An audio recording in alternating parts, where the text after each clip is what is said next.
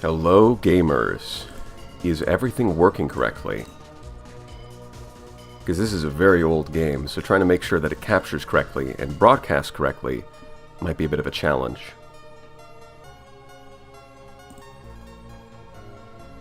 Just give me a minute.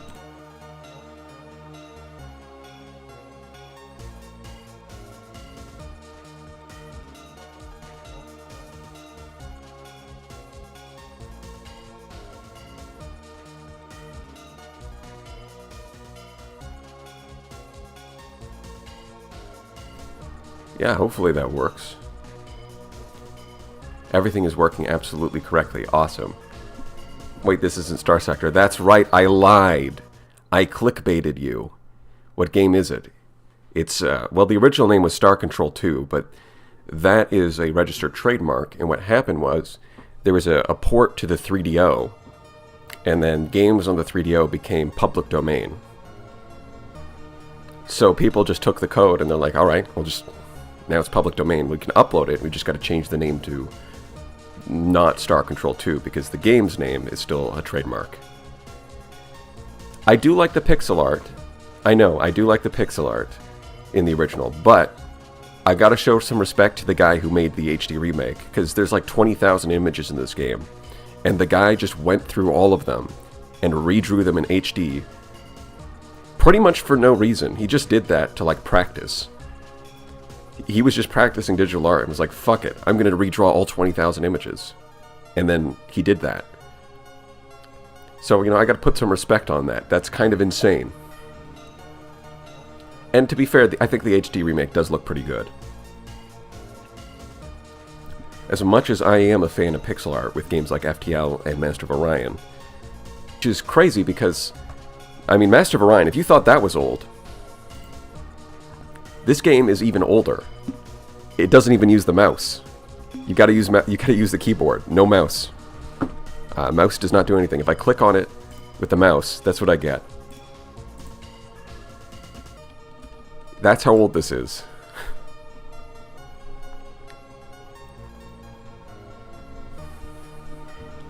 But seriously, this is a great game. Shame the devs are stuck making shovelware. Yeah, they haven't really done a whole lot since then.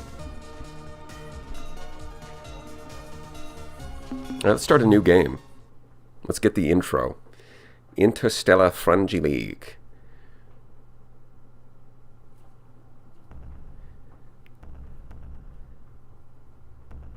The Ur-quan Masters.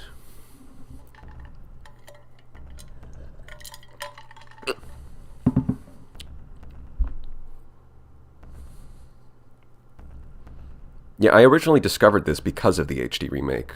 People were playing it on YouTube. There were many great battles. Earth and her partners in the Alliance of Free Stars. Against the evil ur-quan and its hierarchy of battle thralls. And the ur-quan were winning. Meanwhile, on the edge of the known frontier, an amazing discovery was made. Far beneath the surface of an unexplored alien world. A huge underground city. Filled with the technological wonders of an advanced alien race, the Precursors. Who vanished 1,000 centuries ago. But then the main ur-quan fleet broke through the Alliance's defensive line, isolating the planet, stranding the scientists 100 light-years away from Earth. They waited hopefully for a rescue vessel, which never came. 20 years have passed. We, the survivors of the research mission, have colonized this world. We continued our investigation of the underground city, and have discovered its purpose. It is a factory. A factory for building starships. But there aren't enough materials to make a complete vessel. We can finish only the skeleton of one starship. But that must be enough. Because you must captain the vessel. And return to Earth.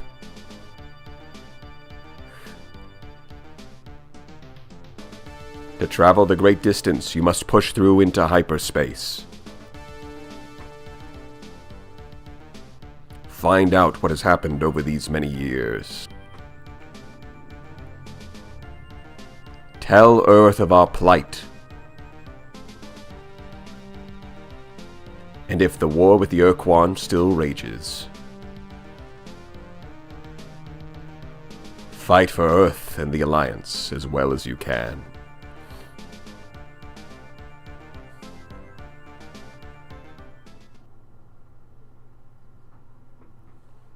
Way to hit us with the 5 pictures of Jennifer Lawrence that will make you say, that's not Jennifer Lawrence. Okay, with that stream title. Yeah, because it's pretty much any time I play something that's not Starsector, everyone in the comments are like, damn, this Starsector mod is crazy. So I figured, well, might as well lean into it because people are already saying it. Me, but I'm only a main character. I'm not qualified for this. But I sure will look epic doing it. The thing is, I used to think that the main character you play as in this game was like one of the people who are part of the science mission. As in the people who landed on the planet and discovered the factory. But he's actually not. The character you play as was born on that planet. Right? I thought you would be like a 40-year-old admiral, like someone who actually fought in the war. But no, it turns out you're like you were born on this planet. You're only like 20.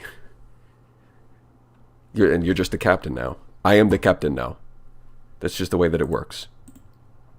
Now, I think when it comes to naming, the name is pretty obvious. Zelnik? No.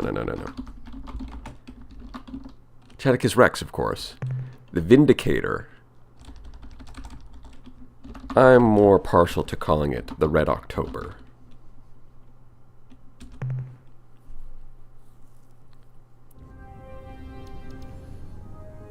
How deep into the game do you get Hellbores? I can't remember. I think it's the second to last technology. Hellbores are pretty late. Yeah, so there's definitely going to be some things that if you play Starsector, you're going to notice a few... Obviously, the gameplay's not nearly as inspired by this because... In a lot of aspects, but there's going to be definitely some references. Like Hellbore cannons. Oh, hey, that's in Starsector. Crazy. Or the shield world. Bro called dibs on being the captain of the first ship leaving the planet. Kind of. I think the lore is that you were the first person to get the factory started. Like, the scientists were on this planet for like 20 years. They have kids. And then one of the kids grows up and is like, hey, what if we just turn on the on... What if we just hit the on switch? And everyone's like, no, that's crazy. And then you do it and it works. And so you get to be the captain. That's basically how it works. When will you play the Starsector mod called Star Citizen? I don't know if I will. I have a lot of mixed feelings about Star Citizen. Starsector Alpha build looks crazy. Yeah, true. Now, I do remember a little bit. I played this... What's funny is this game is even older than Master of Orion 2, and I discovered it because of YouTube. Because people were playing the HD remake that had just come out. And so I'm kind of nostalgic for this game, but I'm mostly nostalgic for this version, the HD version, because that's what I played as a teenager. Which is kind of crazy to think about, because the game was already, like, 20 years old when I played it as a teenager, and now it's, like, approaching 40 years old. It's crazy. That's like the passage of time is wild, if you think about it. The inexorable passage of time. The passage of time situation is crazy. Attention, interloper. Heed this recorded message. This drone vessel speaks with the voice and authority of ur-quan. You are trespassing within ur-quan space. This world, Earth, may not be approached for any reason, nor will hostilities against our orbital platform be tolerated. In addition, your ship does not respond to standard hierarchy identification transmissions, and is therefore deemed to be independent. This is not permissible. Only subservience shall be tolerated. This drone now leaves to inform the ur-quan of your transgressions. You are commanded to remain here and await the arrival of the ur-quan. Disobedience will be punished. Guys, I think we lost the war. I don't mean to alarm anyone in the crew here, but I think Earth lost the war. Something about the red glow of the Earth is telling me that we lost the war.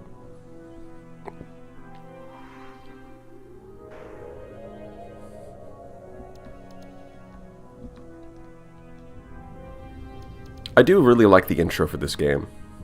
The organism on the bottom right is kind of scary. Yeah, those are the translators, because the ur-quan are like giant centipedes, so they have these little frog things that do the translation. Of course, there's a lot more lore to them, but I don't want to get into that just yet. Speaks with a voice and authority, such a good vibe. The ur-quan are just a huge vibe, you know? They're great. Lovely little guys, really. It's a skin condition, precisely. I love the intro for this game because it just tells you, like, hey, you came back to Earth and you don't know what the situation is. And then it just drops you in the system. It doesn't tell you that, like, hey, humanity lost the war. It just drops you in the system, and then you have to figure that out by flying over to Earth and realizing, oh, yeah, that doesn't look good. It looks like a problem. Like, you could theoretically just go somewhere else and ignore Earth. Not a good idea, but you could do it. The game doesn't force you. So it kind of like lets you follow your curiosity and go, okay, what happened at Earth? We're back at Earth, I need to find out what happened. And you very quickly find out the situation is not good. But before we head over to the Earth, let's look at the moon.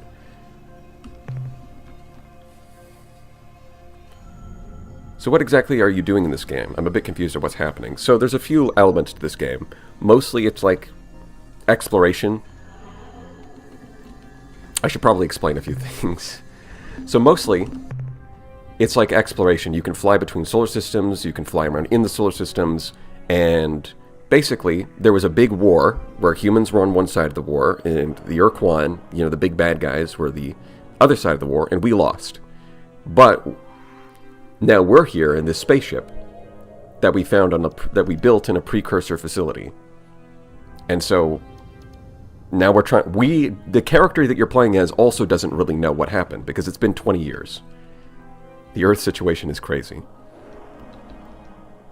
And now, we're going to find out. So if we fly over to the Earth... Oh man, the starting ship... When you just start out, the ship has very poor maneuverability, so sometimes you fly. So yeah, you can see it's... yeah. It's red. Can't scan it. It's got a whole shield. Although you can see here, it gives you a lot of information about Earth. The orbit, atmosphere, temperature, weather, tectonics. It's so over Earth, bros. Alright, well, going to Earth is not doing well, so let's head over to this station. Attention unidentified space vessel. I am Starbase Commander Hayes of the slave planet Earth. Our microwave broadcast extremely weak. Situation critical. Energy cores exhausted. Scanners and deep radar are non-functional. We cannot identify your vessel. Are you the scheduled hierarchy resupply ship? Repeat. Are you the resupply vessel? Yeah. Bro, guys, they've got a red shield over the Earth. It's Wait, I think Star Control 2 has a Star Sector reference, because Star Sector has a red planetary shield. They must have been referencing it in this game. That must be what that is. Slave planet? Hierarchy resupply vessel? What is going on here? Look, I don't know who you are or why you're here, but right now the only thing I'm worried about is saving the lives of 1,900 men and women aboard this starbase, and right now you're our only hope. I can't keep the transmitter on too much longer. We need the power for heat and air, so if you don't have any radioactives on board your vessel, please get some and bring them back here before it's too late. Where can we find the radioactive elements you need? The fastest way to get radioactives in this system would be to land on Mercury and scour the surface for deposits of radioactive elements. But be careful. Mercury's a pretty inhospitable place. Watch out for earthquakes and those high temperature areas. Alright, we will leave now to find the elements you require. Make sure to mention this the next time I talk with our masters. I'm sure they will reward you. I wish Star Sector had more exploration content. You have Asha Domain, Lost Sector. Yeah, that's something that definitely... Like, at least in terms of... So, like, there's different elements, right? And when it comes to, like, the kinds of, like, loot that you can find, Star Sector's more interesting. Right? Because you can find, like, research stations with, like, colony items and different blueprints and all of that. In this game, you mostly find, like, resources. And it just gives you more resources. But that's on one side of things, is like the gameplay side of exploration. I think Star Sector's better. But what this game has going for it is there's a lot more... Like, the whole story is tied into the exploration. And so you find things that are related to the story. Like, you can find planets that are, like... Which is something that's missing from Star Sector. Yeah, it's like, yeah, you find ruins, but you don't really... I mean, they're just kind of generic ruins that were left behind. Wait, isn't this actually Star Control 1? No, Star Control 1 is, yeah, like you said, Star Control 1 is more like a complicated 3D chess with a battle mode strapped on, basically. Then they made Star Control 2 and were like, well, what if we actually, instead of doing that, we gave it like a story and stuff.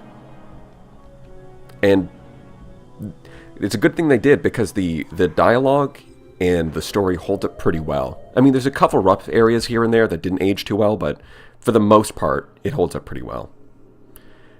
For the April Fool's Star Sector stream, randomly rant about how shit all of the enemy waifus are for 5 minutes and then stop and pretend it never happened. Well, thank you for the 5 Megamax. Maybe I'll... You know, that's the kind of thing I would do in a normal stream, to be honest. That's the kind of thing I would just do in a normal stream. Just rant about how... Just take something people like, rant about how it's actually terrible, and then when people press me on it, just pretend that I didn't say anything in the first place.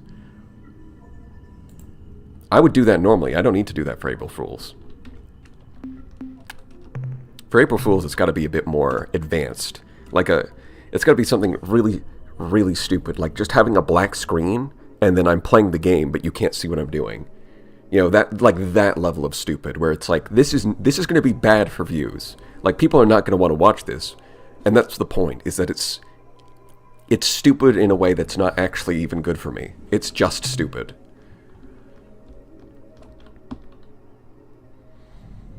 Anyone know what happened to the Androsynth? Hey, don't ask about the Androsynth. That's a dangerous question. So, this is... I mean, in a sense, this is kind of the tutorial. He says, go to Mercury, right? And then you scan it. It scans for minerals. Energy is just going to be more like story-related stuff most of the time. And biological. Obviously, there's nothing alive on Mercury. The main things we got to worry about is minerals. It just turned on stream. Well, hello, Jupiter. And then we dispatch our little lander. Now, something that's interesting in this game is it uses crew as hit points, basically. So instead of your ships having a certain... They have a crew capacity, and every time they take damage, they lose crew. Which is a pretty interesting idea. I mean, obviously, it's kind of unintuitive, which is why most people don't do that. But I think from a gameplay perspective, it works really well. It makes you actually care about crew losses. I'm a gas giant. Technically correct. Do not ask about the Androsynth. Exactly. So these orange ones are the radioactive elements that we're supposed to be gathering. Actually, hold on. Oh, wait, I was going to... So we launch, we land, There's a certain amount of randomness. Mercury is hot, so there's going to be fire. There's also some amount of tectonic activity, but for the most part, it's pretty easy to dodge. It's not that bad compared to how bad it can get on some other planets. So we want to pick up the high value stuff, because it does... Something that I do like is it does cost fuel to land to put your lander on the planet. Like if you go to dispatch, underneath the crew on the right, where it says crew 50, fuel use 0.7. It costs you fuel every time you land. Now if we go to the cargo manifest, we can see the value for each resource. Where the light blue is completely useless, you don't want any of that. Reds, I mean, they're twice as valuable, but they're still not a whole lot. Like, base metals, they're okay. Really, you want to be looking for at least, like, blue and green. Those give you decent returns. Then you've got gold and orange, are both really good, which are what we picked up so far. And then something that I really like is you have a pretty linear scaling, right? It's like 1, 2, 3, 4, 5, 6, 8. And then it gets up to exotics, and it's just like 25. Right, each one is, they're scaling up by 1, and then suddenly it's like the top one is 25. I really like that, because every time you find, ooh, that planet's dangerous, but it's got exotics. Even if I lose a lander trying to catch those exotics, it doesn't matter, because these will pay for the lander and more. Okay, this does not look like Orion. Yeah, no, this is not Masters of Orion. This is even older. So we're going to exit that, we're going to go back, and I do want to capture more resources if possible. Might as well, it's cheap on fuel, the hazard's relatively easy, it's all in the same solar system. Strictly speaking, I don't need to do this, I just want to. I want to be able to get some upgrades for my ship. And we're going to need a lot of these if we're going to do that.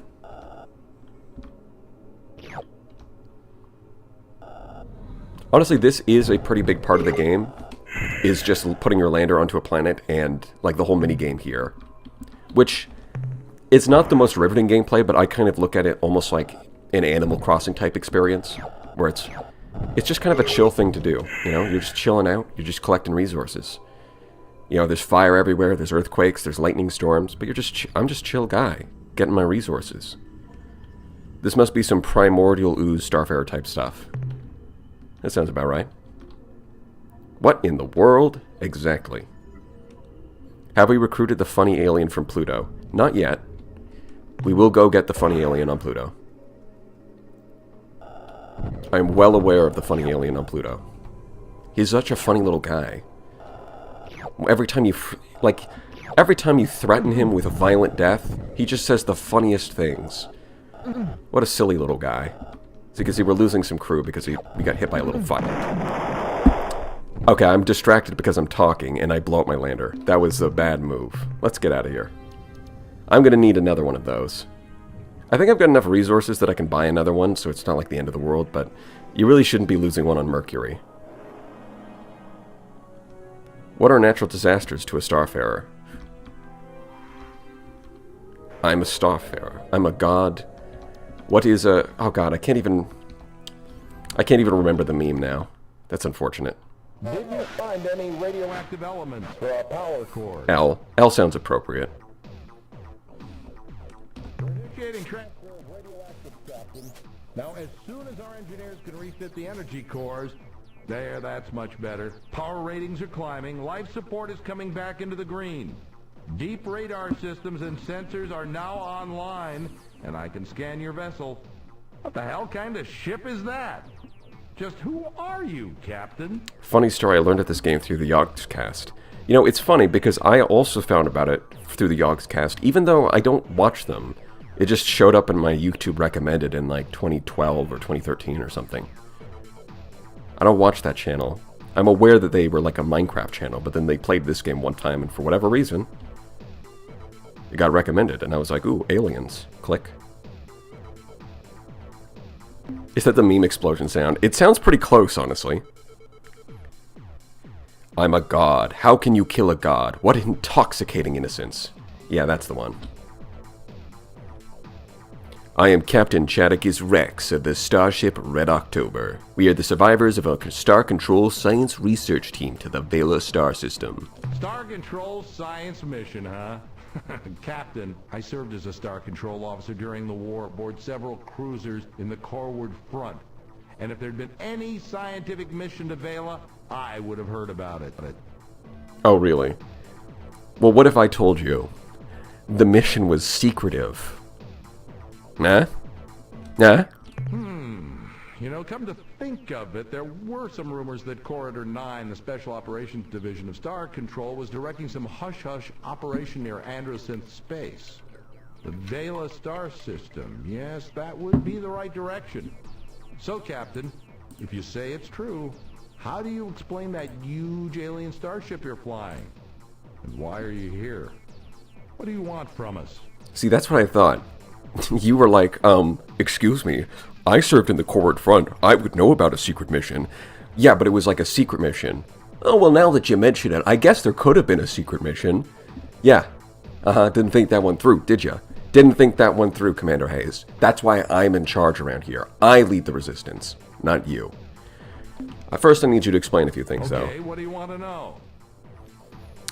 To begin with, what is the purpose of this starbase? ur-quan slave law requires that we maintain an orbital space platform to assist hierarchy vessels which are in need of repairs or fuel.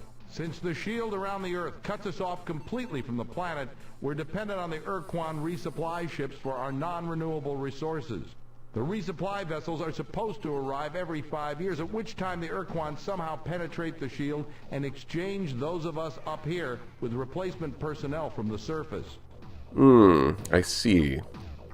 So, that red thing, what's with the strange red glow, my guy? When the Alliance lost the war, the ur-quan gave Earth a single choice. Join the hierarchy as battle thralls and fight for the ur-quan to enslave other sentient species, or become fallow slaves and be forever imprisoned on a single world encased in an impenetrable energy shield here on Earth. We choose not to fight for the ur-quan. Okay. So they did win. Where are they now? Soon after the Earth accepted the ur-quan's oath of fealty, they departed, leaving behind a battle group of Spathi and Ilrath ships based on the moon. I'm sorry, did he just say based?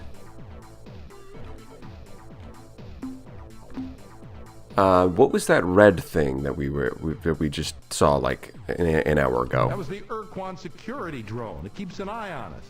Captain, what happened to the spy drone? I meant a different red thing. Never mind.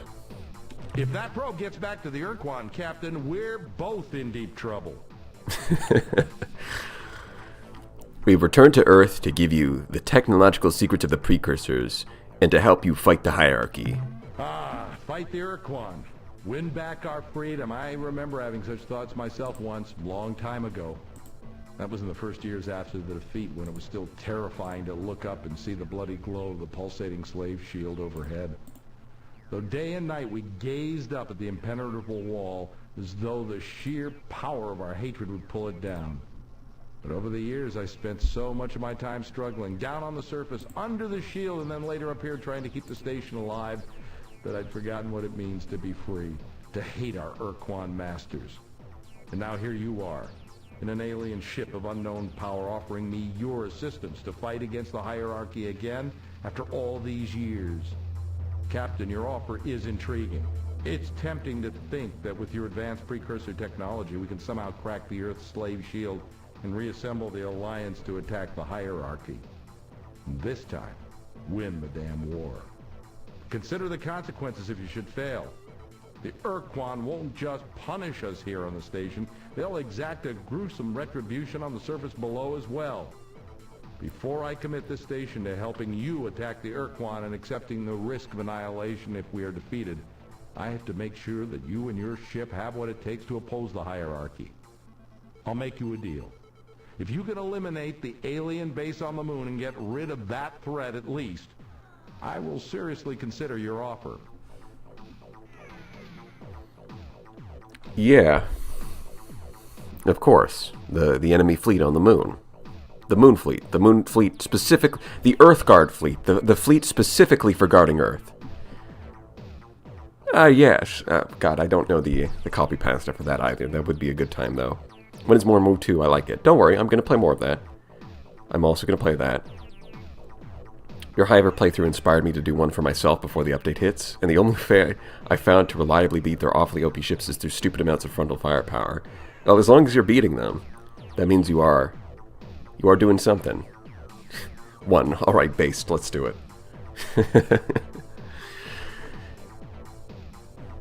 Due to circumstances beyond our control, our only landing vehicle was destroyed. Can you replace it? Wait, I didn't even know. Hold on. I didn't even know that was an option, because I've never lost my landing vehicle before showing up at the station. I've never done that before. Manufacturing a new lander for you will use most of what little resources we have left, but I suppose we have no choice. We will transport the new lander vehicle immediately. Oh, thank God. So we get one for free. Okay, so I didn't actually... So that's effectively like a tutorial, because if you lose it, you can replace it for free. I didn't know that. I had no idea. I just normally don't lose it.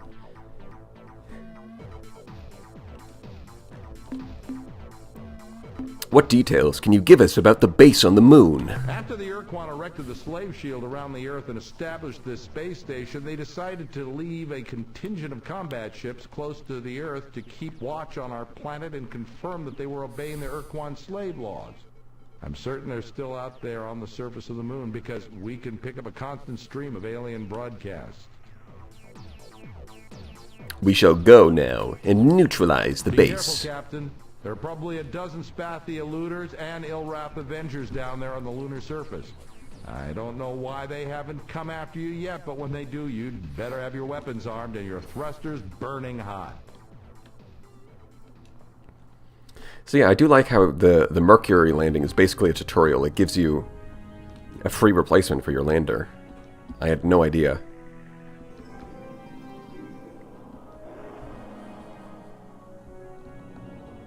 Ooh, I missed. Hold on. Let me just whip it back around. There we go. Let's hit the moon. Somebody call Eggman. It's time to piss on the moon. So you can see if we do a mineral scan, this is what we get. We do an energy scan. There's the moon base. And a biological scan. That's weird. There's biology on the moon. Don't worry, they're not actually alive. They're robots. For whatever reason, robots count as biologicals. Don't question it. Don't think about it too much. It is what it is.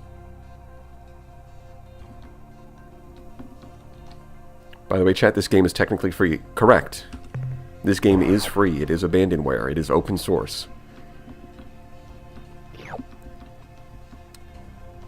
Look at these bastards. Die.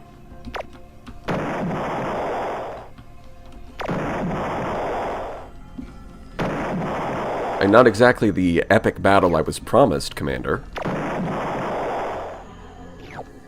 Where's all of the Spathi eluders? Where's the Ilrath Avengers? Where are they? Alright, well. Piss laser. Precisely.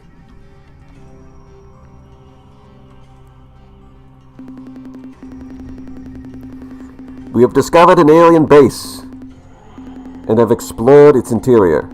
The installation must have been abandoned many years ago, but great care has been taken to make it appear active. Life support systems are functioning, fusion generators are at full output, and robotic construction vehicles have been programmed to roam the lunar surface, bulldozing moon dust into random piles. In addition, we have found the installation's hyperwave locked in transmit mode, endlessly playing the same alien recording. Although we cannot translate the message, our Xenotech, Ensign Rigby, believes the message is some kind of alert or maybe a Mayday broadcast. The base is filled with useful materials and equipment. We will scavenge as much as we can and bring it aboard immediately. Yeah, the pickup sound is like a bird for some reason. I don't know why, but when the lander takes off from a planet, it makes like a little hawk screech. I like how it's a projection and map of a globe, but you can still move across it like it's 1-to-1 scale. Yeah, it's very interesting. I mean, this game was made in 1992, and I have heard the developers talk about the technology behind making these 3D planets. Because you have to understand, 3D planets like this, like the one you see in the top screen where it's rotating, that was not a thing that existed at the time. Making that kind of 3D projection. Especially not making, like, so many of them to fill out the entire game. Like, that would have taken up way too much memory, so they had to use a lot of clever techniques at the time to actually make that stuff work. It's very interesting talk. Brother, you dropped your mics into the Cocoa Pops. Yeah, I might want to work on the, yeah, that might be a bit too much. We'll see. Well, that was it. There's, no alien threat here. Perfectly safe.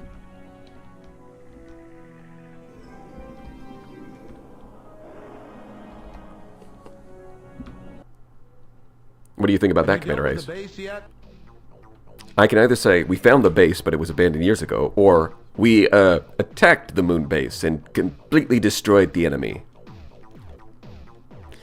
Yeah, obviously. Welcome, Captain. I hope you didn't suffer serious casualties. Sorry, I'm just here to chill and shitpost. Fair enough. Yeah, I'm not sure exactly how much do I want to cover things up for the, to make things sound different. Oh yes, it was a very vicious fight. Actually, I lied. No, I'm not gonna, no, you don't admit that you lied. You double down. I'm delighted Obviously. to hear it, Captain. I wish I could have been there. Captain, listen closely. Long-range sensors show a ship closing on this station fast. Our computer identifies it as Ilrath, Avenger class. I think you've got a fight on your hands, Captain. Your best bet is to wait until you have point-blank range. Captain, it's jamming our signal. Oh boy. Here they come. By the fetid breath of the Dark Twin Kazan, a human and an alien starship. How fascinating. When I intercepted that ur-quan drone and learned that an unidentified starship had approached Earth, I never expected to find such a remarkable vehicle in the hands of a human. Humans are prey animals, weak and helpless. But here is a human in an armed starship, and therefore in direct violation of the oath of fealty. I am sure our masters, the ur-quan, will punish Earth most severely for this treachery when I present them with the twisted wreckage of your ship and your many charred corpses. Okay, Edgelord. Whatever you say. Let's be reasonable. We can coexist peacefully. No. Surrender, foul alien creature, or you will be annihilated. That's closer. It will be a pleasure blasting your ugly face out of the stars. I mean, that's kind of the same one as this. Well, I guess this one you're giving them the option to surrender. This one you're just saying, I'm going to kill you. And then, where the hell did you come from? Apparently he intercepted the ur-quan drone, so I guess we don't have to worry about that. As long as we kill him. And we're in a, yeah, I'm just gonna kill you. I have no fear of you, feeble mammal. Though my ship lacks a functioning cloaking device, and many of our crew are dead, my gods, Dogar the Black and Kazan the Unseen have personally confided to me that they despise you humans, and that they will help us to kill you all. Guys, I don't think he's a fan of diplomacy. Alright. The precursor ship is not going to do well this early on. It just doesn't... It's got a lot of durability because of all that crew, but it's got some issues. So we're going to hope that my piloting skills hold up, and I'm going to take the Earthling cruiser. Because normally this would be a really bad matchup, but they don't have a cloaking device, because it's kind of a tutorial battle. And the cloaking device is what lets them dodge missiles. Because you see, the missile has tracking. It's very long range. But when they activate their cloaking device, the tracking doesn't work. So normally that would be very favorable for them. But the complete lack of a cloaking device makes this fairly easy. What a beautiful sight, Captain. I haven't seen an Avenger blown away like that since the battle in Draco. Thank you. I guess you've shown that you can handle yourself in battle, Captain. So my last reservation about helping you has been dissolved. I will commit this station to helping free Earth and defeat the ur-quan. We may get our atoms rearranged in the process, but by God, Captain, we're going to try. So the obvious first step is to get the precursor equipment and software over here so that we can make it work with our ship repair fabricators. But then what, Captain? Why is Brain talking with Giant Alien Spider? Doesn't he know Giant Alien Spiders are no joke? That's true. They are no joke. But don't worry, I bought the anti-bio beam already, so I think we're going to be good, actually. Then, Commander, we will proceed to kick some major alien butt. Trust me, Commander, I have a plan. A really good plan. But for now, it must remain a secret. If you feel it's necessary, Captain, I understand. By the way, Captain, I think we need a name for this new alliance we're going to forge. And since it was your idea, it's only fair that you get the honor of naming it. So, what will it be? The New Alliance of Free Stars? That's a bit boring. The Concordance of Alien Words? Maybe. The United Federations of Worlds? That's copyright. The Empire of Chadicus Rex?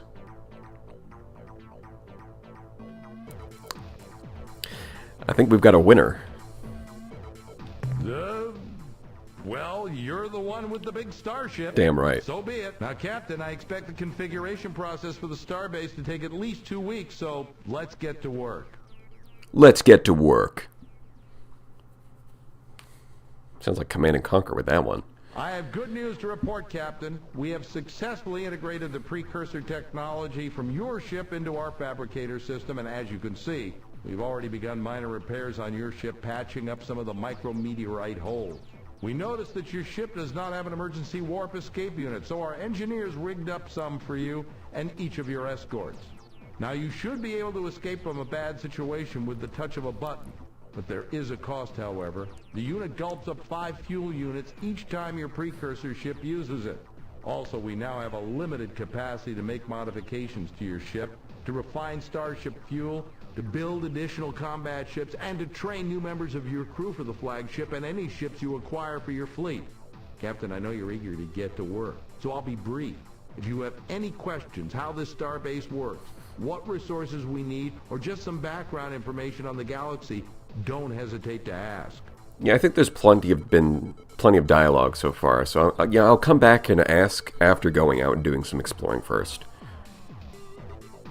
I'll build anywhere. Ooh, can't build there, sir. Yeah, that's Command and Conquer Generals. When he said let's get to work, it just immediately reminded me of the Dozer. Let's get to work. I'll build anywhere. Ooh, can't build there, sir. Ooh, can't build there, sir. You lied to me. Alright, let's start with offloading our minerals. Get those resource units. The more minerals you bring us, Captain, the faster we'll be able to tackle the ur-quan. Yeah, we'll ask for more background information next time. Goodbye, Captain. First, let's get some upgrades.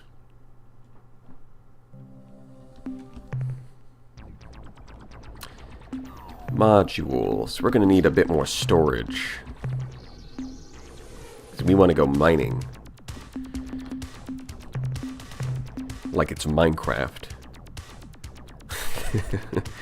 Thank you for the new shoes, exactly. That was a wild, probably going to blow one of them up. On top of that, getting a bit more speed and maneuverability would be real nice.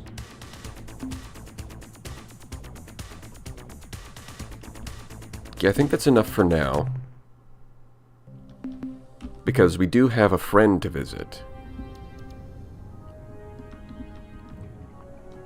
We're gonna go see Pluto. Believe me, there's gonna be plenty enough dialogue, which is why I'm not gonna ask about background information right now. I'm gonna save that for later.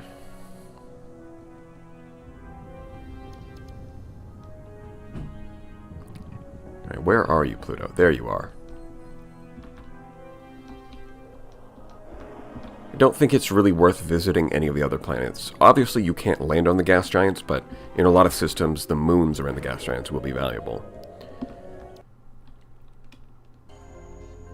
Chat is not ready for Pluto. Pluto is a very special place. And they bait you in. They bait you in by putting this one, like, little piece of exotics down here. And then you can see in the bottom left, there's an energy signature.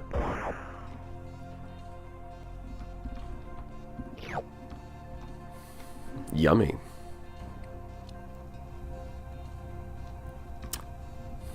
Well, let's say hello. Mayday from surface. We have come under fire from an alien vessel we found hiding on the surface of Pluto. Captain, they killed Kowalski, Fitz, Chin, O'Donnell, Luigi, and all 3 of the Laberman triplets. We have returned fire, but our stunner can't penetrate the ship's hull armor. We are initiating emergency launch procedures. No, not the Lieberman triplets. They died. They killed Luigi. Bro, what am I going to tell Mario? Attention, a big, mean, hostile alien vessel hovering overhead in an obvious attack posture. This is Spotty, Captain Swiffle. I know you are going to torture me, so let's just get this over with right now. The coordinates of my homeworld, Spottywa, are 241.6 by 368.7, and the ultra-secret Spotty Cipher, which is known only by me and several billion other Spotty, is Huffy, Muffy, Duffy. Sorry about that little mistake with your landing vehicle. I was so startled when it approached my vessel in a threatening manner that my automated defense systems fired on it when it got too close. I hope nobody got hurt. Fuck you! Nah, I'm just kidding. You're chill. You're chill, Fuifo. I was joking. It was a prank. Yeah, the writing in this game, like 95% of the time, it holds up surprisingly well. There's like 5% that's kind of not as good, but most of it, the comedy here works. Like, he's just a silly little guy. What can I say?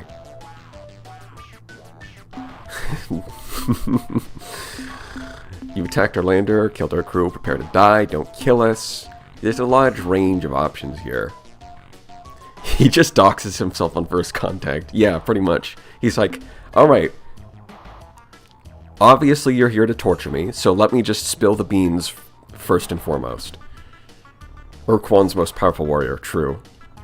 He immediately roaches out the location of his home. Exactly. This is a common pattern with the Spathi. They're just like that. And every single time, the dialogue, when you're talking to Spathi, the dialogue is peak. It's absolutely peak. Oh, don't kill us! You're so threatening with your one ship. Okay, sure, we won't. Just remember though, this offer may be revoked at any time. Yeah, whatever you say. So, what are you doing here on Pluto? About 20 years ago, this region of space was dominated by a loose confederation known as the Alliance of Free Stars, which was composed of the aliens native to these parts who did not want to be enslaved. They made a valiant effort against the superior ur-quan forces. It even looked like they might miraculously defeat the combined ur-quan armada, right up to the point at which the ur-quan totally defeated, indeed annihilated them. Okay, so what are you doing on Pluto? When the ur-quan armada entered the system to subjugate formerly the Earthlings, the ur-quan presented the humans with the standard slave options. Join the hierarchy, as combat brawls, and retain some autonomy, including the right to travel through space, or become a fellow species and return to free atomic savagery on the surface of their homeworld, encased for all time beneath an impenetrable force shield. The humans chose the latter option, and so were swiftly imprisoned on the surface of Earth. But the ur-quan didn't trust them to obey the restrictions, so they chose a small group of hierarchy combat starships from the Illite and Titan fleets to create the so-called Earth Guard and station them at a base on Earth's moon. Music is so appreciated for this dude. Yeah, the music is pretty good. On top of the visuals being kind of impressive for the time with the 3D planets, I think this is one of like the first games to use like multi-channel audio or something. I didn't, I'm not an audio engineer. I didn't really understand what they were talking about. But basically, at the time there was no music composed using the audio technology that they were using. So they had to like go out and like commission people to make new music using this new technology. Like there was a lot of elements of this game that were very, very impressive for that time, which is part of why it probably holds up decently well, although not as well as some other games, because it's just that old, 1992. Anyways, tell me what you are doing on Pluto now. Originally, we were stationed on Earth's moon, which made us spotty a bit uneasy, because with each passing day we grew more and more worried about the sneaky Earthlings making a surprise attack. But the Illrat kept telling us that it was impossible, since the Earthlings had no ships or weapons whatsoever. That made us feel a bit better, but when the Illrat left, again we grew fearful, and decided to make a strategic redeployment to Mars. Later on we decided it would be prudent to relocate to Jupiter's moon, Ganymede, then later Saturn's moon, Titan, and finally here to Pluto. Yeah, that is what happened to the Illrath station in this system. The Illrat contingent were supposed to be the toughest ridge crest, the most rigid flipper, the backbone of the Earth Guard force. But they departed the system en masse not long after the last ur-quan dreadnought vanished from this region of space. They claimed to have received a direct order from their gods of evil and darkness, who had grown dissatisfied with the Illrat's passivity and wanted them to kill, or at least torture someone soon. Personally, I believe they just got bored and went off to have some fun. When do you expect them to return? Well, when they were pushing up into hyperspace 18 years ago, we asked them that very question, and I think they said something to the effect of, "Real soon." Hey, Spot. Hey, listen, Fuevo, that was not a bad impression. Right? You could be, like, a voice actor, I think, because that was a pretty good impression of the Illrath. Paranoia in a nutshell. Yeah, the Spot here like paranoia as a species. That's them. What exactly is happening on the base at Luna, then? We decided that if the Earthlings figured out we had abandoned the base on Luna, they would be more likely to try something sneaky. So, we rigged up some old service androids and ordered them to drive around on the lunar surface in bulldozers, endlessly pushing around the same piles of dirt. In addition, we connected the base's local radio transmitter to an audio malnorme fun rum called Winky's Happy Night, hoping they would think we were still there. So the detail I like there is that one of your engineers, when you find the moon base, they listen to the recording and they're like, this clearly is some kind of alert or mayday, but we can't translate the message. And then you talk to Fuifo and he's like, yeah, so the recording was called Winky's Happy Night.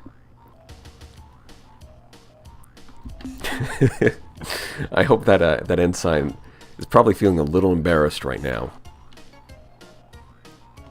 So what happened to the other Spathy ships? Because you are by yourself. In past years, it became necessary to redeploy strategically some of our Earth-Guard forces to our homeworld in case of a sudden surprise attack by a vicious, unrelenting alien race which we Spathy call the Ultimate Evil.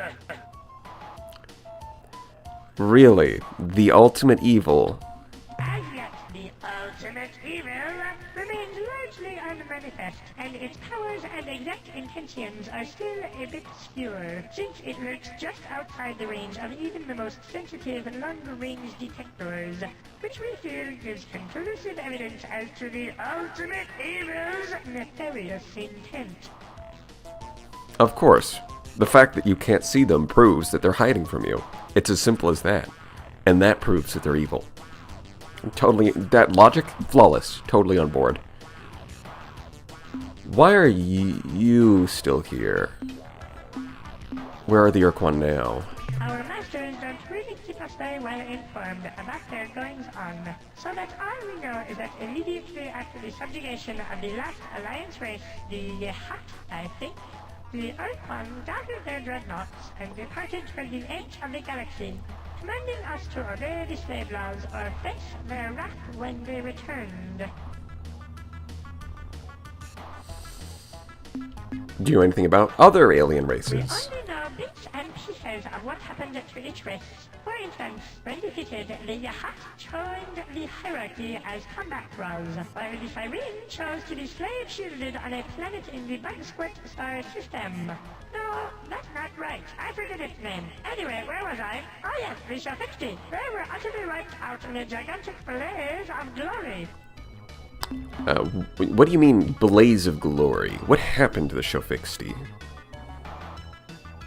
The Shofixti were half feral, as you know, having been uplifted by the Hut just a few decades before the start of the war. Given their habit of detonating those suicidal so-called glory devices in combat, it came as no particular surprise to me when, upon the arrival of the ur-quan primary task force at their homeworld, the Shofixti caused their sun to explode in a colossal supernova, destroying the entire planetary system, and not incidentally dozens of ur-quan dreadnoughts.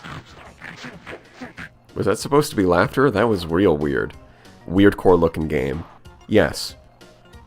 What can you do? It's from 1992. It's very old. It's gonna look a little weird. See, the problem is, I could ask FIFO about himself, but if you do that, he rambles on for a really long time.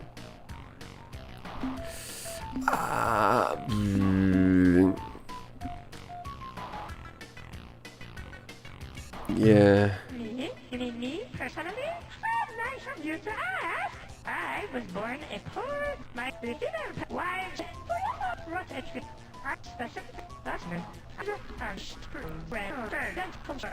Stranger Navy, where I have been unpleasantly employed for the last 25 years. Wow, cool story, bro.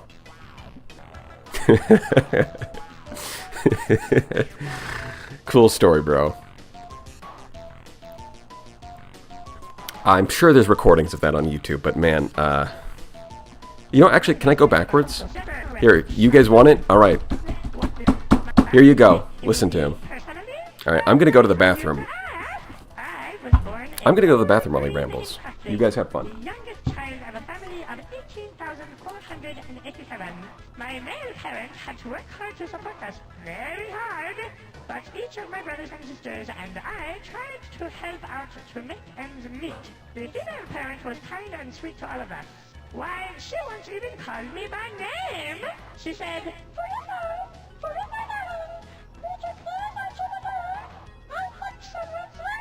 what a treat, a golden memory. I swiftly matured into a fine example of my species with my parents' assistance. Achieved independence. Specifically, they pried me from the door jamb and rolled me into the street.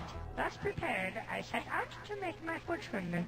I had great dreams in those days. Yes, great dreams. I knew that someday I would be vastly rich, wealthy enough to afford a large, well-fortified mansion. Surrounding my mansion would be vast tracts of land, through which I could slide at any time I wished. Of course, one can never be too sure that there aren't monsters hiding just behind the next bush, so I would plant trees to climb at regular, easy-to-reach intervals. And being a spotty of the world, I would know that some monsters climb trees, though often not well, so I would have my servants place in each tree a basket of perfect stones. Not too heavy, not too light, just the right size for throwing at monsters. I was thinking about what color the stones would be painted, aqua, mauve, or magenta, when a vegetable cart came careening down the street outside my house, and knocked me unconscious. When I awoke, I was aboard the void ship Star Runner, headed for Earth.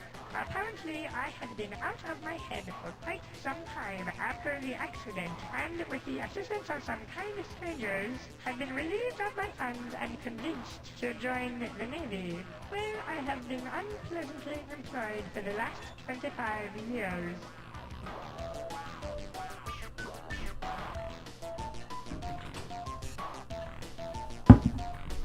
Okay, he finished. Cool.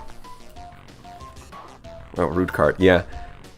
Bro got that professional yapper license. He sure does. I mean, I've listened to it before. I know. One of his favorite memories, one of his most cherished memories was the time his mom remembered his name. Actually pulled the malicious compliance card and just left. I absolutely would. Oh my god, what the actual F is this? A very old game.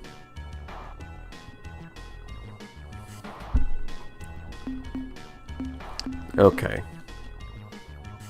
Why are you still here, Captain Fwifo? Since it was our most powerful and unforgiving masters, the ur-quan, who stationed us here, we knew it would be grossly stupid to disobey them completely, but we decided it would be okay to send just one ship home. We used one of our most ancient and solemn rituals, ur-quan, to pick the lucky ship. Then, some months later, we decided that it wouldn't really hurt if we sent one more ship home. And then later we sent another, and then another. Well, you get the idea. Alas, as fate would have it, when the final ritual was performed, I, Barriffo, was left here alone. For, as even the most immature in wrestling knows, there must always be one spotter who puts the short top horns. True. What a philosopher. How many crew do you have aboard? Dozens, that is to say scores, and perhaps even hundreds of my brethren stride through the corridors of this specially modified, super-efficient, mass destruction-oriented star ship, which could lay siege to an entire planetary system should we choose to do so, which, fortunately for you, we have decided not to do today. Hundreds? Come on. Yo, that's Cap. Brother, that's Cap. I am undone. You are far too clever for a poor spapper like me, and now I must submit to your superior alien intellect. I guess I am not revealing any truly important secrets if I tell you that each of my species' Illuder-class void ships typically holds 30 spapper crewmen, though at present my vessel, the Star Runner, is not up to full complement due to the needs of my homeworld in their resistance against the ultimate evil. And in fact, my vessel is somewhat understaffed right now, seeing as how I am the only spotter on board, which is a bit frightening, as I am sure you can understand. I would still listen to this game's dialogue than any impact font, brain rot, or whatever people doomscroll watch nowadays. Well, it is a good choice. You know, you gotta choose your favorite kind of brain rot. In this case, spothy yapping. The galaxy teems with threatening monsters. Are you happy here, alone and vulnerable? How true, Captain, how true! In truth, just between us, during the past 7 years, I have been quite ill at ease, and yet now I find myself enjoying your company. This witty dialogue, and the presence of your huge, powerful, death-dealing starship, which, being my friend, you would certainly feel compelled to use in order to save me from any hostile life forms who threatened me with death. Yes, of course. I'm sure you'd feel a lot safer with us. Happy days and jubilation! I discard all prejudice and hesitations and accept and celebrate your offer of protection and your undying commitment to my well-being. Well, let's not go too far. I wax melancholy for just a moment, though. And make sure you understand that any other spotty ships we meet at large in the galaxy are not going to be quite so responsive to your friendly gestures as myself, since they bear more ur-quan enslavement and are also apt to talk themselves out of allying with a totally unknown alien, which I, having been left here alone, cannot do. Welcome me aboard, Captain. Wait, so what did the spothy actually look like? Well, yeah, we're kind of only seeing his face and his arms. The rest of the Spathi is just kind of like a... From what I remember, it's just like a green blob. With like a big neck with an eyeball.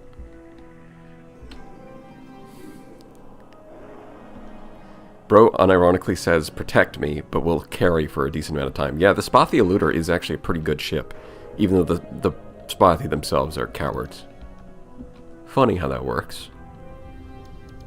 The Spathi lore is actually great. Can't wait to go talk to their leaders at the homeworld. Those guys are a real riot.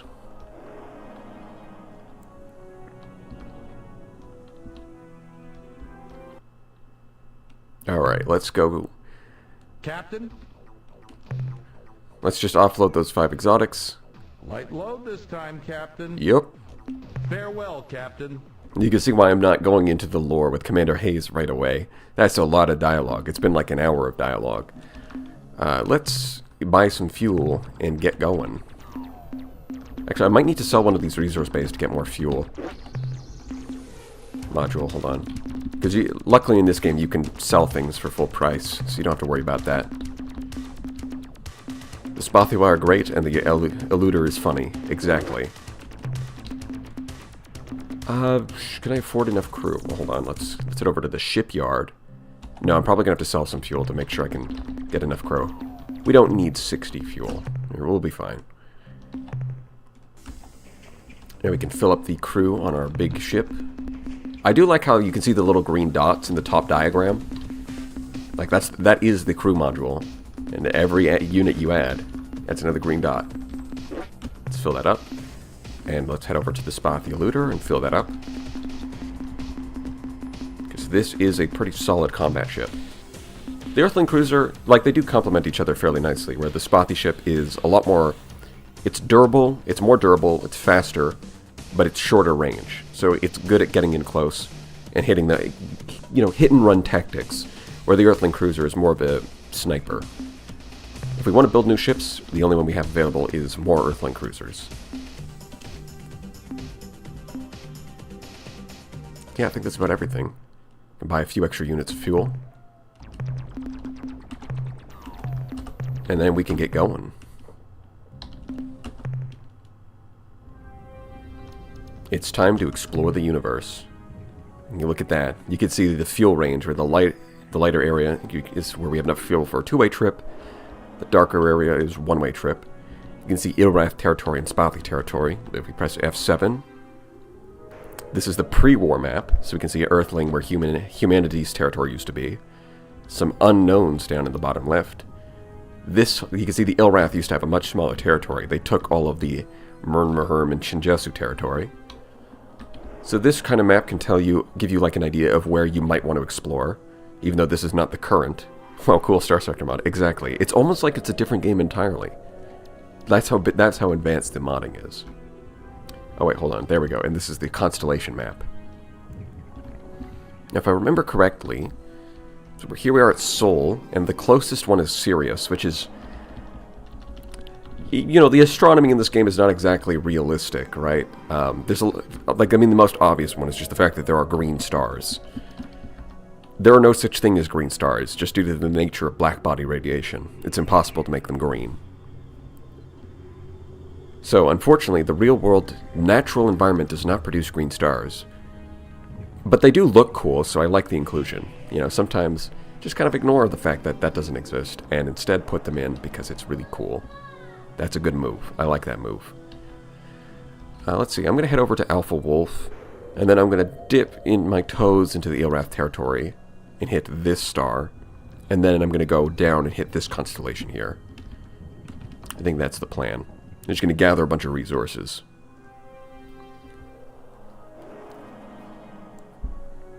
No green stars according to our biology. Well... are you talking about, like, light cones in the eye? Because that, like, if...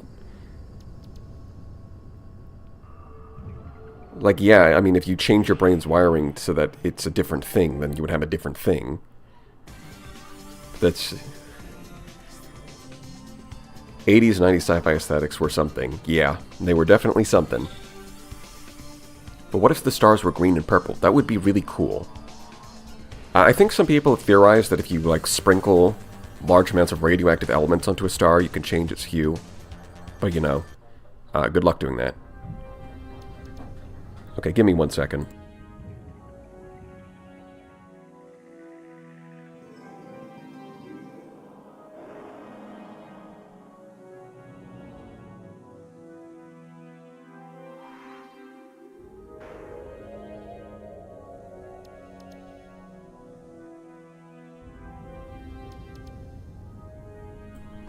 To be fair to the eye, stars would be white IRL.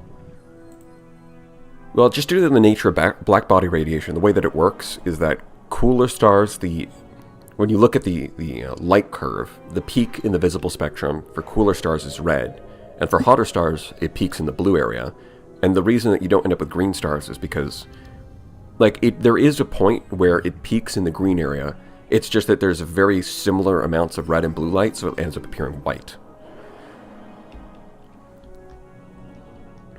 Oh, hello, Starsector Man. Well, hello, Tatsaran.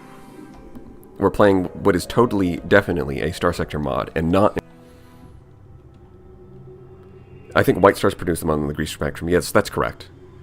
When the black body radiation peaks in the green spectrum, it's just that it also produces very similar amounts of blue and red light, so it doesn't, you know, it looks white, even though it's technically slightly green.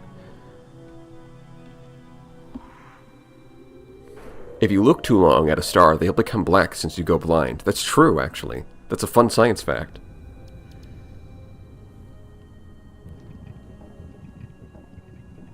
No, it's not just a matter of green area being real rare, it's just that they're going to appear white.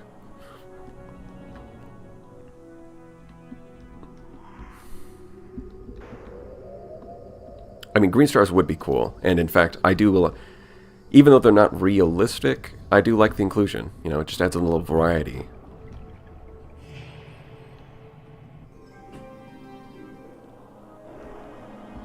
Alright, let's have a scan of whatever the heck this is. East Green. Iodine World. And now you can see the red and white dots. If we go to the cargo manifest, red and white are 2 and 3. So they're not very valuable. If we go back to the scan, you can see Tectonics Class 5. So if these were higher valuable materials, then, you know, I would be willing to take that risk. But for such low value materials, at Class 5 Tectonics, no thanks. I think I'll pass.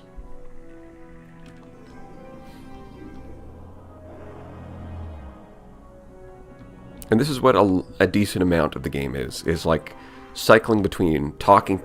You go around exploring the universe, finding resources, and then every once in a while you talk to a freak.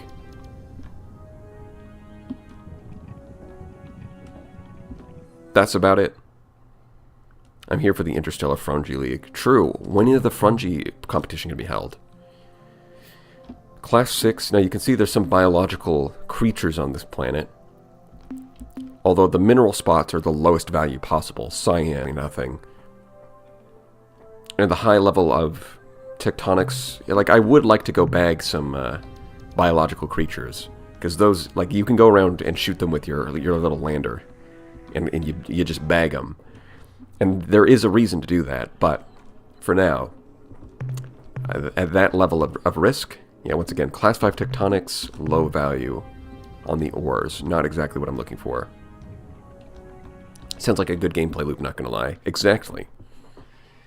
You gather resources, upgrade your ship, and every once in a while you talk to a freak. Class 4 is better, and there's biological stuff here. Yeah, let's try landing here. Let's see what it is. Let's see what kind of creatures there are.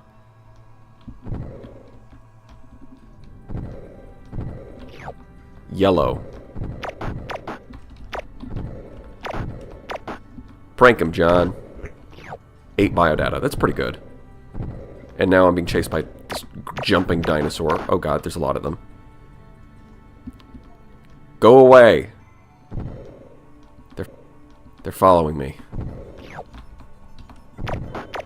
They're following me. Oh, are you serious? The earthquake spawned underneath me. I took a lot of damage there.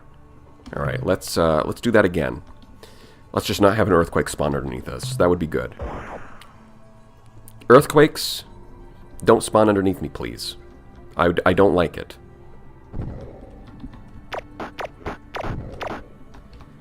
Yeah, these guys are trying to kill me. Let's just run away a little bit.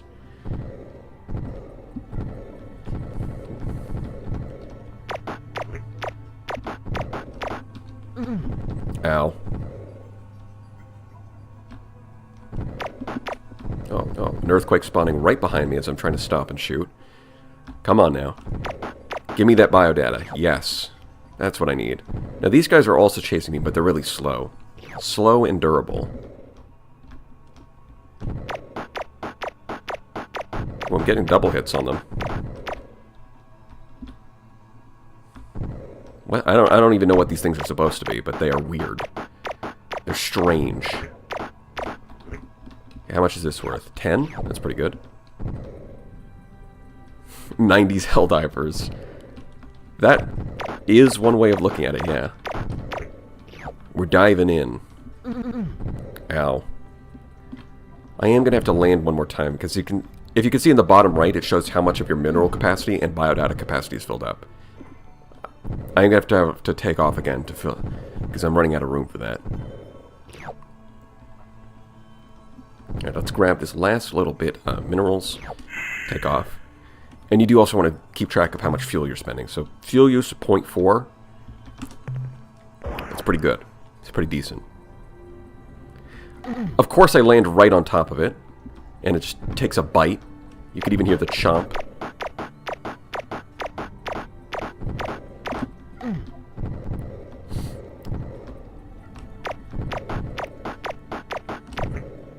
There we go. Okay.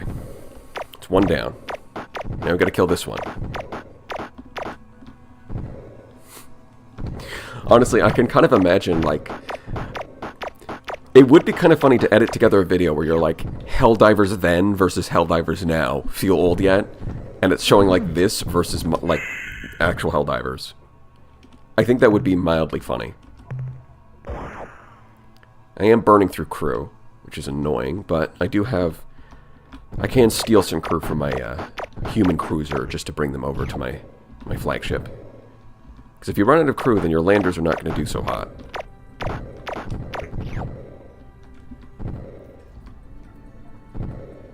There's a hot green alien in this game you can date. The devs thought of everything. Yes. They knew their audience. They're like, the nerds are going to love this. There's a sexy blue alien woman.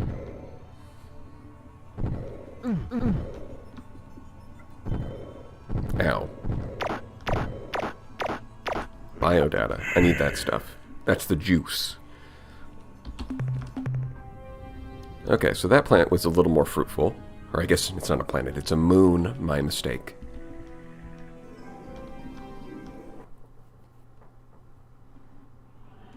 Wait, is that true? Yes, that is true. In fact, it's not even that you can date her. It's part of it's canon. You have to date her. You actually don't have a choice. It's not an option. I think in the game's ending is like... you.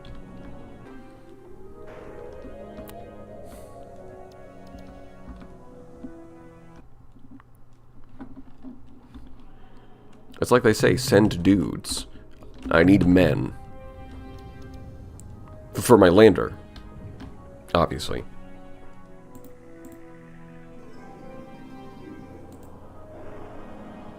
And then we go to this inner planet. I think that's everything in this system. Peak game, 10 out of 10. Exactly. Get a couple of moons, and then we can get out of here. We should run into a few more aliens along this little trip. But you can, if you try to explore every system, you're going to find that you go to a lot of places where it's just stuff to grab and not a whole lot else. There's no dialogue. Men, you say? Well, say no more. Yeah, so this one, the blue dots. I know the cyan is similar in color to the blue dots, but the cyan is worth 1 per unit, and the blue dots are worth 4 per unit. And you can see weather, none, class 1 tectonics. This is a perfectly safe planet. It is completely safe.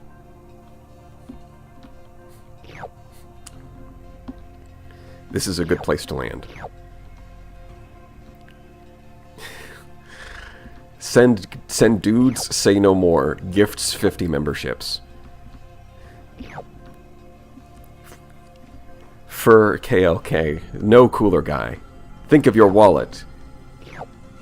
I mean, I'd agree with you, but like, there seems to be no one is like he's an unstoppable machine. He keeps doing it. He keeps getting away with it. Right? He's evaded the CIA. He's evaded the FBI. He's evaded 7 Eyes or 5 Eyes or whatever. He's evaded every. You know, he knows. What's this speech from? Like, what is it? Metal Gear? Like, he knows no morals. He's loyal to no ideology, to no flag. You know, that speech. That's what I think of when I see one cooler guy. I don't know, guys. You might be able to evade the FBI, but if you're trying to evade the IRS, that's a lot harder. That's just a fact.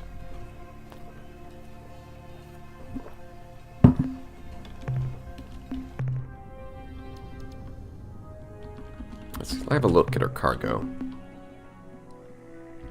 Yeah, we've got plenty of free space.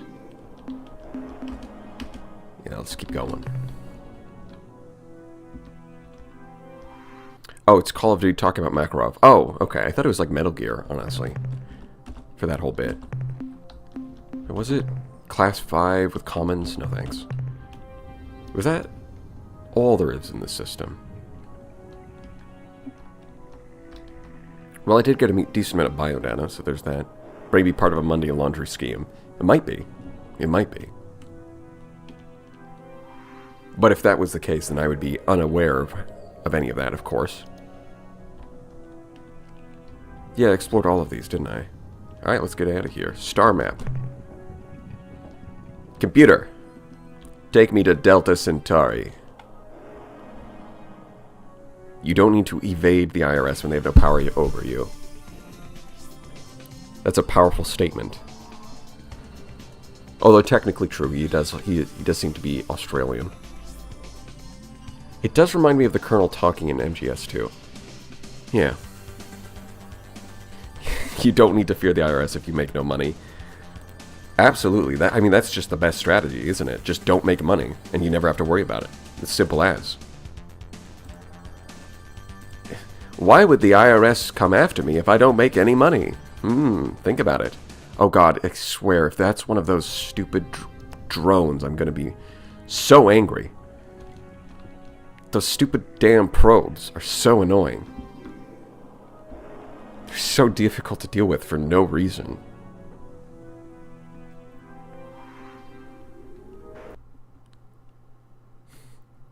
Make $0, owe 0 taxes. Simple as. Now this is a good planet, because this is a treasure world. And you see those yellow dots? Precious metals, worth 6 a pop. And the hostility tectonics class 3. So class 0 through 2 has no hazard. So class 3 is like the minimum possible amount where it's a threat. So it's very safe and very valuable here. 1.4 fuel use is a bit high, but it's absolutely worth it. Can you get intercepted on hyperspace? Yes, you can. Actually, what can be really annoying is that because the animation takes, all get closer, and you're kind of stuck in place. So as soon as you exit, you immediately get caught again, and you can get caught in this chain where because each one catches you, they stall you long enough that it forces the next one to catch up to you. It can be really bad. And they also, by the way, they continue existing even after you enter a star system. So as soon as I exit the star system, I'm immediately going to get caught by whatever that thing is. Like, I just don't have a choice. It's just what happens. So, very annoying. Yeah, there's minor earthquakes here and there, but we can dodge those. Gotta pick up all of this good stuff.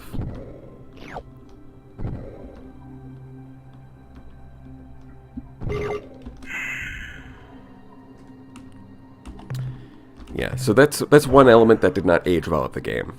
is just the fact that you can get caught like that and get caught in a chain. Probably not the kind of thing they were thinking about in 1992. Like, oh, better avoid that. Just wasn't on their minds, I guess. Yeah, we look at the manifest cargo. Yeah. That's going to be worth a lot.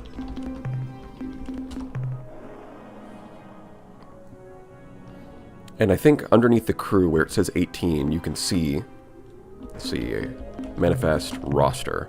You can see that the little bars that represent the resource tanks that we have and how much they're filled. Does Windows 10, 11 can run it, or do I have to install DOS in a virtual machine? No, you can run it. At least the, I mean, there's different versions you can download. You can download ur-quan Masters HD. That you don't need to run like DOSBox or anything. Like you just run the game. There's also a version on Steam that's not the HD version. It's just the original game. Like yeah, yeah, no, you don't need DOSBox or anything, or DOS virtual machine. You don't need any of that. So I am going to transfer some crew out of the human cruiser back over to my flagship. Or am I? Well, yeah, I should do that as soon as it's I should do that for now, but when we get back to hyperspace, I need to remember to undo that, because I'm probably going to have to send it in the human cruiser to fight whatever that thing is.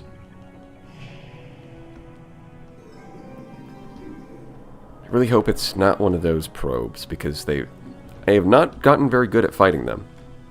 I pretty much always lose something until I can get the flagship up to the point where it can handle it by itself. At the very least, they're worth a decent amount of resources when you kill them. So yeah, that's a bunch of reds. Red means bad, so we leave.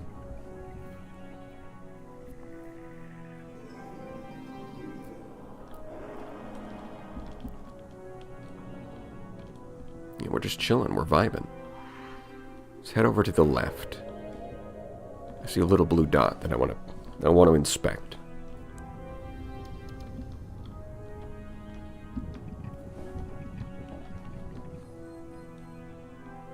Yeah, you can definitely feel the lack. Like, I want to not only upgrade turn rate on this thing, but I want to upgrade speed, because with just the two basic thrusters, navigation takes a while. And it's another noble world. These ones are nice. Noble gases are worth a decent amount, and the worlds themselves are fairly safe. Argon, xenon. These are actual real things. These are real gases. So this starsector mod makes probes more difficult? Exactly, yeah. That's mostly what it changes, right? Not a lot else. It's really just the probes are more difficult. Other than that, this is some pure vanilla starsector gameplay, I would say.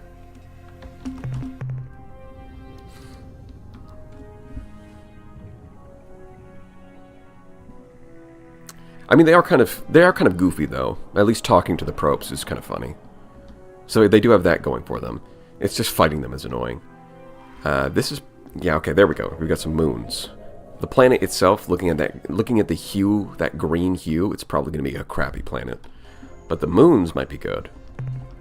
Halide world. No, it's all red. Not interested. I'm out of here.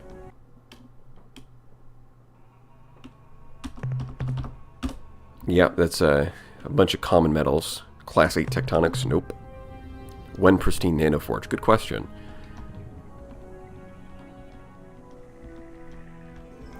Yeah, I've been thinking about the run that I'm doing in starsector. I should probably just like finish it. I should probably go steal a pristine nanoforge, and then just actually start killing everything.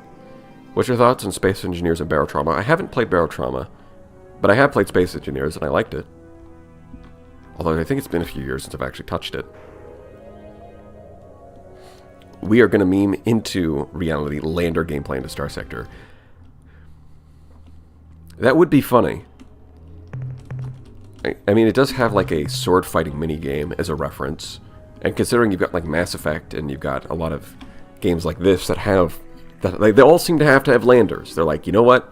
It's not a space game without a lander. So it wouldn't be too much of a stretch for them to make it like maybe a one-shot thing in starsector, where there's like one one place in the game where you can do like little lander gameplay. Bear trauma is cool when you have friends. Well, you see, that's the problem. How many gamers out there have friends? The silence is deafening.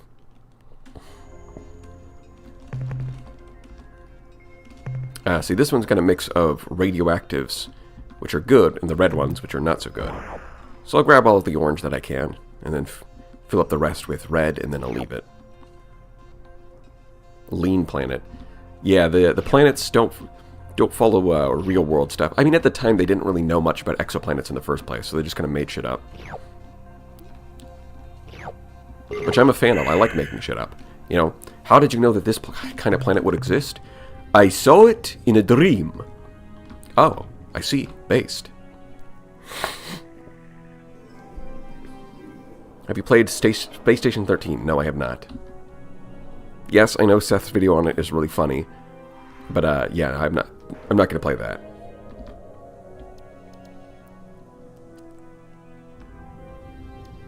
I was the medic guy who never has medicine. I had a gunner who misses all his shots, and the captain who killed us more than the ocean itself. Seems like you guys might be a little overqualified for your jobs. Have you considered, like, looking for better employment? Class 4 tectonics, but there is gold, so I'm going to take it.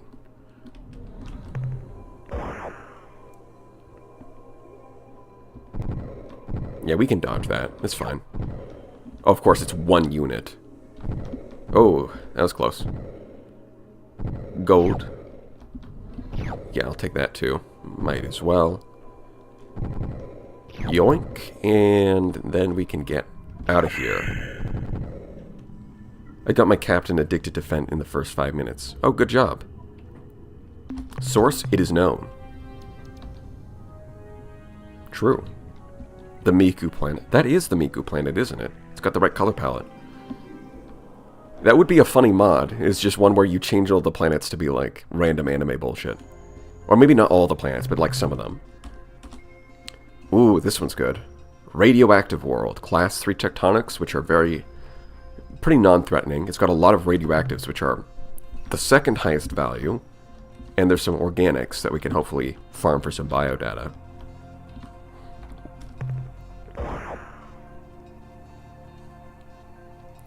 And anytime a YouTuber covers Space Station 13, it becomes awful as people would run into play it. Yeah, that seems to be the issue, right? I think Seth even said that in his video. He's like, do not play Space Station 13 every time this, it becomes bad. And, well, I mean, obviously people did it anyways, but that is what I've heard. A bunch of noobs rush in and can kind of ruin it for everyone. So, like, that's something that I have not played, and partly that's why. It's like, yeah, it's funny to watch. I don't know if I would want to be part of that. Even setting aside the issue of, you know, ruining it for the people who actually, like, play the game consistently. Fucking bees, man. Not the bees! Ow. I did not think that through. Give me that biodata. I want to kill the bees. I want to kill the bees so that I just have to worry about the earthquakes. Oh, I just drove through them. Nice. I didn't know you could do that. There we go. Okay. So these guys are fast, but they're worth like 15 biodata. They're a lot. It's strange if I find the ships to be incredibly ugly and kind of interesting at the same time. Yeah, that's pretty much how I feel too. It's like like they can be pretty ugly, but at the same time they've got very distinct shapes that are very memorable. So it's like I can't really call it bad design, even though they don't like look like, oh wow, that's cool. But at the same time, it's like I like them, but I don't like them. But I like them. I love It Came to Me in the Dream so much. It's one of the hilarious best formulas for finding digits of pi is literally that. Yeah. I saw it in a dream. This is the best, like, if someone asks, wait, how did you know my social insurance number? Ah, of course. My mistake, sir.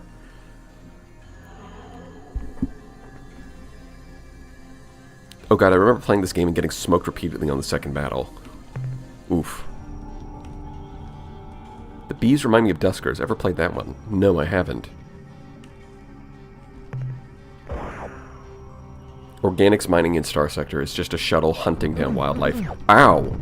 Of course an earthquake spawned underneath me. Hey, stop biting me. No biting.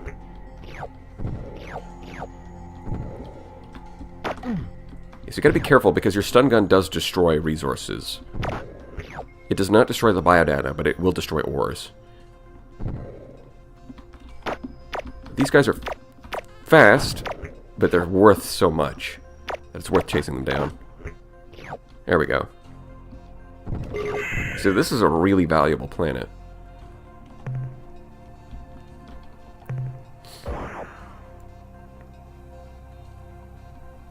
Hold on. Kill one of these blobs. Ow. Stop it.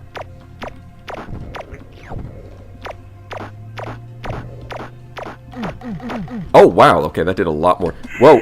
That's an earthquake right underneath me. So these things actually do pretty good DPS if you're on top of them. And by DPS, I mean crew per second.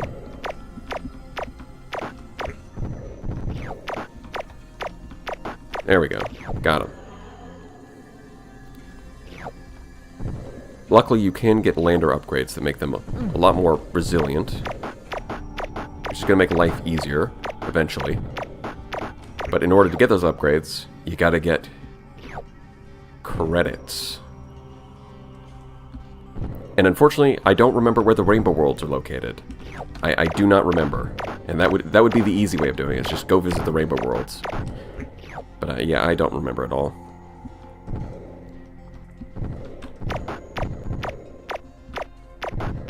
Okay, that's one of them. Come on. Gotta get these bastards. Look at these fucking things. They've got like an eye. What are they? What are you? Get back here, creature. Oh, reverse if you like squint a little bit. You show up in like a high-tech ship instead of a high-tech suit. And you save everyone from the villain. And it's just the villain is a centipede. You could call Duskers a space strategy horror game. I highly recommend it. That does sound interesting. Space strategy crossed with horror. I'll have a look.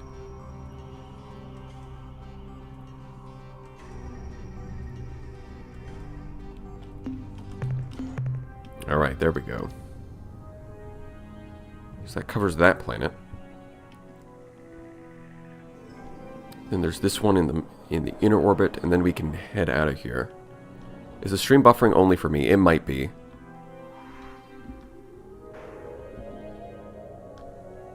Yeah, I wanted to see if I could stream this at like a higher resolution and a higher frame rate. Although that's probably not necessary, to be honest. Since it is like, yeah, it's the HD version, but it's such an old game at the baseline, right? That was the thought process there. So if people are getting buffering, I think streaming it at full resolution is probably fine. I think the issue is going to be, like, there's no reason to have, like, 60 FPS. Like, there's just no reason for that when the game probably runs at, like, 30 FPS. But it shouldn't be too bad just because the graphics are so simple. Oh, this is live. I thought I was watching a VOD. Yes, we are live. Or at least when people hear me say that in a VOD, they're gonna... It's gonna be kind of awkward, but no, this is currently live.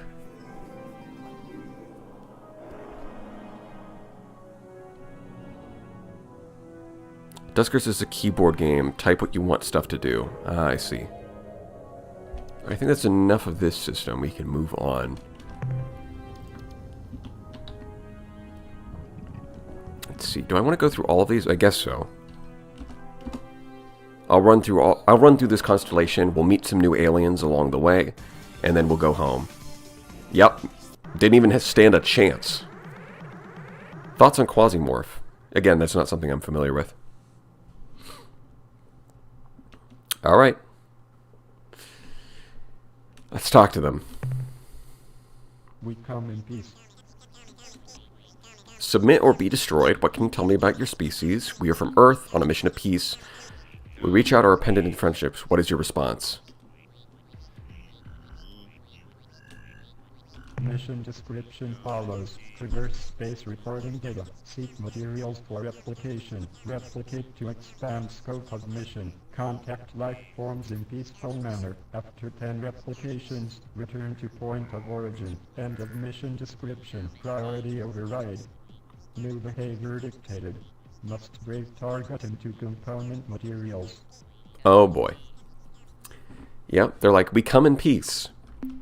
Now die. Oh, I forgot. Oh, crap. I forgot to put crew into this. I have to completely rely on Fliffo here. I am so screwed. I think I might die. These things are so goddamn... Oh, hold on. Yet... Oh, no, I did not mean to do that. Wait. Yeah, okay. And I only have 8 crew? Oh, I think this is over. I think the run is over.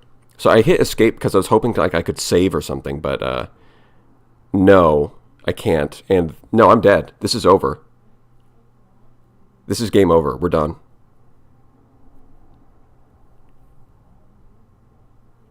I can't believe I messed it up.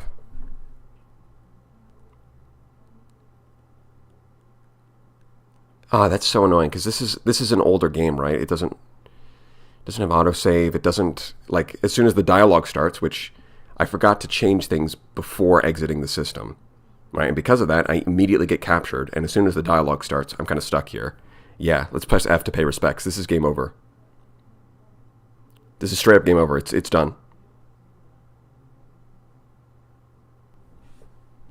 Alright, here we go. Let's try to escape. I've only got 9 crew. Oh, shit, I actually managed to get away. Never mind. So it's not game over. Wait, that shouldn't even be possible, but alright. I'm surprised because for whatever reason my ship spawned in on the opposite side from the probe, and it chose to take the long way around to attack me. Well, you know, I think now is a good time to maybe save game.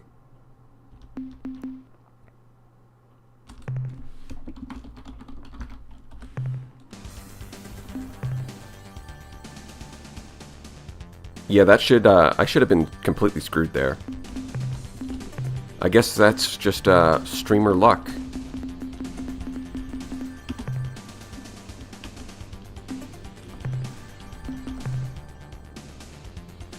We did it. Oh my, there's another one chasing me. Bro, I just want to harvest these resources. Go away. At least now I've got enough crew on my main ship that I can run away consistently without dying instantly. But damn, that's annoying. Yeah, it's so over. We are so back. Pretty much. I mean, at least that was canonically accurate. I saw that and immediately ran away. It's lore accurate. What can I say?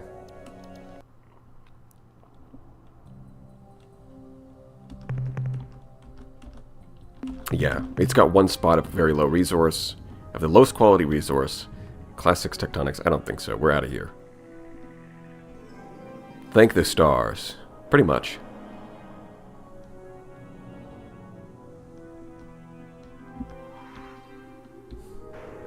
Hopefully this trip is worth it.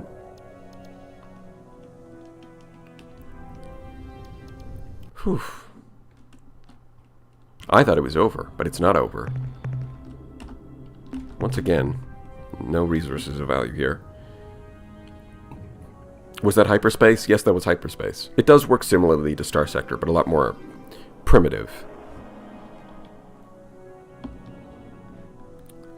So it's a very primitive in comparison.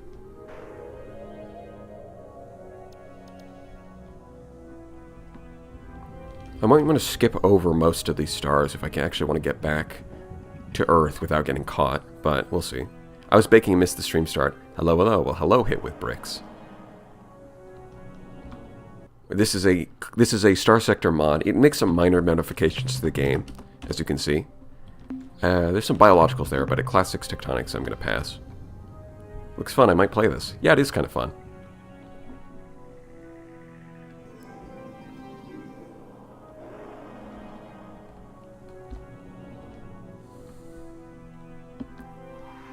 Right, you alternate between you know, some chill mining for resources. And interacting with freaky aliens who say that they come in peace and then they try to kill you. Or you interact with Fuifo and he just cries and pisses himself. Purple World. 0.3 fuel use. It's perfectly safe. I mean, yeah, these metals aren't super valuable, but I've got plenty of cargo space. Spending a small amount of fuel. That's worth it. Any guesses on when 0.98 will drop? I don't know, a few months from now? Well, we've got the patch notes, which means that it's close to being finished. But exactly when he's going to finish with all the bug fixing and all of that, who's to say? I actually played this game years ago, but I can barely remember anything about it. Oh, really? Well, maybe this will jog your memory. When we actually start a dialogue. Let's see what we've got here. Carbide. Oh, these things, they look very similar to radioactive worlds from a distance, but they're actually terrible. That's a nasty little trick. I think this one, what is this, yeah, I think these are terrible. Acid worlds. Yeah. And this last one is hopefully radioactive. It's a slightly different shade of red, so it's got to be radioactive. Come on. Radioactive. Give me something good. Yes, it is radioactive. So this one's going to make us a lot of money.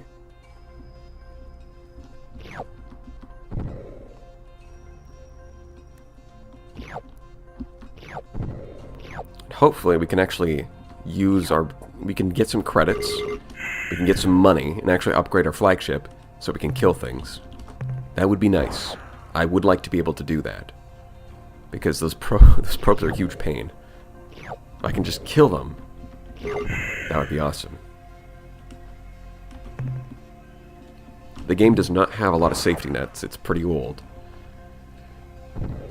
Well, actually, I landed directly on top of it. That's pretty rare.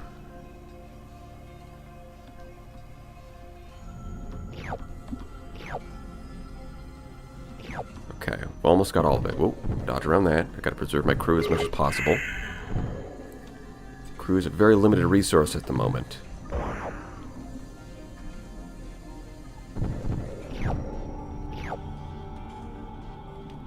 Cannot afford to throw them away over nothing.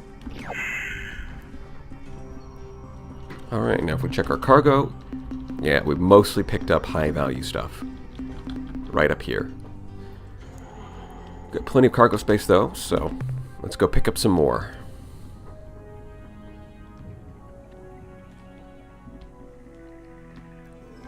How does fuel management work in this? Well, pretty simple, right? It's you use fuel to get around in hyperspace, but fuel... Well, you do use fuel for two things. First, to get around in hyperspace, and second of all, to land your little lander on the planet and gather resources. And that's about it. Yeah, these worlds tend to be terrible. That's right. This one, I think, is the same type. Let's have a look.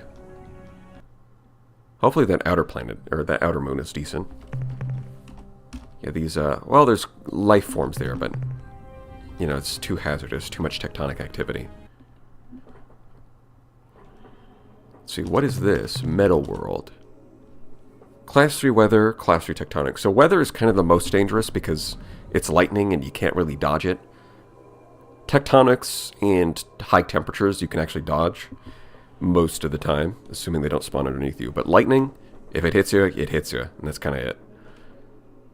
But this world does have... It's only 0.7 fuel to land, and it's got some high value stuff in here. So it's got to be worth it.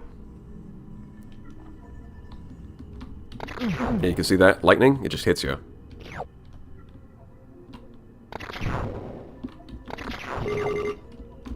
We're filled up. There we go.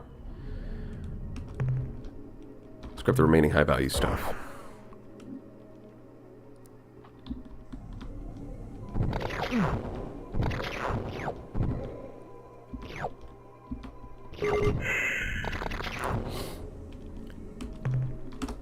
Whew, alright. Yeah, we do not have a lot of crew left. Please stop hitting me. I don't like it. It hurts when you zap me.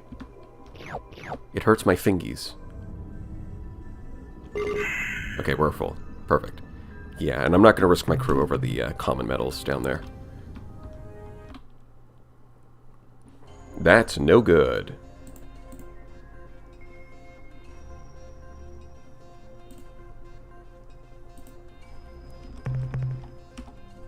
Yeah, there's nothing here. Alright. Yeah, I think we're just going to go talk to some aliens now. Something fun and exciting. We've gathered enough resources. Probably. So let's head over to Alpha Centauri. Now, the interesting thing about autopilot is it doesn't actually... When you're exiting the system, the autopilot doesn't actually, like, go to the nearest exit. It just drives straight until you leave. Which I find really funny. Yeah, there's another probe following me, and my ship is... Oh, no, it disappeared. Oh, the one that was nearby. You can see the bottom right, there's like a mini-map. The one that was really close just disappeared. That's perfect. Thank you. I'm so glad. Oh my god, he is playing the game. I am playing the game. None of your business. I have explored 75% of my current sector, but I've yet to find a system I would want to colonize. That's pretty unusual. But can we touch the aliens?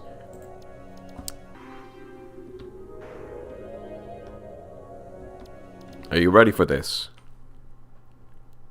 I am Trade Master Greenish, in command of the Melnome starship, inevitably successful in all circumstances. I bid you a formal welcome, Captain. Though we Melnome have just recently arrived in this region of space, we have long desired to make contact with your species and look forward to an extended, profitable relationship. Bro is built like a bell pepper. Look at him. Sad Megamind. No colonies. Good meme. Thank you, some dude. Chicken Nugget Man, G-Man. We come in peace, representing the Empire of Chaticus Rex. Even before our first meeting, we knew of you, Captain. Though your struggle to free Earth shall be a long and difficult challenge, fraught with great danger and mystery, we have great confidence in you and your abilities. How did you, before meeting us? We gather information from 1,000 secret sources in space and time. Our charge for revealing even one of these sources would be so high that your species would be in debt to us for centuries. I see. What can you tell us about yourselves?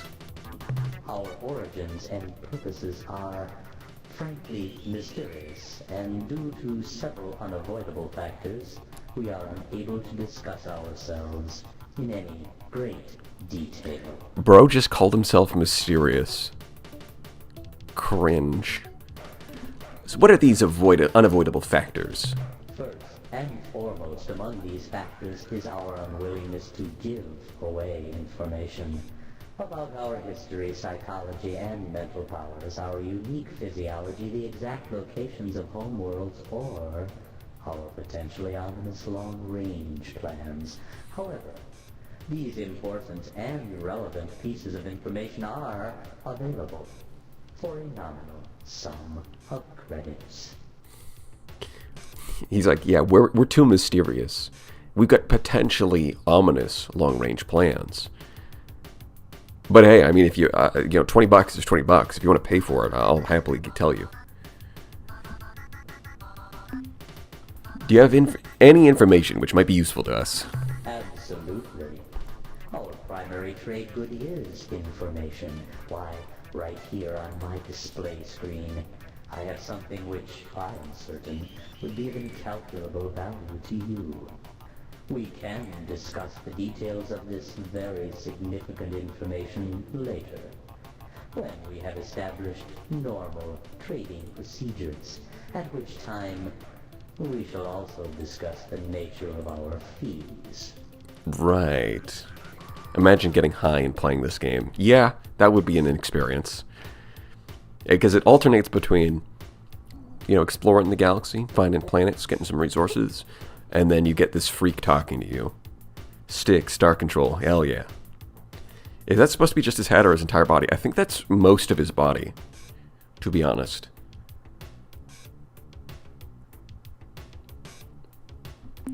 Fees. Surely your culture is far beyond such pettiness as money. You are, of course, correct.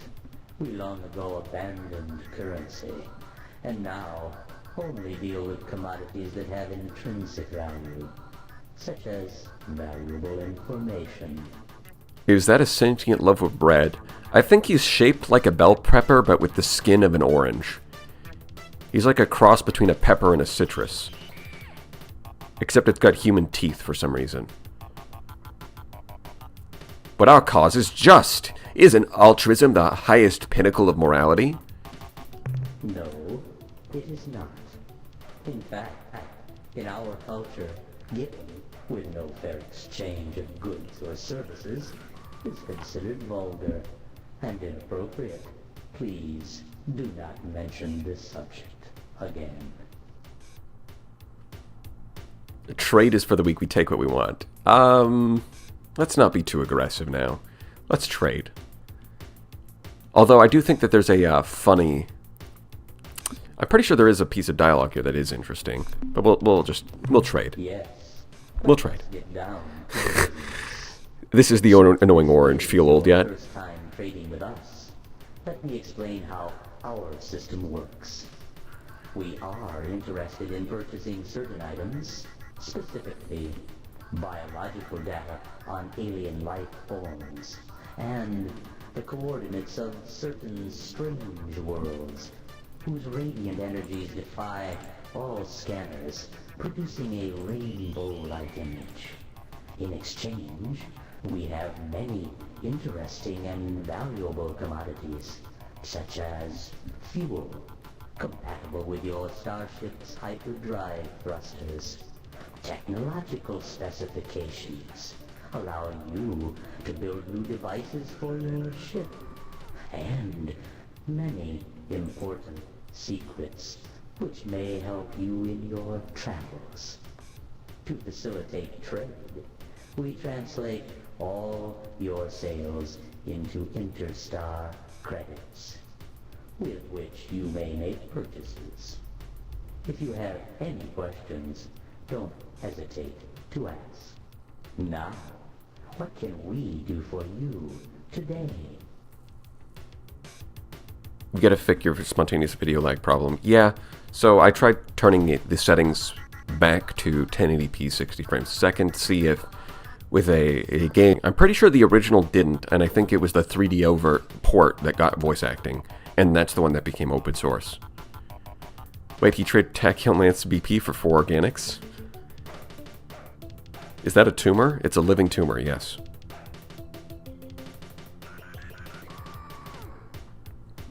Alright, why did your bridge turn purple? That's a good question, with a very interesting answer.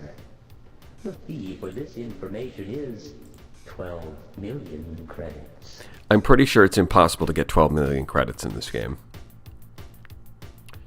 Although that is... It's funny because I actually adopted that phrase exactly because I thought it was really funny when I was a teenager. So anytime I wanted to dodge a question, I'd be like, that's a good question with a very interesting answer.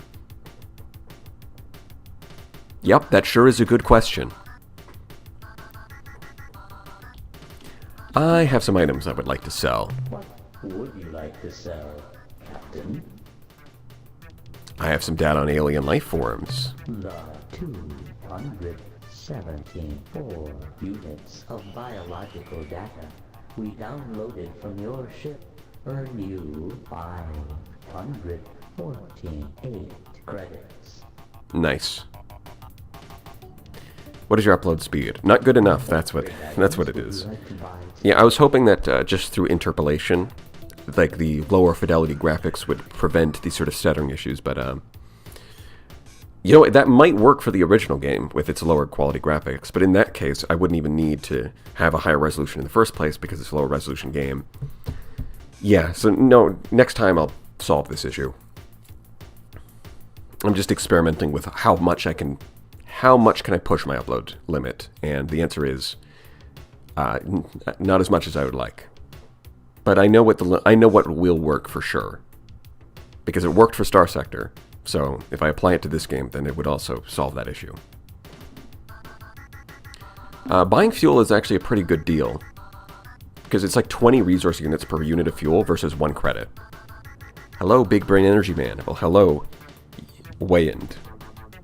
That's what I'm going with.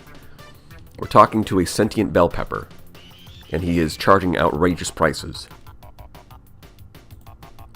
So, you know, a normal Sunday, really. New technology. Yeah, you don't research technology, you buy it from these guys. Ah, yes. You are so right. These technological breakthroughs don't cost you credit. They earn you credit. That sounds like a pyramid scheme. Initial charge. But each technological system item is guaranteed to be useful for something important somewhere in the galaxy at some point in the future. Bruh. All technologies cost 150 credits.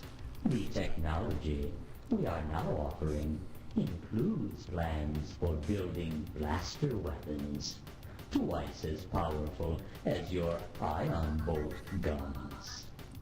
Honestly, as a first technology, it's not super useful, but you have to buy them in order, so yes. Please remember that these weapons consume energy from your combat batteries faster than your familiar ion bolt guns. You may wish to compensate for this by building additional dynamo modules for your flagship.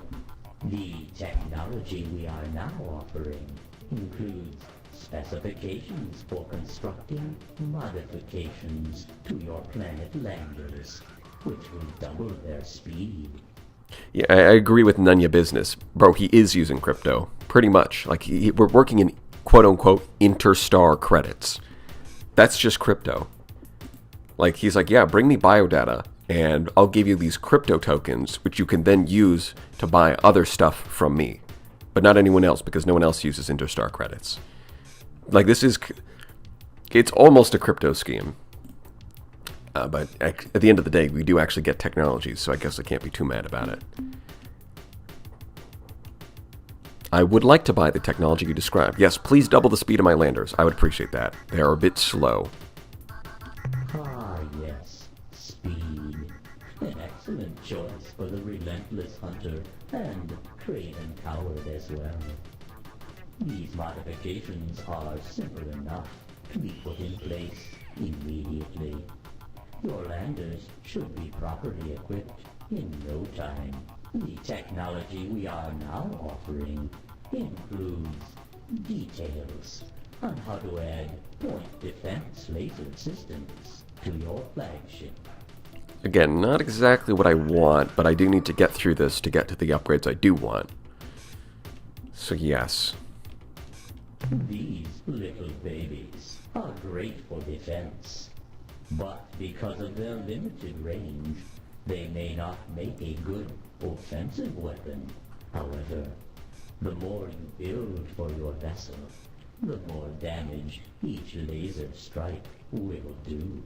The technology we are now offering includes plans for building improvements to your planet landers, which make them resistant to hostile alien life forms. See, now that's something that I do want, but I've only got 98 credits left, so unfortunately I'm going to have to pass. Better S-mod solar shielding. True. Guess we're going to have to finish our business up here. Like to buy. But you can always come here if you want to talk to them. I'm not going to buy information just yet. I'm going to be leaving, Then, a pleasure dealing. and what I'm going to do next is I'm going to go harvest some exotics. Oh, sorry, I was talking over the bell pepper, but don't worry, we can bye. Damn, that feeling when you awkwardly talk over the alien that you just met as you're leaving. If anyone else in chat relate to that?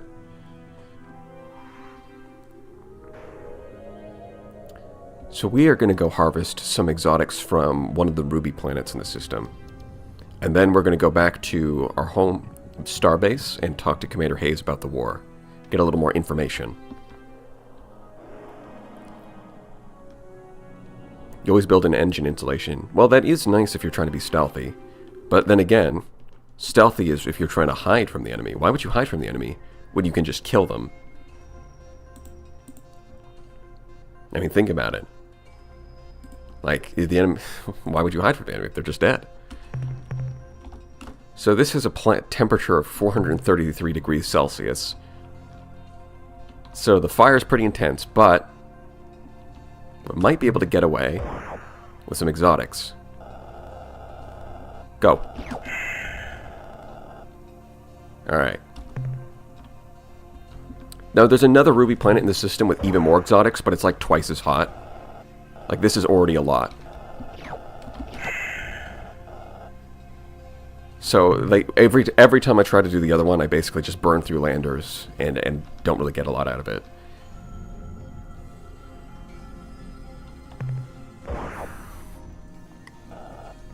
See, this one is manageable. I know the planets here are burning. Oh! Oof. Did not react fast enough. Although, honestly, the funny thing is that the exotics are so valuable that it's worth it, even if you lose a lander. But I mean, I've only got 1 point. See, the thing is, I want to land and then just pick up and land and pick up to try and grab that one. But I've only got 4 crew left, so that's gonna suck. Yeah, F. But if we go to the cargo manifest, those are worth a lot. So at this point, there's not much to do but go back to our starbase, convert all of these resources into units,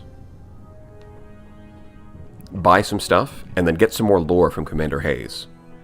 Because there is a lot of lore that he can give us. I just haven't gone into it yet.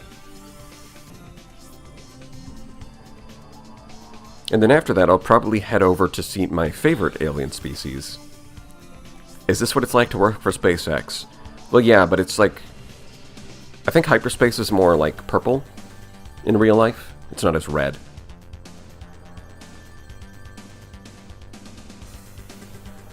You would be great at Nebulous Fleet Command. Well, I appreciate that. It does look kind of complicated. And I am aware of Nebulous Fleet Command. So it could be fun.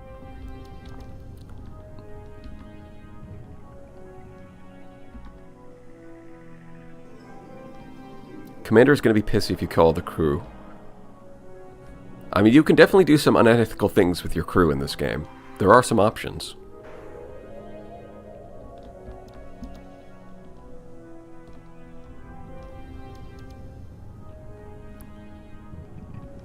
Damn, such nostalgia to see Star Control 2. Yeah, it's pretty old. Hyperspace sure is funky in this universe. Yeah. That's a good word for it. Hello, Captain. I've been waiting to inform you of a new situation. We are being bathed in a broad-beam hyperwave transmission from the direction of the Rigel star system. Due to the broadcast's wide dispersion, we cannot discern its content. Well, I'll have to look into that. Alright, let's get some resources. What have we got? Excellent work. Just shy of 7,000. Yeah, it was worth it. So first, I'm going to upgrade my stuff, and then I am going to talk to Commander Hayes again to get some more background information. My outfit starship. I probably should have sold this, I totally forgot, but I could just sell this since I'm not really fighting with this ship. Grab more landers. Although really, at this point, what I need is a lot of speed so I can outrun. Because if you've got enough speed, you can outrun a lot of enemies. And you don't get, right, which, that could save a lot of heartache. And then on top of that, get some turning jets so we don't, like, drift around too much. That's pretty good. Maybe sell one of these. Yeah, let's just avoid the enemies. Simple as that. I like to think aliens hear the haze theme when talking to you. That would make sense if it was like the human theme, right? Like I'm hearing like when I'm talking to a Spothy, I hear the Spothy theme, and when they're talking to me, they hear the human theme. That makes perfect sense. Fuel. Yeah, we're gonna get fuel in a second. Honestly, I only ended up using 2 storage bays, but I probably still want to keep 3 at least. We're gonna grab more fuel. I probably should have spent some Interstar credits on more fuel, but I want to save those to get upgrades as much as possible. Even though that's probably the wrong way of doing it. So we're going to fill up the crew again. At some point I'm going to want another crew module. Because 50 crew is more than most ships, but it's a lot of the time it doesn't feel like enough. Yeah, hold on. I'm going to have to sell some of that fuel so I can actually crew up my other ships. Fuel is very expensive on resources.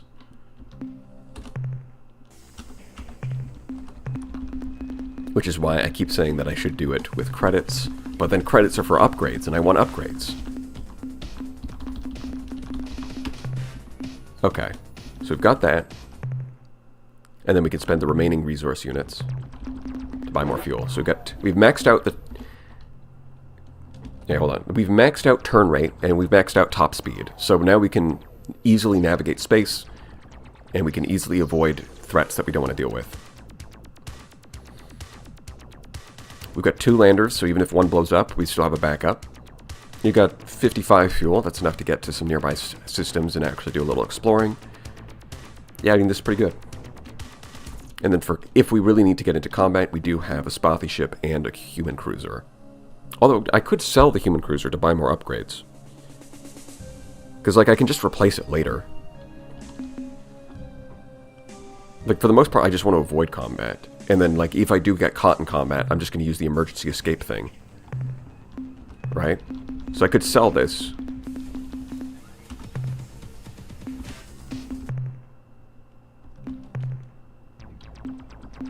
Right, first max out fuel. And in fact, maybe buy another fuel tank. Arguably, I could buy another fuel tank.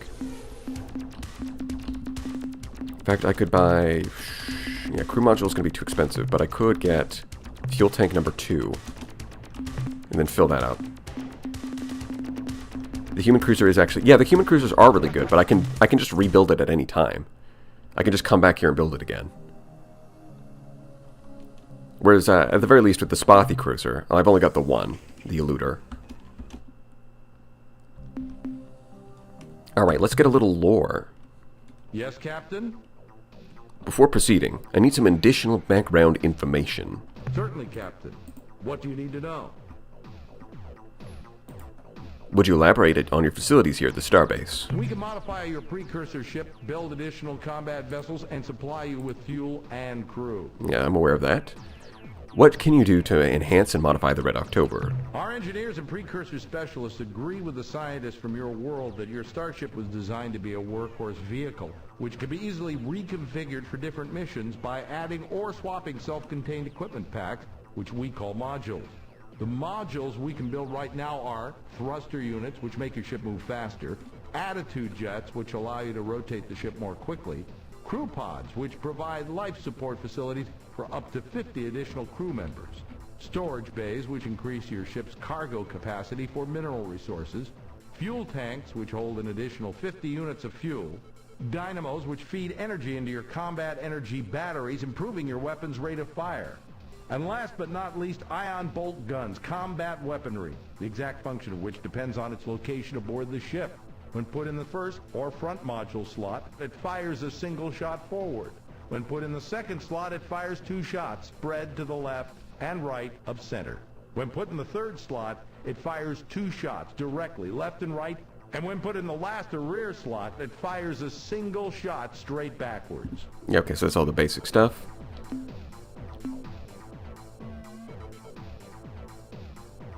How would you explain your resource allocation system?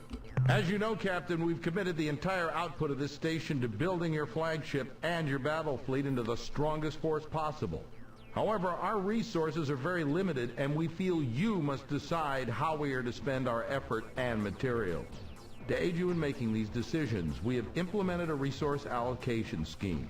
We provide you with a numerical assessment of the station's resources and ascribe a cost to each task we can perform and each device we can build. It's up to you to decide how you're going to spend your resource units, or RU as we call them.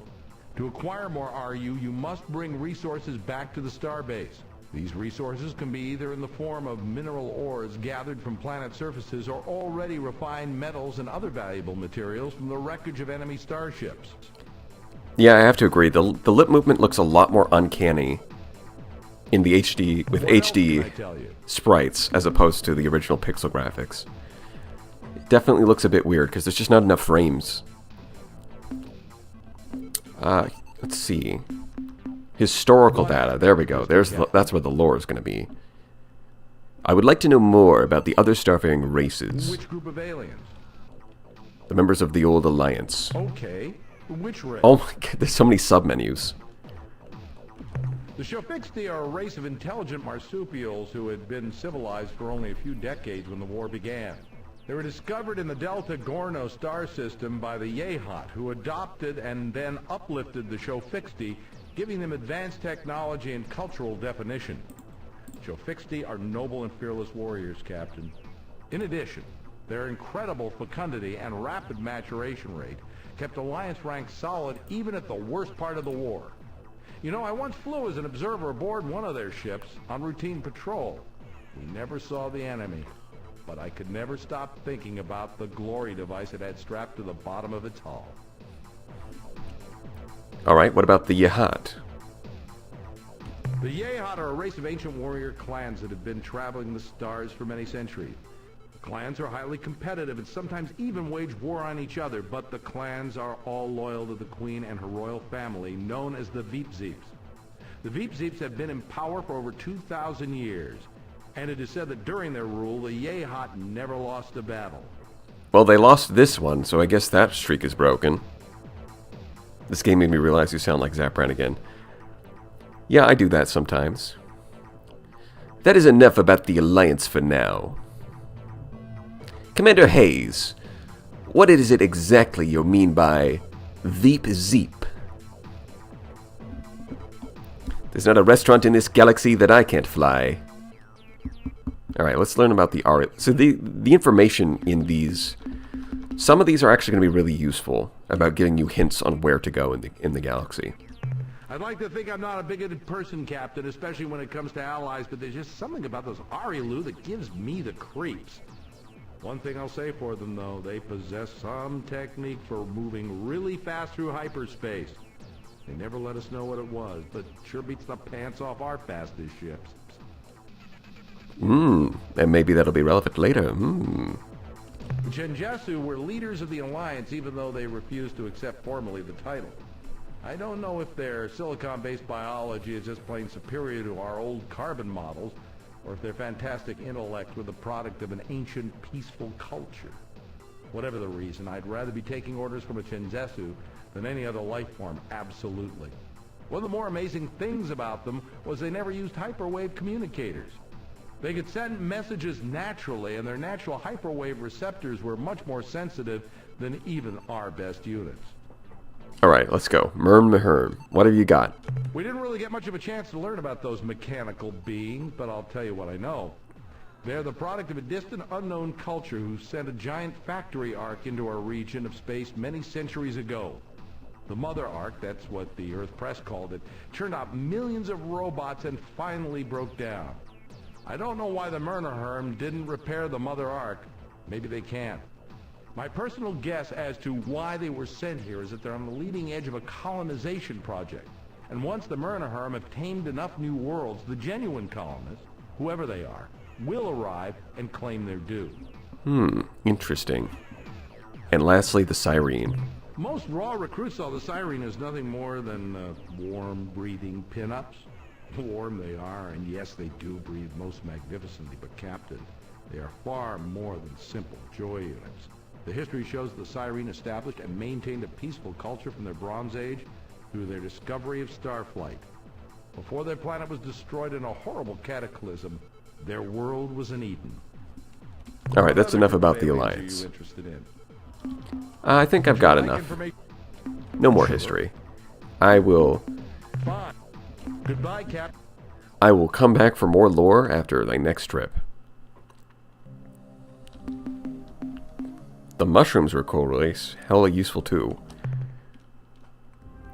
Useful for who exactly? I think there is like a fungus race in this game. You can see the ship now that it's upgraded. Now we moving. Alright, they said Rigel star system. That's nearby, right? Yeah, there it is. Let's head over. Apparently there's something over there. Let's check it out.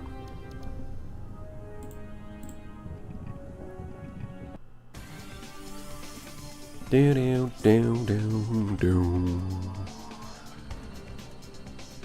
Wow wow wow no no. Speed. Yeah, getting those thrusters up so you can outrun threats is pretty nice. Alright, well let's check the planets. I don't see anything. Oh, hello. Whoa, oh, can't touch this. Look at this. Hello! Attention, Starship. We are the Stockpot Pit. Make no hostile actions. We come in peace and with goodwill. But if you make one false move, you're vapor. Don't worry. My companion is just a bit nervous. No, I'm not. And argumentative. No, I'm not. We are a scout vessel dispatched from our home world. We have traveled far through hostile, uncharted space to find you. We hail from the green dwarf star at coordinates Zerfar Gernat. Aha! Pahoy hoi! No, idiot, in their coordinate system. Oh, coordinates 400.0 by 543.7. A lamp, a microphone, and an armchair walk into a bar. They are the Zokvot Pit. So which of you is exactly the Fot? He is. No, she is. No, I'm not. Yes, you are. Christ, we've been through this a million times. That doesn't change anything. You're the Fot. Well, Captain, as you can see, this is a point of some contention. Fot! What the? She said it like it was a slur. She's just like shouting like a racial slur at her friend. These guys are very silly little goobers, but don't be. But you know, when it comes to the race debates of who is the Fot, like things can get heated. We are the Empire of Chaticus Rex, flagship Red. The Empire of Chaticus Rex's flagship, Red October from Earth. What are your intentions? Hooray! That we finally found our saviors. No. Maybe. At last, our search is over. It is just as the great crystal ones promised. They look sneaky. I think they're lying. Quiet, fool. Can't you see our nightmare is over? This ship is from the great crystal one's fabled alliance. The alliance of 3 stars. Maybe. Yeah, so the great crystal ones would be the Chinjesu, because they were silicon-based. So apparently they talked to the Chinjesu at some point, which is very interesting. What could be the implications of that? How did that meeting even happen? Before we go on, can you tell us more about your species? In our ancient past, 4 species evolved intelligence on our homeworld. Simultaneously. They were the Zok, the Fot, the Pit, and the Zabranki. We 3, the Zok, Fot, and Pit, evolved in such a way as to acquire sustenance from many sources. From airborne zooplankton, from solar and ambient energy, and from rocky fungal clingers. Our favorite. The Zabranki also consumed a variety of foods, namely the Zok, the Fot, and the Pit. To survive the predations of the Zabranki, we banded together, annihilated the Zabranki, and formed the cooperative union you now encounter. I see. They're just like, yeah, the Zabranki. We killed them because they hunted us. Simple as. What do you seek from us? We are a relatively peaceful group of species. Unless we're angry. So, we find ourselves in need of help. We only need a little. Because of our desperate situation. Desperate is too strong a word. I think trouble seems more like it. What nightmare are you talking about? What's the matter? Our planets are under attack from an invading horde. We do not know who they are or why they are here. We are being blown to bits. Fleets of alien ships appear out of nowhere, then unleash terrible destructive energy. Fortunately, They release these energies on each other. unfortunately, They favor combat near strong gravity wells. Their stray shots regularly strike the surface of our planet, often with tragic results. fortunately, They have never found our homeworld, only our colony planets. unfortunately, All of our colonies have perished as a consequence. Well, that sounds bad. ABB, will you play Delta 5 sometime? I'm actually not sure what that is. Yeah, space is a tough place where wimps eat flaming plasma death. Alright, let's start with who is attacking you. What do they look like? some of the vessels are huge green battleships which launch wave after wave of small fighters. The ur-quan. The other ships are black as space, and their hulls are carved with strange alien writing. In combat, the two ships seem evenly matched. One fires blasts of fusion energy, while the other launches spinning projectiles. I wonder who those other ships could be. I wonder. Yes, that's all very interesting, but now we're going to attack. No. Space is a tough place. Oh dear. I told you he No, we must try to understand. His ways are not like our own. You mean his whole species are jerks? Let us give him one more chance. Just look at him. He's a killer, I tell you. I like these guys. We want to help. What can we do? These are the words we have prayed for. Hey, this trip's not a waste after all. More than anything, we seek an ally to help us survive in this hostile universe. We're having some problems of that general nature. But we are only emissaries. You must meet with our leaders. They are wiser, more powerful beings. They look just like us, though. Do they now? Fly to the star called Alpha Tucanae. The planet closest to the sun is our home. And if possible, hurry.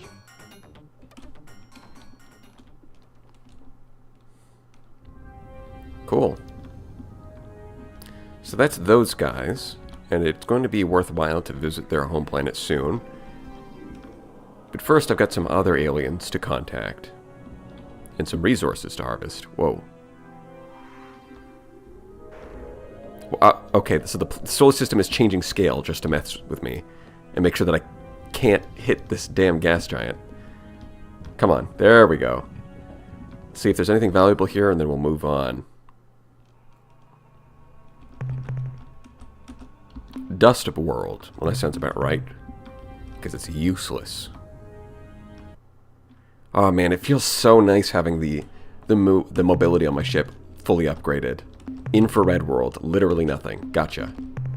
Very cool. So you guys... Couldn't you guys have sent a transmission from a more valuable system? No, no such thing as too fast. That's not true.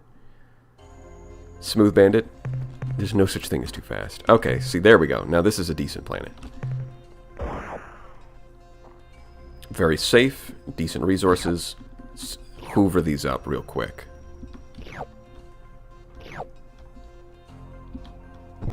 Oh, there are some earthquakes, okay. I might as well grab the common materials, since I can. A little bit of that helium. Okay, and there's one last planet to explore, and then we can go visit one of my favorites. All those resources are only okay. Yeah, but it's good enough.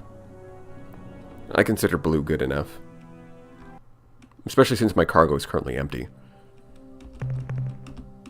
It sure is purple.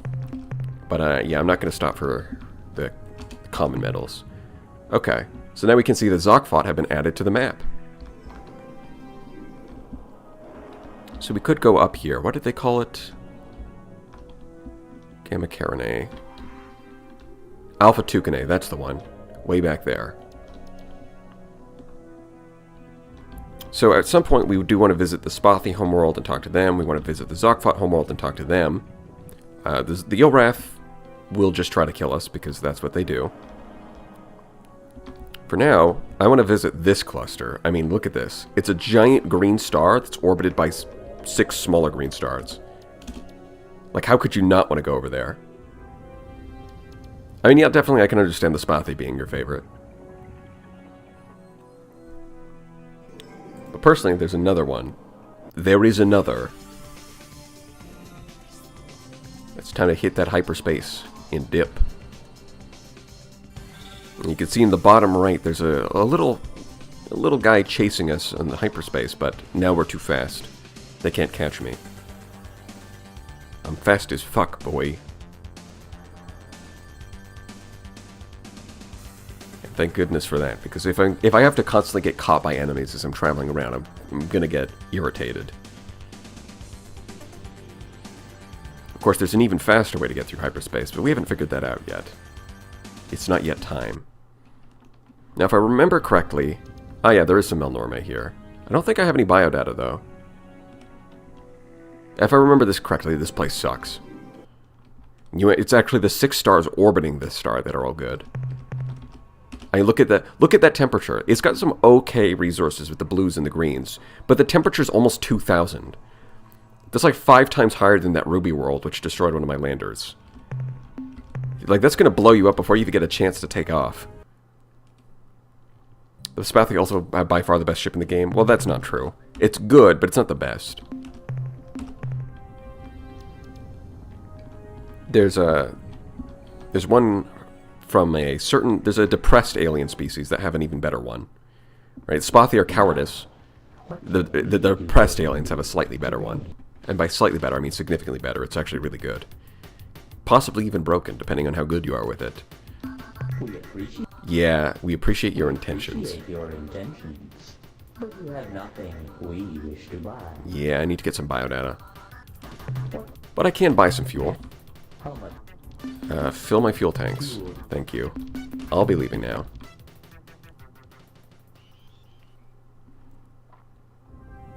Yeah, so the only reason to really visit this green star is to talk to them, because the resources there are not good. Okay, this is what I'm looking for.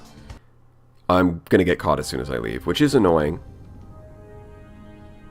Yeah, it looks like they're not in this system, although there is some valuable stuff in this system.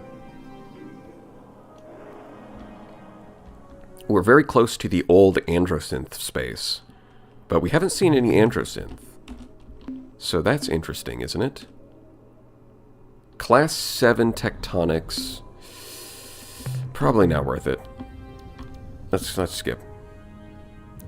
In my sims, the Spathi won against the depressed aliens. No spoilers. That may be because I'm just better with the Spathi ship. Yeah. I would say that's what it comes down to. Because if you use the depressed... if you use their ship and you use it properly, it's just insanely good. Again, it can pretty much stand up against anything.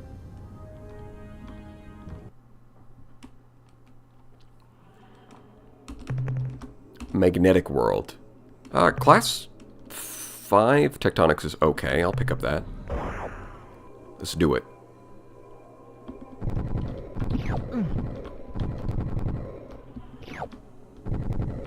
Let's see if we can hoover up some commons while we're here. Ooh, nope. Don't like that. Let's skedaddle. It's something. Is there any form of procedural generation here, or all encounters and resources the same in every game? They're the same in every game. This game is pretty old. They made everything by hand. They did not do procedural generation.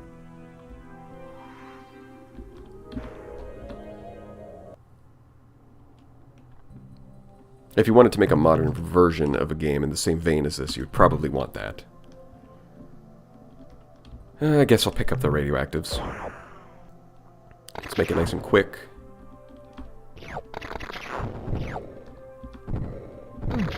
Yeah, let's just zigzag and get out of here. It's good enough for me.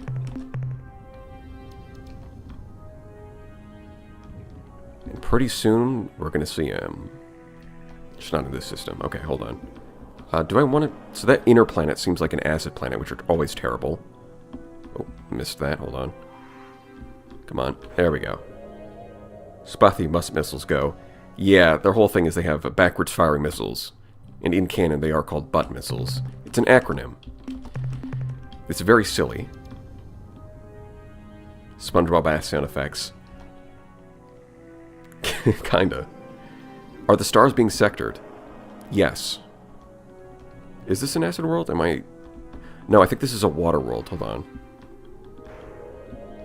Oh, it's got a moon, too. What kind of world is this?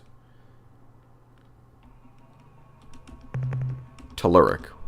I don't even know what that... Hold on. Mineral? Energy?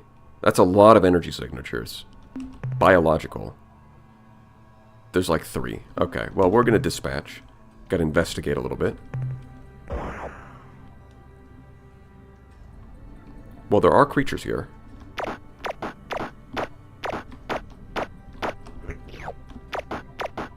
There we go.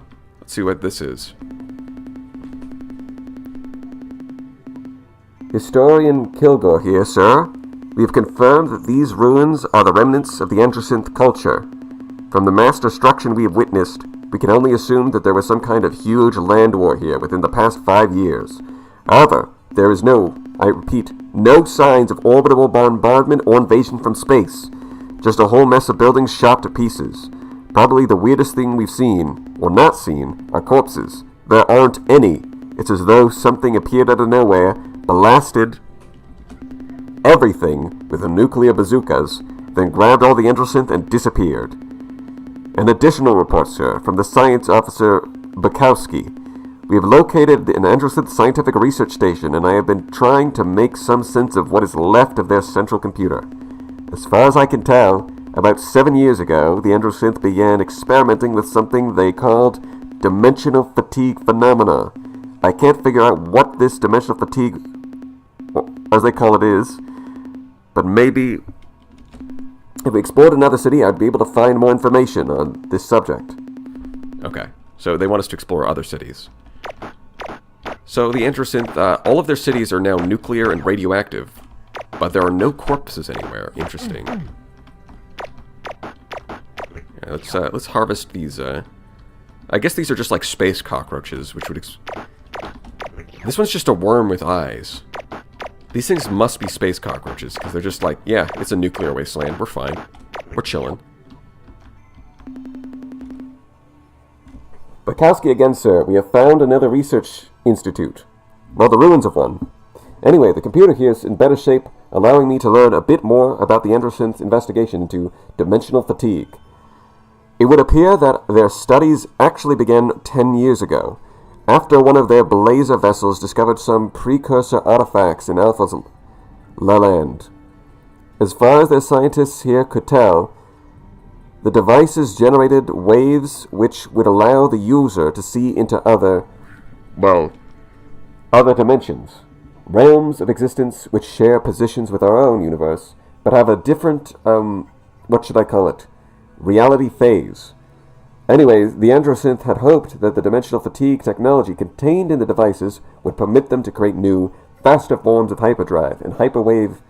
Instead, when they began their experiments, they made contact with some kind of life form on the other side. A creature from an alien dimension. The record is fragmentary. I see requests to the central computer for information, data on reality aberrations. The mosquito mange? What? And ghosts, poltergeists, and other malevolent supernatural creatures. The requests grow more urgent, almost frantic, and then the record ends. Alright, cool.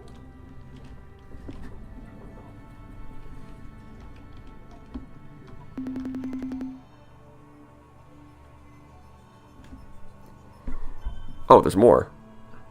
Captain, this is Ensign Hawkthorne standing in for Bukowski. Sir, Bukowski has found something, but in the process he has gone kind of nuts. When we first got to the city, Bukowski went wild because the science center was pretty much intact. He locked himself in the computer control cabin and spent about 10 hours alone in there. We could hear him mumbling to himself. Then his speech got louder until he was shouting. He was scared, sir. Damn scared. We finally decided we'd better check up on him, but Bukowski wouldn't let us into the room. He said that no one could ever know what he had learned, that just knowing was enough to alert them. He kept talking about them, crazy stuff, sir, about how they could see him now, and they were moving toward him. Then Bukowski started thrashing around the room, screaming that he had to destroy everything before they saw us too. He did a lot of damage to the Anderson's computer before he stopped him, and I guess he must have hurt himself in the process. He's cut up pretty badly. You know, it's strange. He must have hurt himself worse than I thought.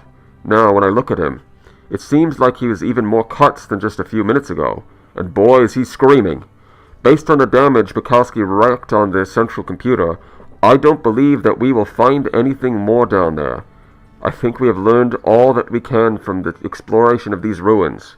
And frankly, with all of Bukowski's ranting, I'm getting a bit nervous myself. Call us back to the ship soon, please.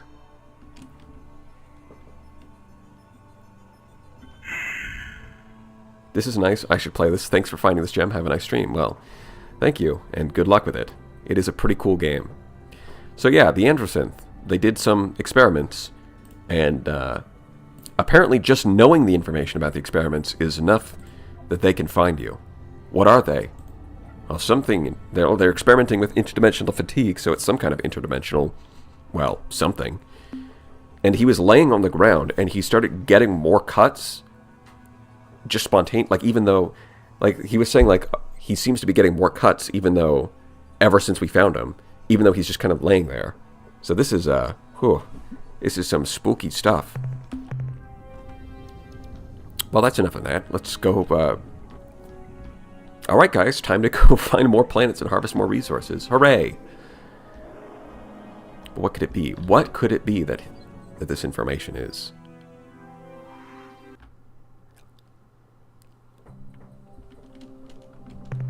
Carbide.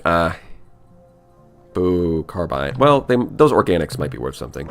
Let's see if these, yeah, they've got the green runners. Yep, those are. So, let's pop the snot bobble first. Oh, we got, tentacles. Lovely. The lightning is kind of annoying. Okay, it keeps hitting me directly. That's not good. Because what I really want to do is catch those runners, which is a lot easier now that I've got double lander speed. Those green guys are the... Oi! Get away from me! You bastard!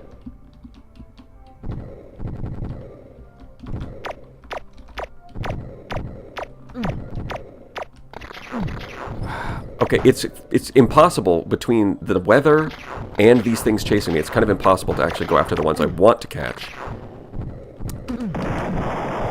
I was just about to take off. I was just about to take off. I swear. That's a shame. Well, the biodata from those things would be nice, but there's no point in taking risks when I've only got one lander. Star control. What? That's amazing. It is amazing. Hope for a full run. Well, I plan to do a full run. We'll see. We're zooming. Yeah, what kind of world is this? Lanthanide. Class 7 tectonics, but greens are okay, but at Class 7 tectonics, when I have no upgrades, is kind of bad.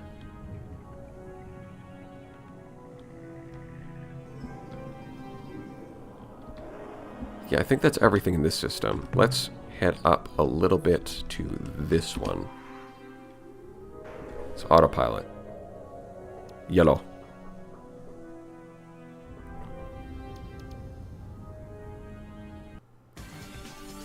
And... oh, we actually dodged that. Nice. It's still following us, which is annoying. It's probably... yep, there they are. Hello. time to talk to another freak.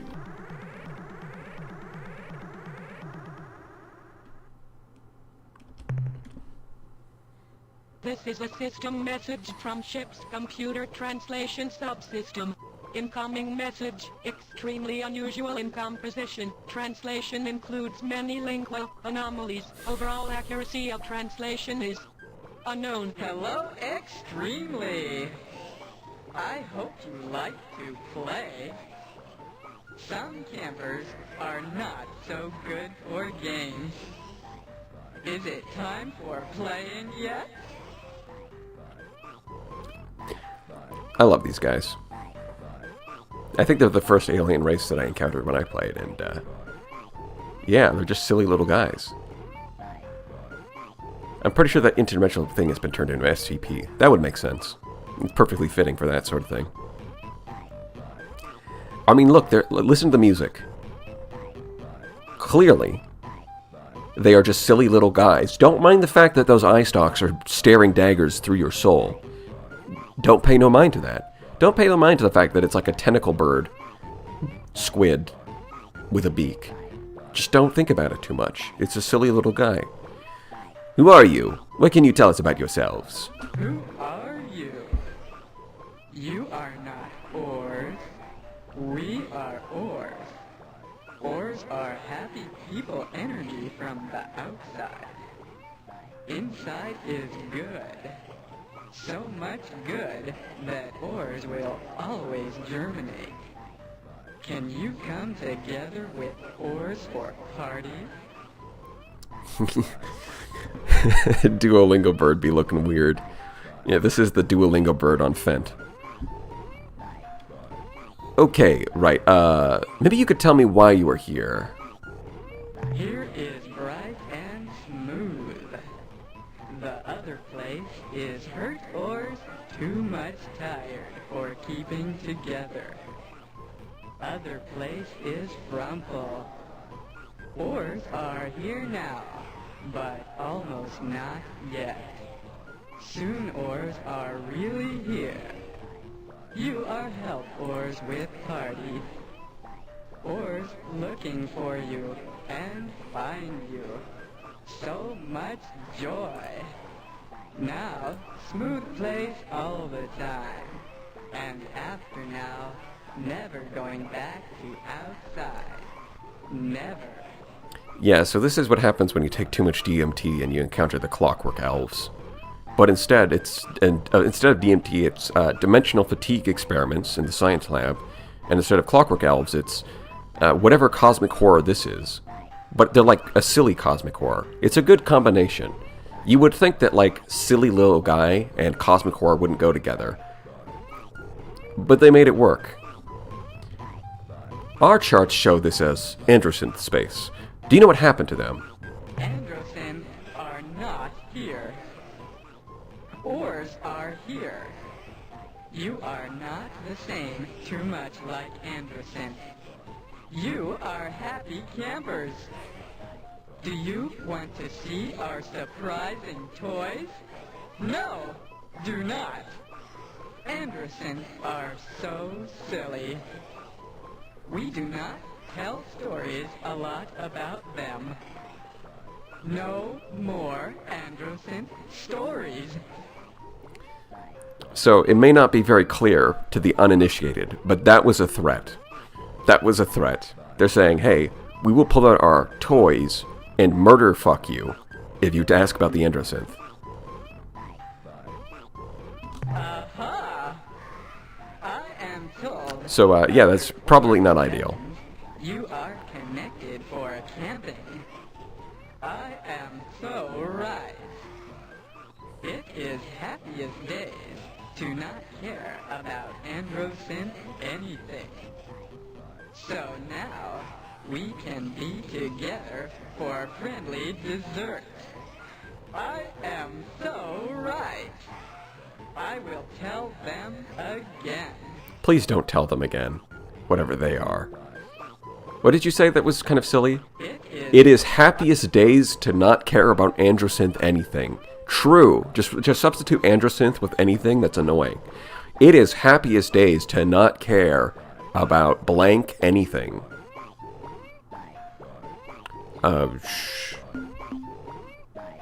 Greetings, I am Captain Chadicus Rex of the starship Red October.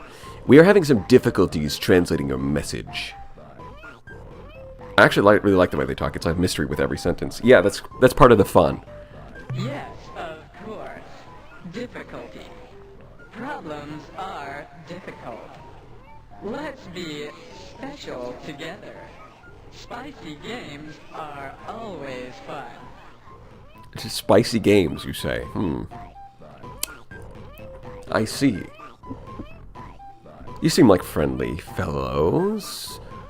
Perhaps you could aid us in our mission. Yes, yes. We are too friendly. Extremely happy sisters should correct each other for celebration. So much enjoyment. Shall we come to your house so that we can be relatives?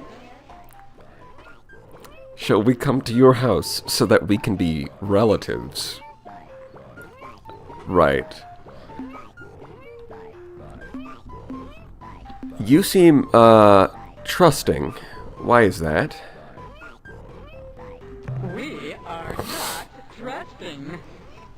We like to be together. Do you want to be together with us? Always the other sad animals go away.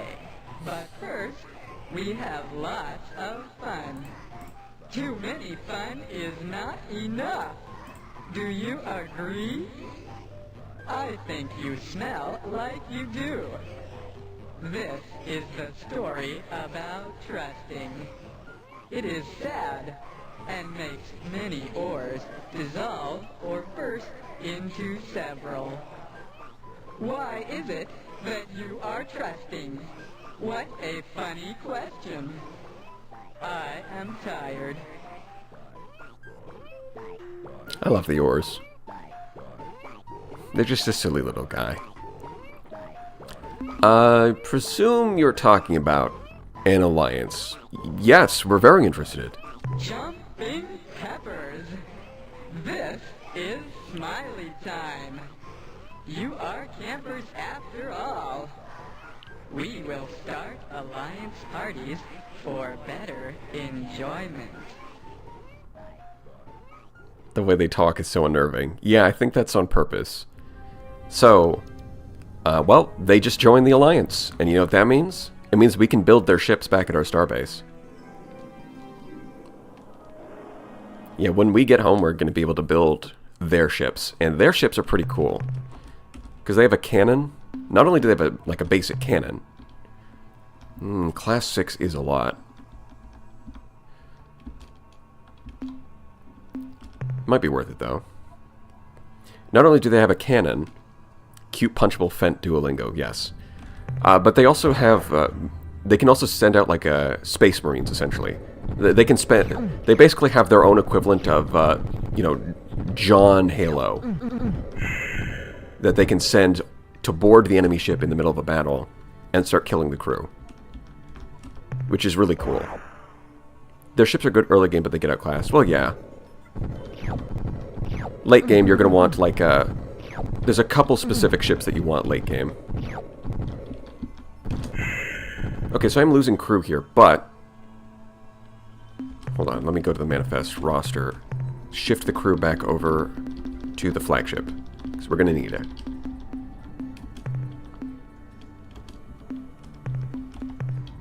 Because I am actually able to grab these, and they're worth a decent amount. Their ship is filled with... Yeah, they've got like mechanical suits that they use to walk around outside of their ships because they are fish.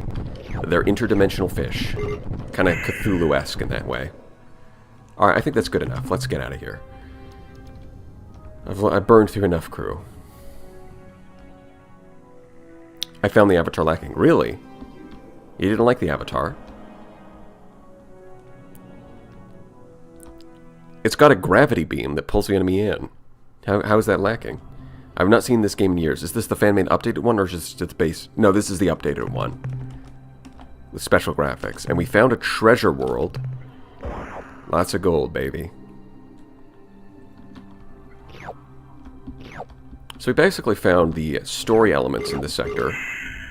But luckily, right next to the ores where you can contact them, there's also just a ton of resources.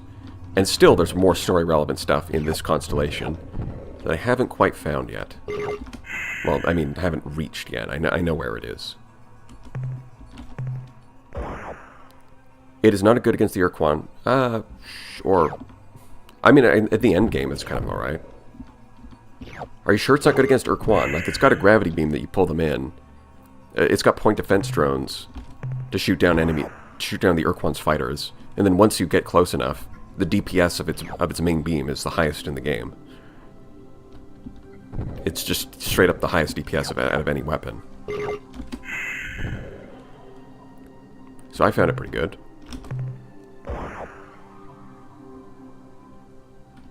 Actually, do I have any biodata? Let me double check that. Cargo. Yeah, I do have a little bit. So I could talk to the to the Melnorme. Earthling Cruiser only challenge run. That would actually be a challenge run, yeah.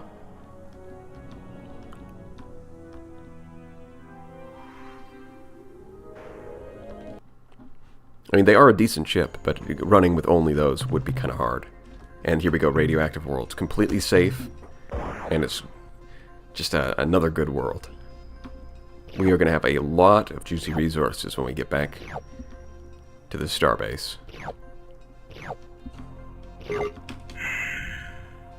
It is so nice of the developers to put all of these very valuable planets right next to story-relevant content. How thoughtful.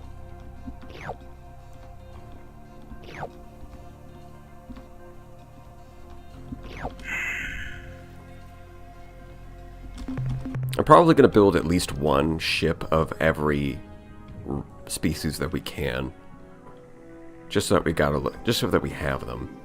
I think this is another treasure world. Yeah, let's just straight up put 2 treasure worlds in the same system. And then I also think it might be this star or it's the next star over, one of the two that has the Or's homeworld. Or their equivalent of it, considering they do seem to be interdimensional beings. And I can't wait to get double cargo on these. That'll be nice.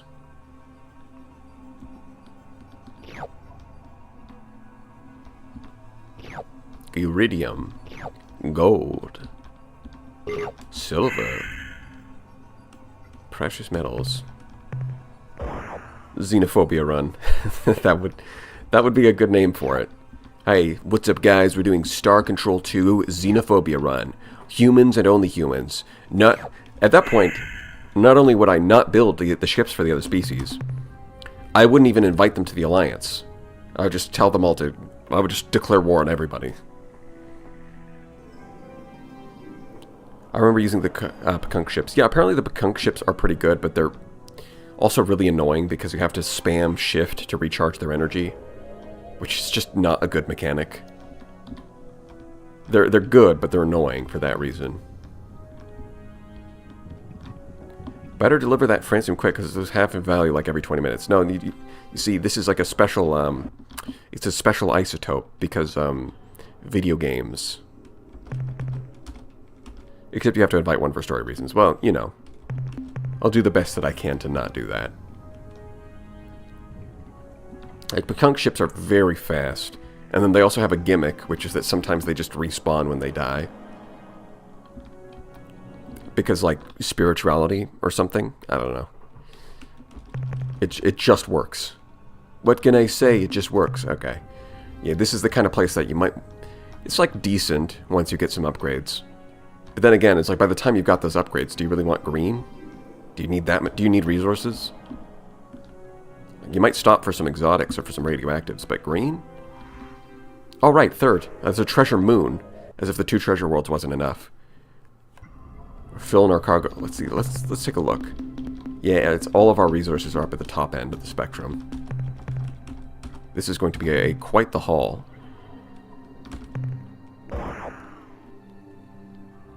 But against spoiler, it is going to be... Well, yeah, because what you do with the Pekunk ship is when as you're doing your attack run, you spin. Because it fires in 3 directions at the same time. You do a little spin, and it just kind of hits everywhere around you.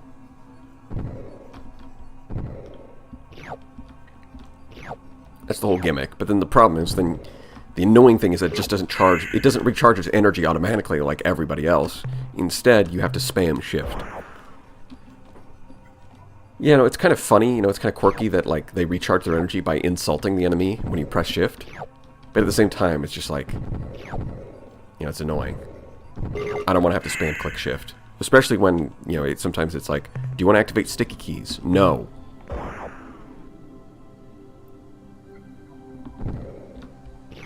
Yeah, the Pekunk ships are strong. They're just glass cannons. And very annoying to pilot. Speaking of, I'm pretty sure we can get some of them for free when we actually talk to them. Which we will have to do at some point.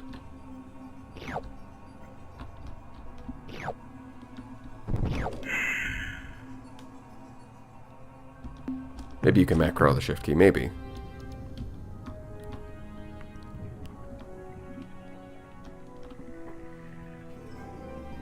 Let's see, is there homeworld? It might be, it's either in the next system over or it's one of these. Is that a 4th treasure planet in the same system? It's kind of incredible.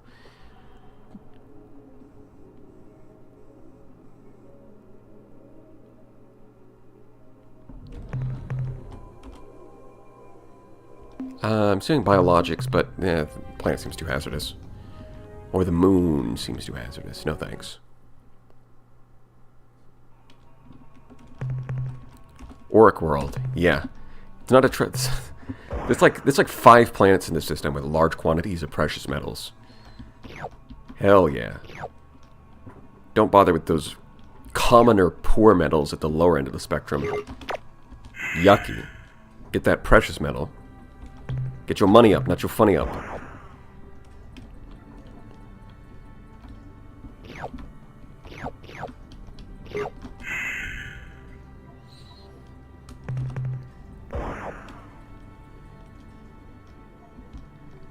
We're chilling. We're vibing. Is this the new Anubis ship? Yeah, actually, yeah. This is a preview of the new Anubis ship for Starsector. That's what I'm doing right now. What do you think? Do you think it's got a place in the meta?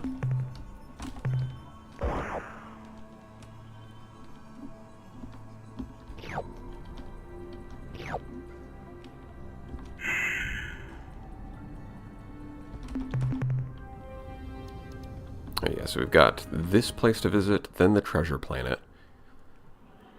Metal world. It's gonna be... Oh, I mean, it's got a lot of biological. It's got a few rare deposits. The weather is class 3, which is going to be annoying, but at the very least I can maybe get some good biological data out of this. Oh, of course, there's more space bees.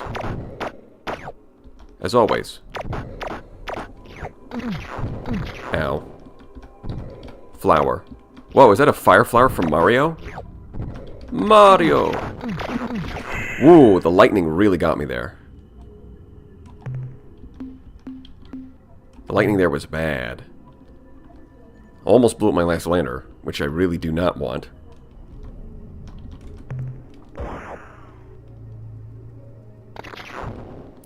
Hey, you can't just charge at me when I'm spawning in. That's not fair. And the lightning, of course, just targeting me. 2, 3. Okay. We're good, we're good.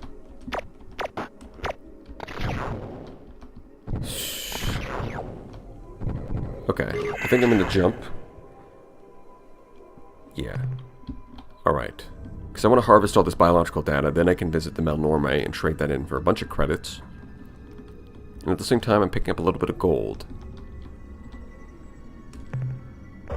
Just gotta be careful, because I don't have a lot of crew left, and I don't have any other landers. Ow. Stop that. Man, lightning just feels unfair. Stop it! It's only class 3 weather. Shouldn't be that bad. Come on now. What the heck is that thing?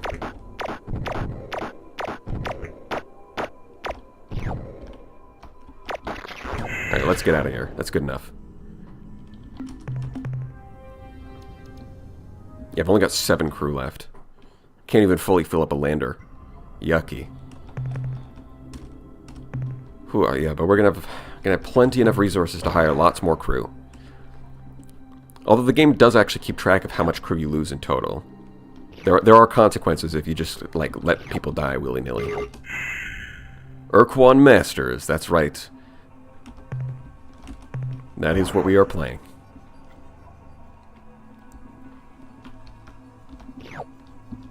Alright, I think this should be the last thing I need to visit in this system. Looks like I'm right on time. Well, it depends on your definition of being right on time. Speaking of, it's been a little over 3 hours. I guess I'll go for 4 hours. It's maybe another 50 minutes. Let's see. 1.1 fuel. Well, this is probably, as long as it's at least 4, I think it's worth it. It was 3. Okay, so that was worth less than the fuel I spent. I had no way of knowing that. I blame global warming. Okay, yeah, I think that's the last planet in the system that I need to visit. My cargo is nearly full. I've only got a little bit of space left. Let's see. Yeah, I guess I'll just visit the Melnorme. There's like 4 other stars in this constellation, and I believe most of them have good resources. But my cargo is basically full. I've already got plenty of good resources. Yep, we got caught. Hopefully this is just... Let's cross our fingers and hope that it's just ores. It's not just ores.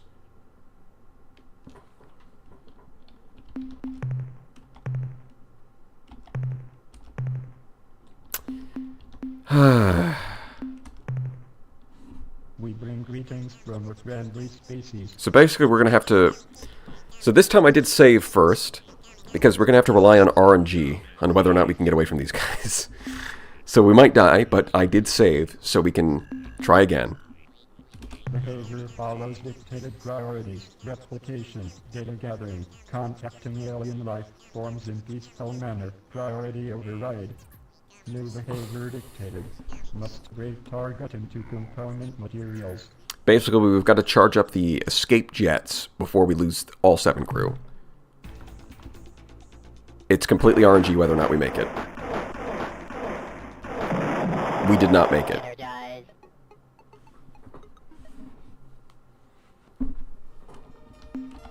So we're going to do that again until it works.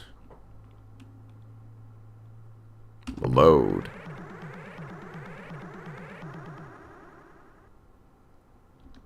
Yeah, we're just going to skip directly to combat.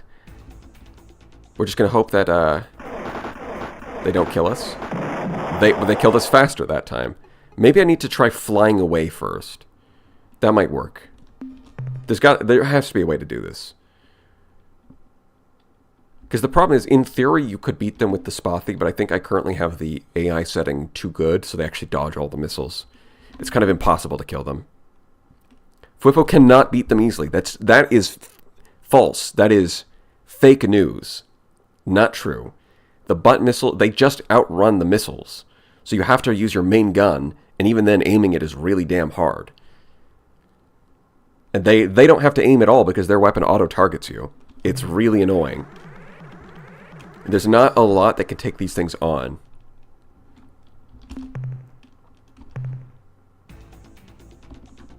Yeah, see, they're just charging straight at me.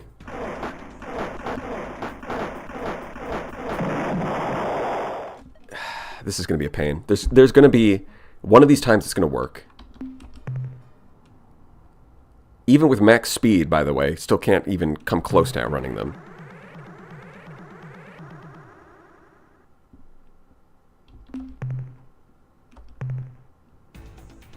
Oh, they spawned right next to me, did they?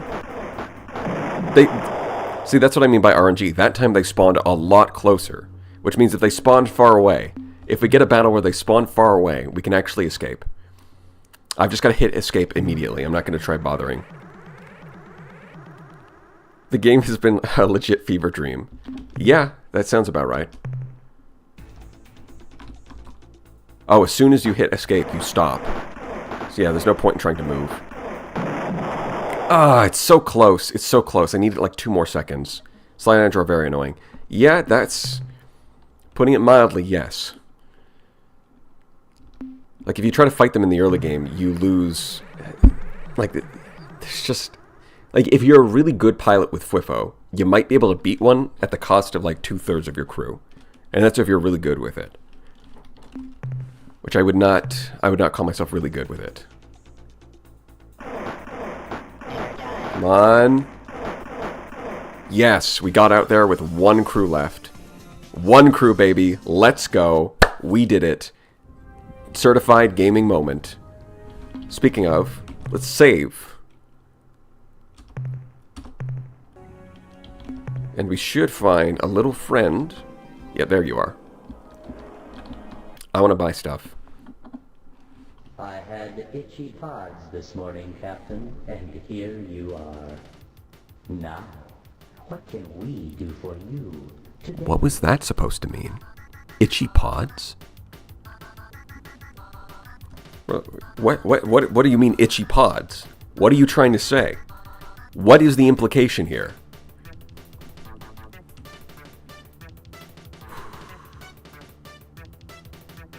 Yeah, pure skill, of course. What would you like to sell, Captain? The 16. Yep, that's good. Okay. Now we can buy a tech. The improvements to your planet landers, which make them resistant to hostile alien life forms. Perfect. I'll take that one. Our reinforcement procedures on your landers are complete. Now, provided your crew will stop putting their hands out the windows, they will be much better protected against hostile life forms. The technology we are now offering includes blueprints, which show how to increase your lander's cargo space to double its present volume. That would be really nice. Unfortunately, I can't afford that. Would you like to buy? How much fuel do you wish to purchase? I'll just spend the remaining credits on fuel. Transferred to your vessel. How much fuel? So I believe one of the... Credits to purchase our trade items. To earn credits, you must sell us the items we desire, which are biological data on alien life forms, and the coordinates of certain strange worlds, whose radiant energies defy all scanners, producing a rainbow-like... I said I'm done buying fuel. I didn't ask you how to... What? It has been Okay. a pleasure dealing with you, Captain. We look forward to your next visit. 0 credits, 0 crew, 0 problems, baby. Let's get out of here. Now, one thing that's cool about this game is that if you take too long, like the world progresses. Like there is kind of like an end date. Like if you take too many years, I think the game gives you like 6 years though. It's a really, really long time.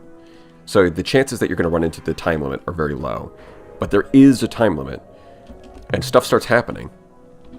So you know, don't take forever. Now let's just go back to... Let's go home.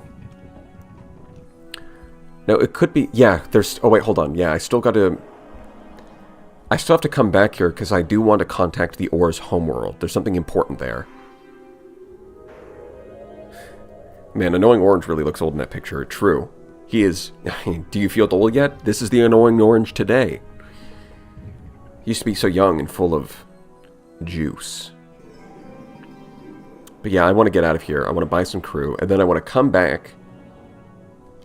I'm going to contact the Or's homeworld and mine more resources. And then I'm going to go north and visit the Zokfot and see what's going on with them. Not that long for the best ending. Don't let any race die. No, I think it's still like... I think the games doesn't hit like endgame mode for like 5 years. Which is pretty long. I'm not planning to take nearly that long to actually finish the game. And then after the 5 years, then they slowly start. Like, things start changing. The Supox and Utwig offensive affects the time limit too, exactly.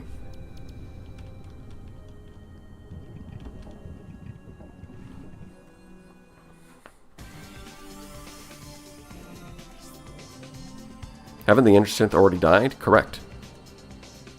They died because of some kind of experiment they were doing. And now all of their planets are radioactive dust. And the one guy, we sent in a guy and he looked at their computers and looked at the data and then went crazy. Yeah. So what is the story/game plan here? Is there a story and end game enemy you have to fight or something? Yes, but exactly what that is would be spoilers. Up to this point, we just know that we were, humanity was part of an alliance of a bunch of different aliens, and we were fighting against some other guys, and then, we lost. And now we're like the last, we're piloting the last free human ship, basically.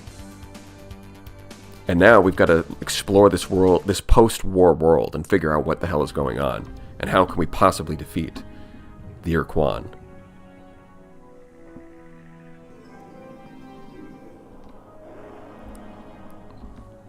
I mean, surely there's got to be some way.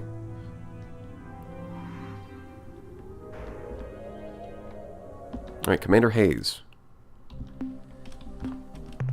What do you got for me?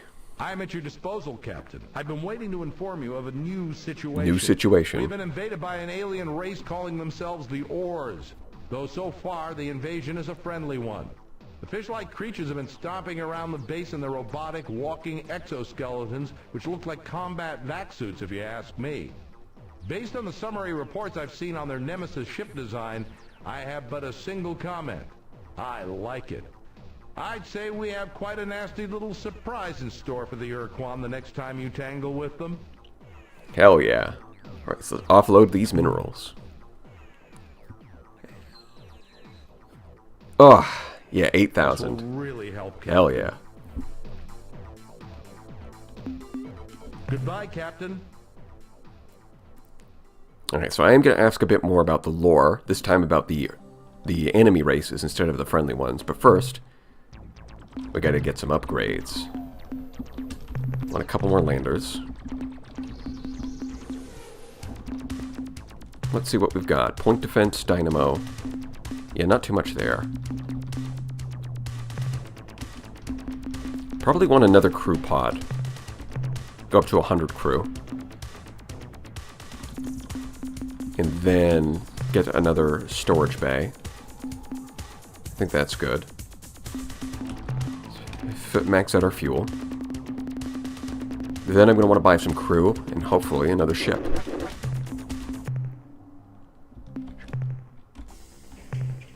So we burned through all of that crew. There's a lot of people who died.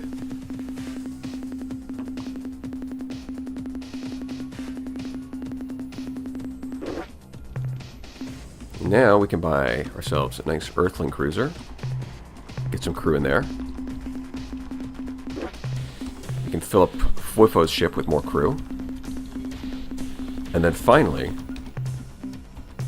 now we have a second option, the Nemesis. Although, ooh, it looks like I have to choose between an Earthling cruiser and the Nemesis.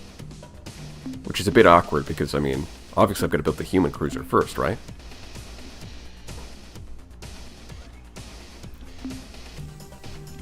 So, yeah, I think I'm going to hold on to that. Is there anything else that I would really want, aside from just, like, more storage? I don't need that much storage, though. And I could put a gun, just a basic iron bolt gun. Which is kind of better than nothing, but at the same time, it's like I don't know.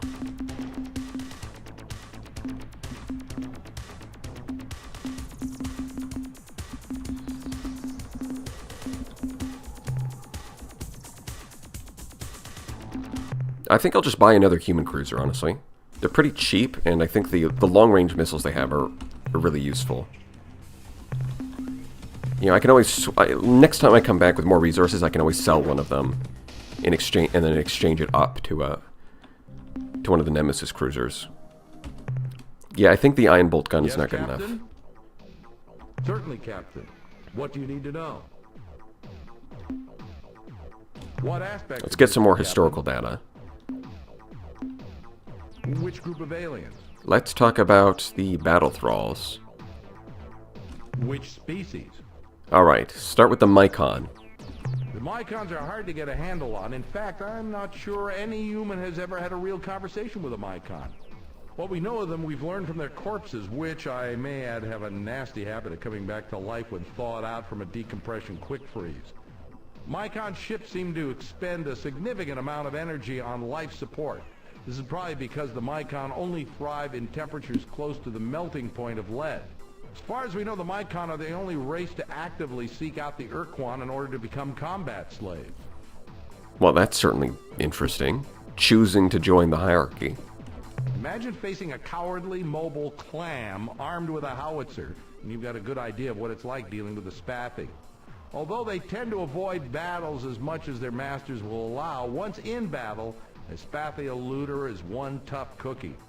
I once heard a rumor, though I don't like to believe in it myself, that a rogue band of courageous spathi broke away from the main star fleet, painted their ships black with bright red stripes, and formed the Black Spathi Squadron, dedicated to performing brave and hostile deeds. Like I said, I'd have to see it to believe it. Well, that's certainly interesting. A group of spathi just saying, like, you know what, the rest of our species are cowards, but we're going to go do some brave stuff just because we can. Hell yeah. That's kind of cool. Alright, what about the Umga? It's unfortunate that the Umga fell to the ur-quan so early in the war, because I suspect we would have gotten along well with those big blob creatures. At the very least, it would have been entertaining. We know them a bit better than most races because they were eager to talk with our ships before, after, and during battle. The Arielu intimated that they had a relationship with the Umga before the ur-quan arrived, but I don't know any details. Alright, what about the Androsynth? When I was flying combat missions along the Corward front, there was nothing we feared more than the Androsynth hit-and-run squadron. Their blazer ships were more than a match for our cruisers, so we stayed clear of Eta Vulpeculae, their home star. In addition, I think each of us aboard the ship knew deep down in our hearts that the Androsynth had a damn good reason for hating us. Our grandparents had kept them as slaves for nearly 50 years. Well, that's quite the lore bomb. I'm sorry, what? Alright, well first, let's ask about the Orath. Still have nightmares about those spiders taking me prisoner, using me as one of their 6 sacrifices to Dogar and Kazon, their twin gods of destruction and torment. Those guys were almost as scary as the Androsynth to those of us in Deep Space Patrol. Their Avenger ships could appear out of nowhere and melt a cruiser down to slag in seconds. Luckily for us, the bulk of the Ilrath fleet was thrown against the Genjesu and the Murnaherm. And what about the Vux? The Starship Far Voyager under the command of Captain Jeffrey L. Rand encountered the Vux near Beta Mira. Although the details are hazy, it's generally accepted that Rand offended the Vux starship commander with an inadvertent insult. What other group of aliens are you interested in? Would you like let's go see if we can find out more about the Androsynth from some galactic history. We have some data on this subject. What do you want to know about?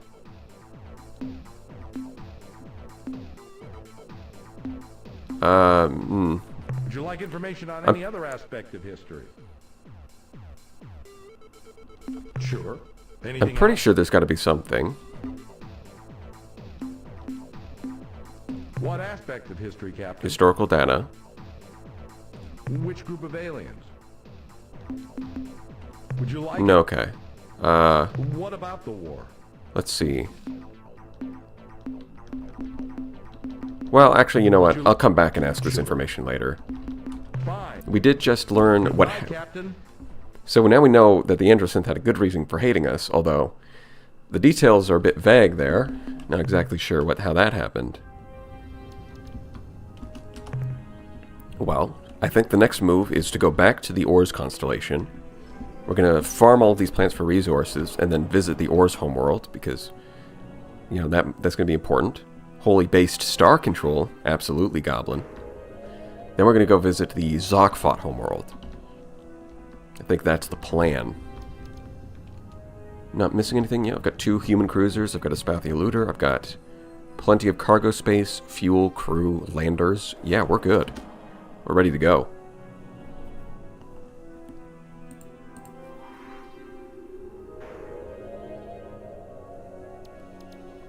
It's time to skedaddle.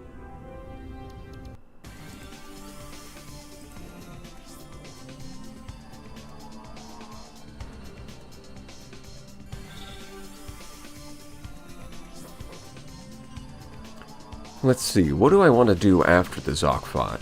Probably visit the Spathi homeworld. Yeah, since it's kind of like in between, like the Zokfot are kind of on the other side, so as I'm coming back to Star Control, I'm going to pass through Spathi territory anyways, so I might as well visit their homeworld.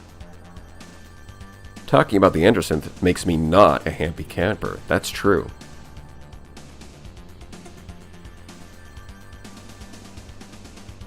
This game looks like something you could lose a good 50 hours in. Yeah.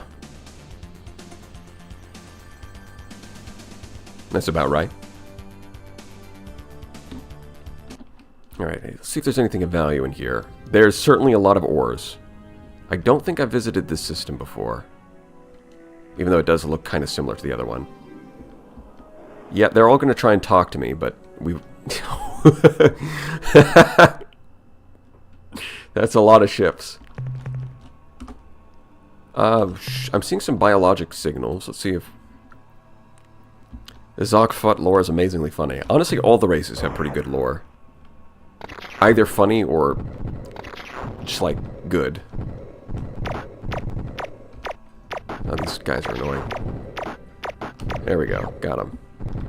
They do give 8 biodata, though, so that's pretty good. And we're very close to a Melnorme to trade with that biodata in. Just gotta avoid the earthquakes. Can't do much about the lightning.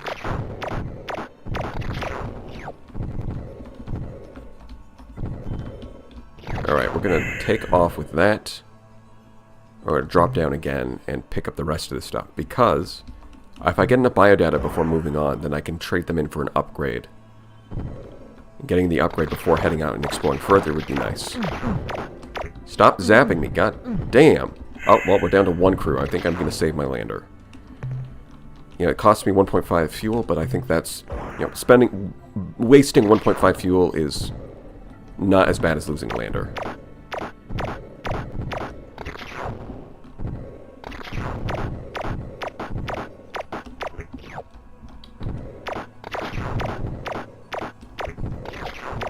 Okay, and that's the last one.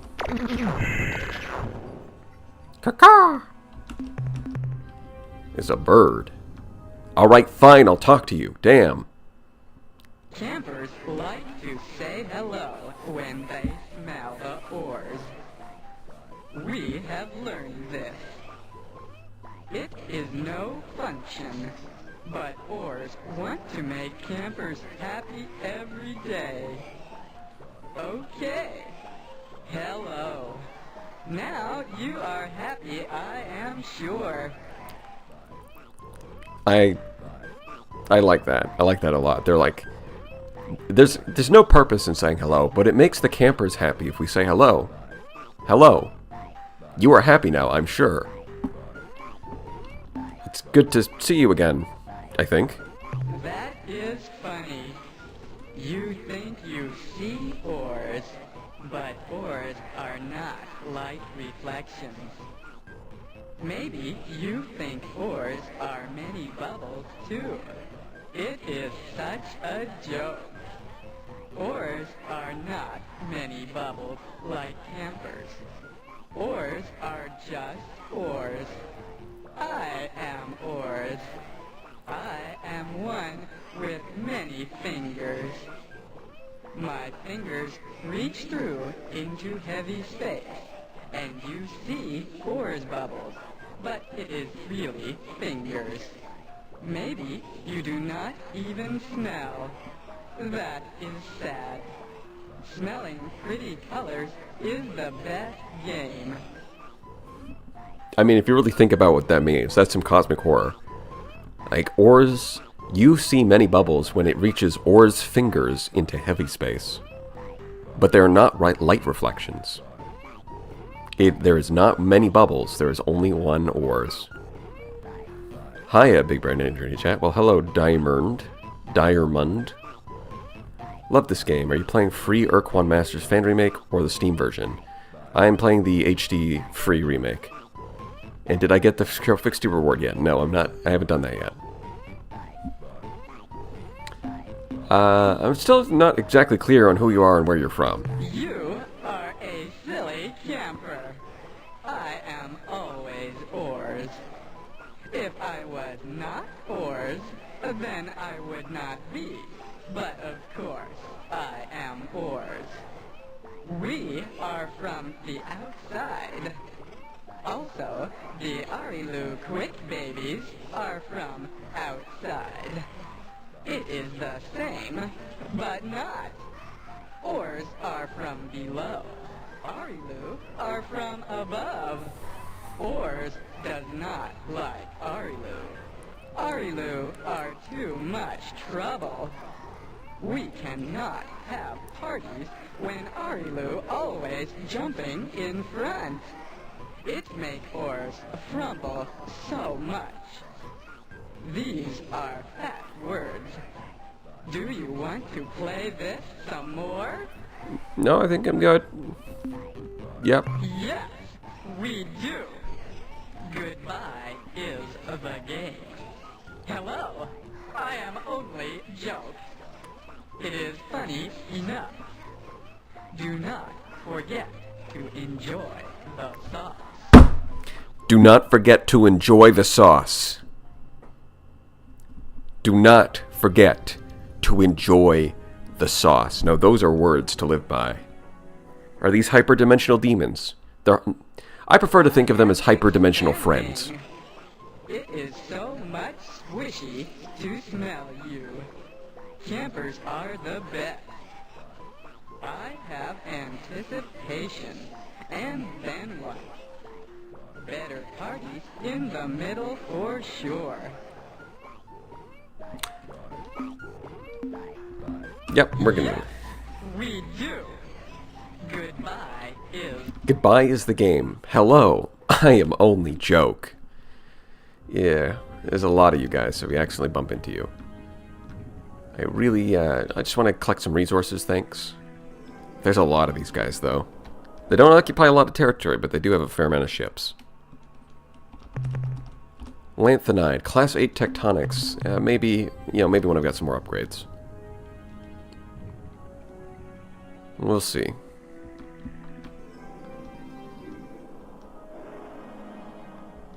Just gonna visit all the planets here, see if we can find something of value. Okay, I have to play this. Where can I get it? Just look up ur-quan Masters HD in Google. It's fairly easy. Yes, there's a lot of these lanthanide worlds with high levels of tectonics and green ores. So I've got the upgrade for, if I check, hold on, if I save here, then what will happen is next time I load, you can see that there's a shield next to the lander, indicating that's the upgrade for resistance to wildlife. The next upgrade, I believe, is shock absorbers to deal with earthquakes. So you basically take no damage from earthquakes, which will be very useful, so I can actually explore these planets and get some more resources.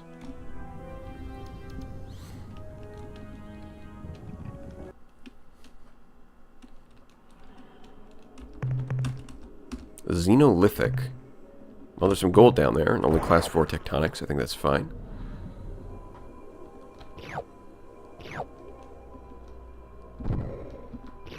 Yeah, the next lander upgrade is double storage.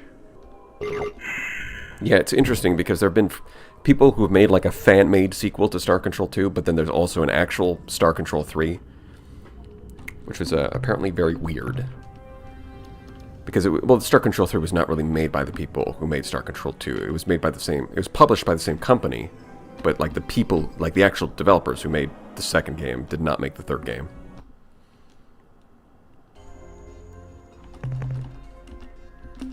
That ain't it.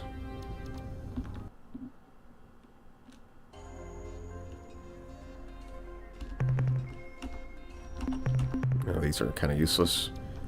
This is probably not going to be great, but we're going to check.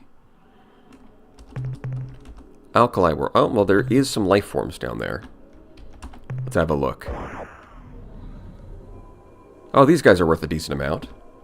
Yeah, I can get it. Maybe I can, if I farm these guys, I can get another upgrade. You see the biting sound, and they only did 1 damage instead of like 10. Ow. I don't know how these things are on every planet. I don't know. I guess maybe it's convergent evolution like crabs. everything keeps evolving into crabs, but in space everything keeps evolving into living carousels.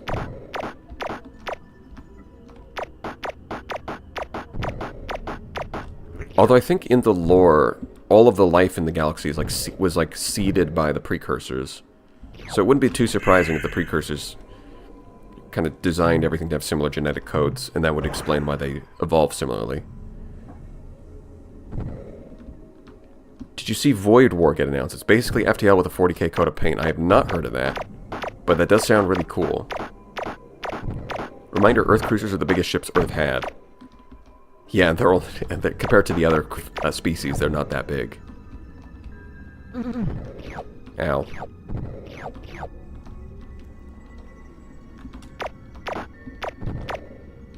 You know, the odd thing about earthquakes is they actually absorb your shots for some reason.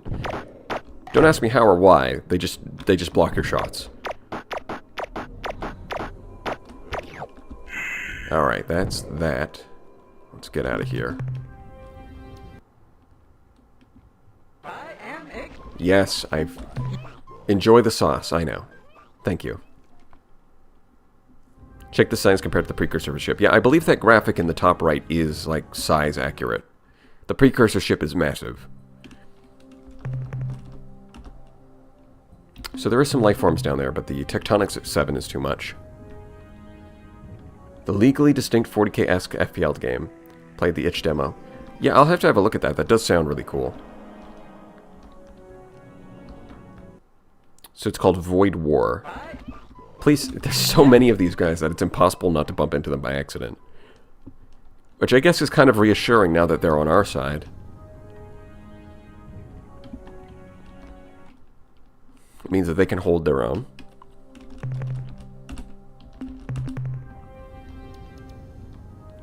Now let's explore these planets. I think that's a radioactive world, which will be some pretty good resources.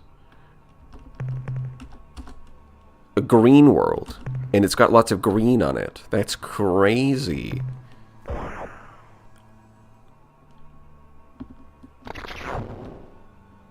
Oh, these guys are fast. Hey! These things aren't green! I thought the green world would be pure green. Bullshit.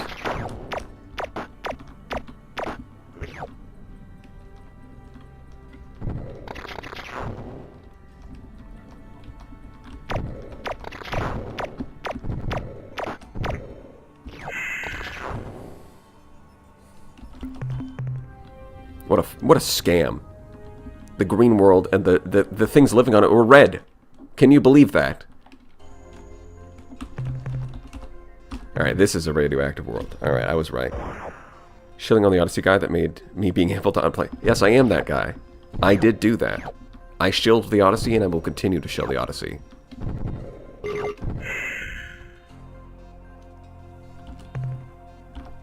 In fact, in my playthrough, even with a bunch of mods, I think for the most of the playthrough I used the Odyssey. Or maybe not most of the Odyssey, most of it. I used the Eradicator for the early game. In the mid to late game, I used the Odyssey. And now in the very late game, I pulled out the Gown from Scalar Tech. Which I forgot how much fun it was. It's been like a couple years since I used the Gown. And after picking up again, it's like, oh yeah, this really activates the neurons.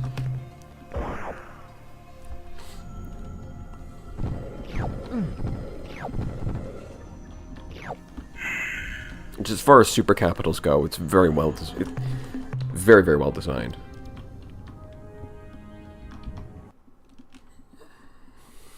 All right. Yes, this is a treasure world. So we get, look at all those goodies. So once again, when we do get home, we're going to have a lot to work with.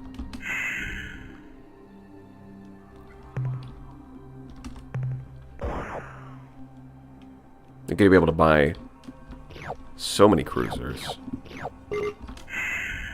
Not that we really need them, because once we get a decent number of upgrades, in terms of technology, then we can buy some really good weapons for our flagship, and at that point, just kind of use the flagship to kill everything.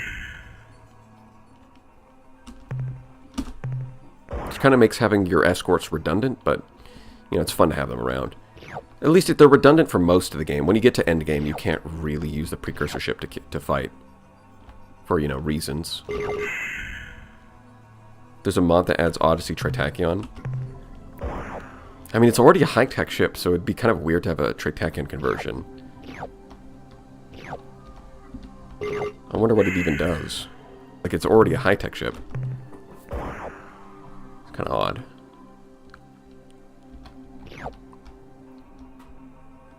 Yoink. Okay, I think that's everything in this system. We can move on to the next one.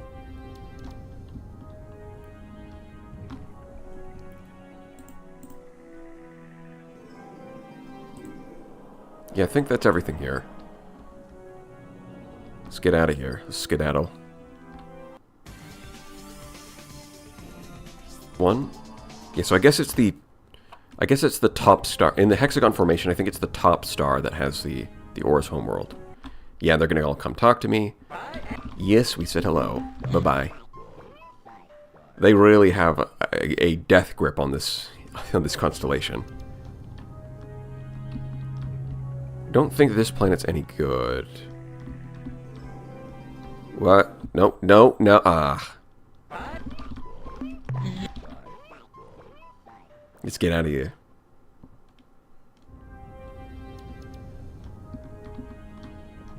Really? That didn't... Yeah, right, I think there's a few seconds where you have no hitbox. That's why. I mean, there's a... FTL did kind of innovate a very distinct style of gameplay, so people cloning it. You know, back in the day, people used to call FPSs Doom clones, I believe. Which, I mean, seems kind of silly to call it a Doom clone now. But when you come up with a good style of gameplay, then yeah, people are going to want to replicate it. Hello, Emerald World. We get some exotics and they're fairly safe.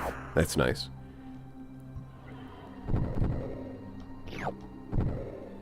I do love how exotics are just so much more valuable than everything else.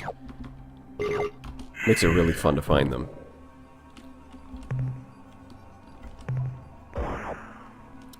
Luddic Path Odyssey with Orion Drive. That would be a little... That would be fun. I think if you were to do that, though, you would switch the large energies over to large missiles and just go with, like, double hammer. And then you would make the medium missiles into medium energies. So you'd go with, like, 2 heavy blasters and 2 hammer barrages or something.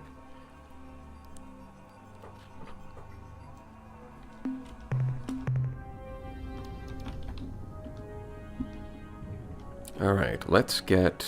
What is this? Planetary orbit. We got a Pellucid world. Nothing.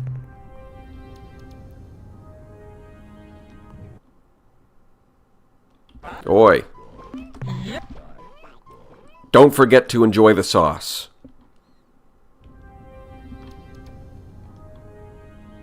The sauce situation is crazy. That missed? Seriously? I was right there. Come on. What the heck is this thing?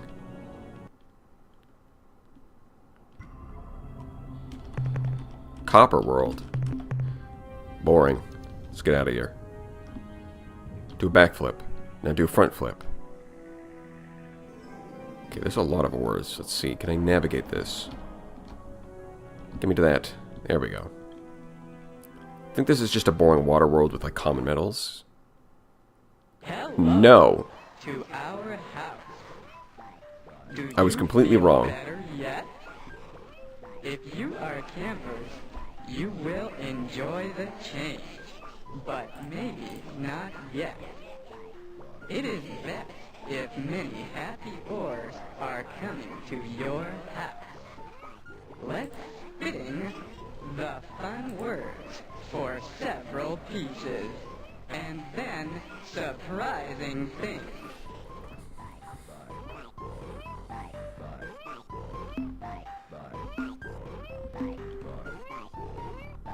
Yes, we do. So apparently this is one of their planets, but it's not their home planet because there's nothing interesting here.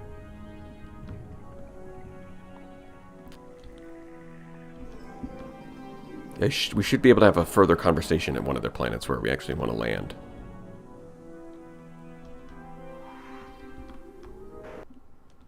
Let's see. Green is usually bad. Yeah, it's Copper World. Nothing of interest.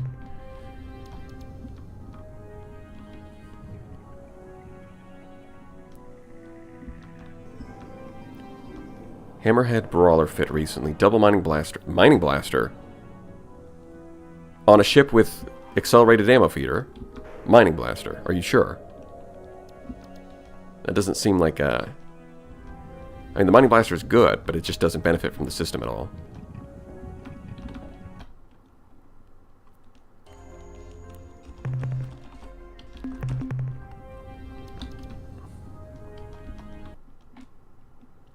Double AC, better in hardpoints, single in turrets.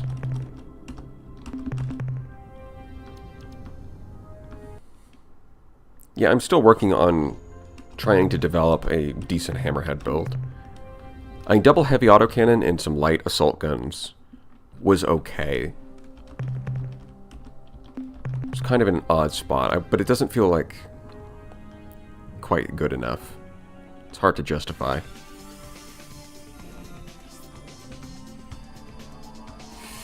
Man, there's just such a limited view perspective. You're so zoomed in. Alright, what have we got here? Yeah, I think it's the next star that's going to have the Or's homeworld. Because we need to get something very important from them. That's a lot of biological signals. It's time to do a little harvesting. I might not actually have time to get to the Zarkvat pick, honestly. Because I do think I need to bring that, like a specific item, back to Star Command. Once I find it in the ore systems. Oi. It's biting me. It's like a red balloon. You telling me that thing is alive?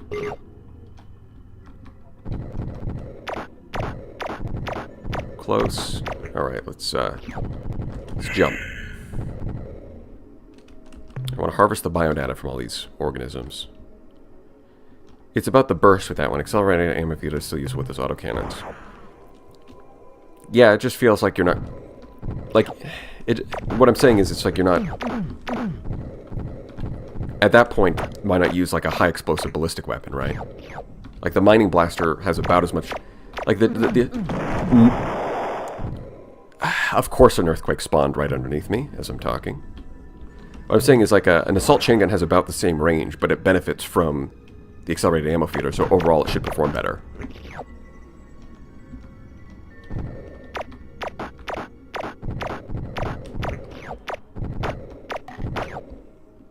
That's what I'm talking about.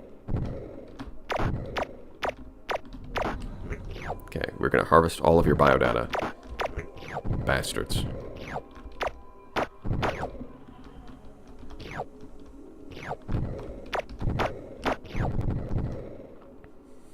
Have you still expanded magazines? Yes, it is very good burst damage. With expanded magazines, that would be true.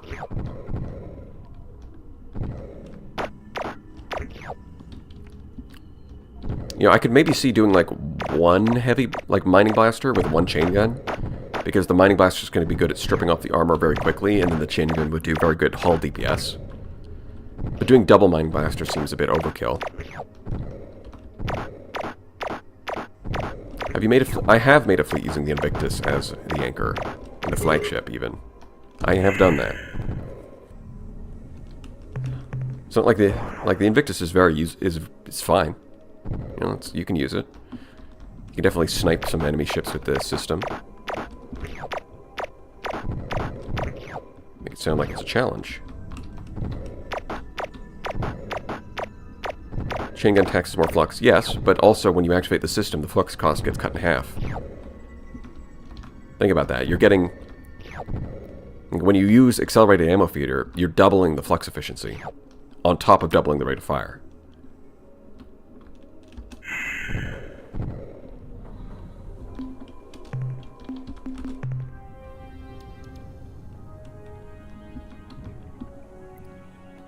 spin it like a fidget spinner. Now let's try and get some of these outer planets. They're distant relatives of Pluto.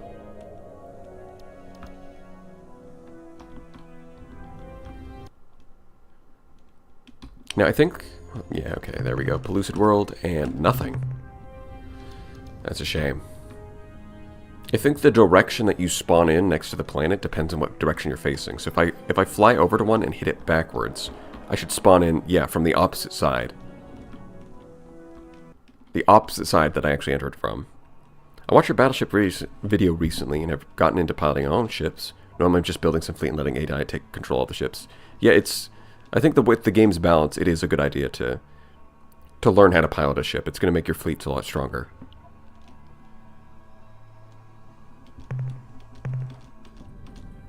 Yeah, I don't think the Brawler is any good. The Luddic Path Brawler is good, but the baseline Brawler doesn't seem... man, I don't think it's good.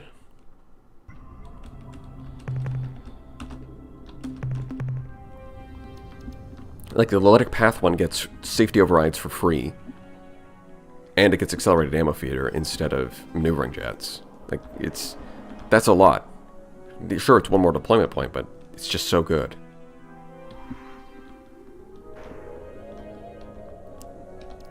Like, I don't think it's a matter of the hard points, though, because the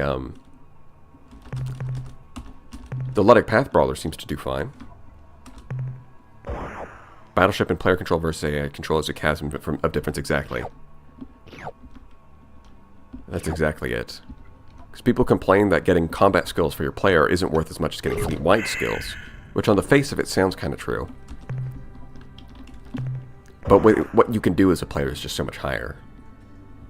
And then on top of that, you know, they tweak things that elite skills are much stronger than they used to be, and as a player you get more of them.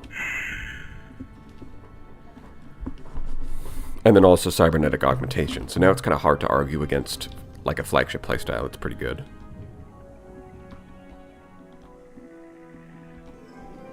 Yeah, Thumper doesn't really benefit too much from accelerated ammo feeder because it does not affect the recharge rate. It just means it burns through its magazines faster.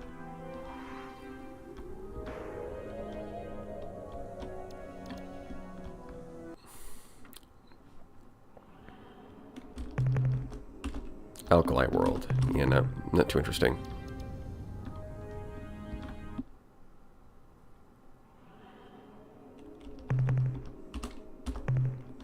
Yeah, it does have safety overrides. The Pather Brawler does have safety overrides, but that's what I'm saying. It's like, if you have the right set of stats, then the fact that those guns are in hardpoints doesn't matter, it just works.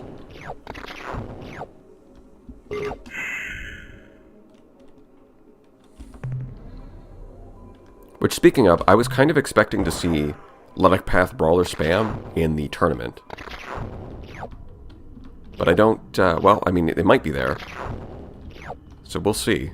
I was expecting someone to try it. Because the person running the tournament has posted a little preview of the first battle. And one of the strategies was a bit of a surprise. Happy pieces! I am squirting nice colors. Why? The reason. Camper friends have come to Tailo Playground. Why are you coming to this? Tailo Playground, you say? Poor BB, he tries to showcase something else than starsector and his chat denies him.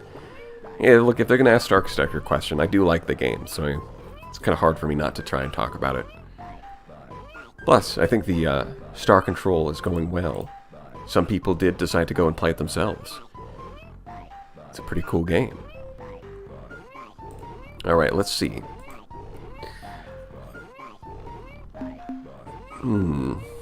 What do you mean by playground? What do you mean by that? Yes, yes. You say words, then I say. It is fun in between. More fun than dancing. Many gravity centers in heavy space make good party places. This is why we like the new town. So many campers, and then what? even the playground. Such a surprise. At this playground, the Halo are making time jokes. It is too funny for the oars. The Halo are in heavy space, and next what? They spread to pretty space because Denari are chasing them. Now, Denari are sleeping, so oars can chase them. Then we can have a party. They are even better campers than you. Do Hey. not feeling bad. You are good enough campers, but not yet. Okay. So the Denari are even better campers, whatever that means. And they chased the Tailo into pretty space.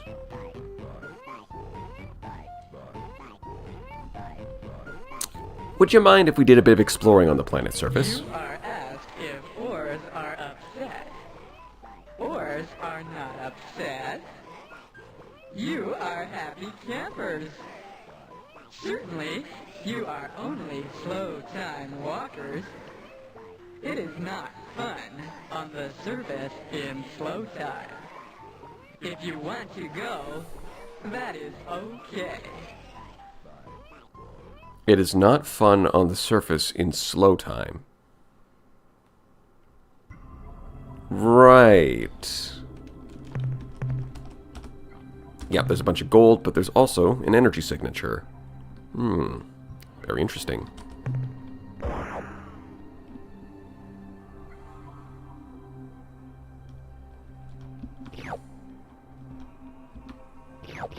I'm already sucked in too deep, and I'm in need of some more shilling the Odyssey. That might be a good idea, is making more, like, shilling for specific ships. Being like, here, I'm gonna shilling the Invictus.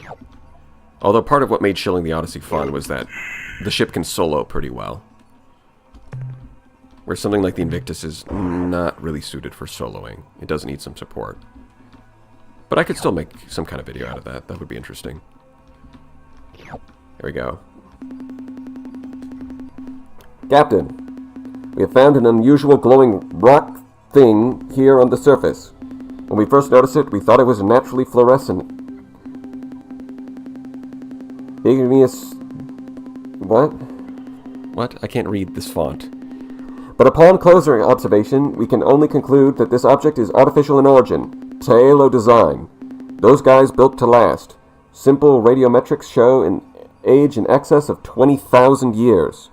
Regardless of how old it is, it continues to radiate energy all up and down the EMR spectrum, with a concentration of emissions in the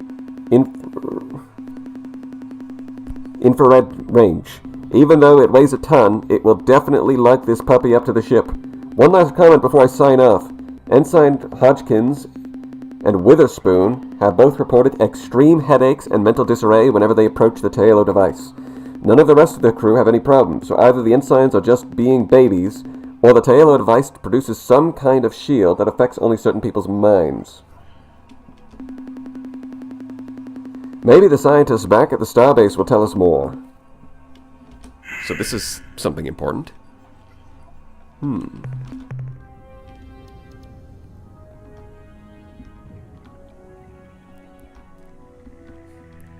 Okay, so I think I want to touch this blue planet and then the inner planet as well. Yoink. In defense of the Shepherd. I could make a vid... I mean, that would be like a very easy way to make content for a long time. It's just go over every ship and do like a ship review. But it would also feel kind of tedious, so I don't know if I would want to do it.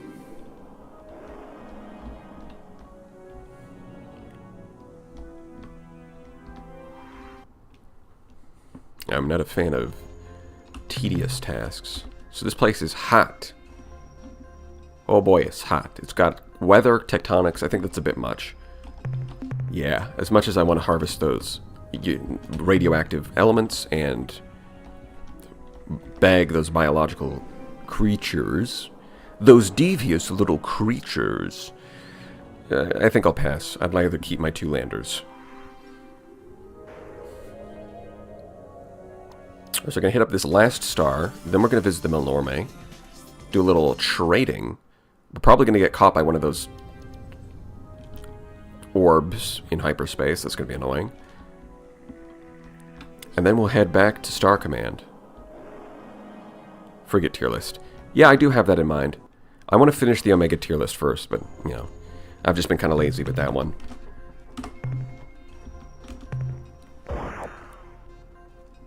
It's going to be a... yeah, I'm not going to do like I'm not going to do all ships all at once. I would do like a frigate tier list. But then again, it's like for those, I'll probably wait until the next patch comes out. For like frigate, then destroyer, then, you know, capital ship and all that. I think I'm going to wait until the next patch comes out. Especially when the Afflictor is getting nerfed, which is... I mean, even at 12 deployment points, it's still probably going to be one of the best ships.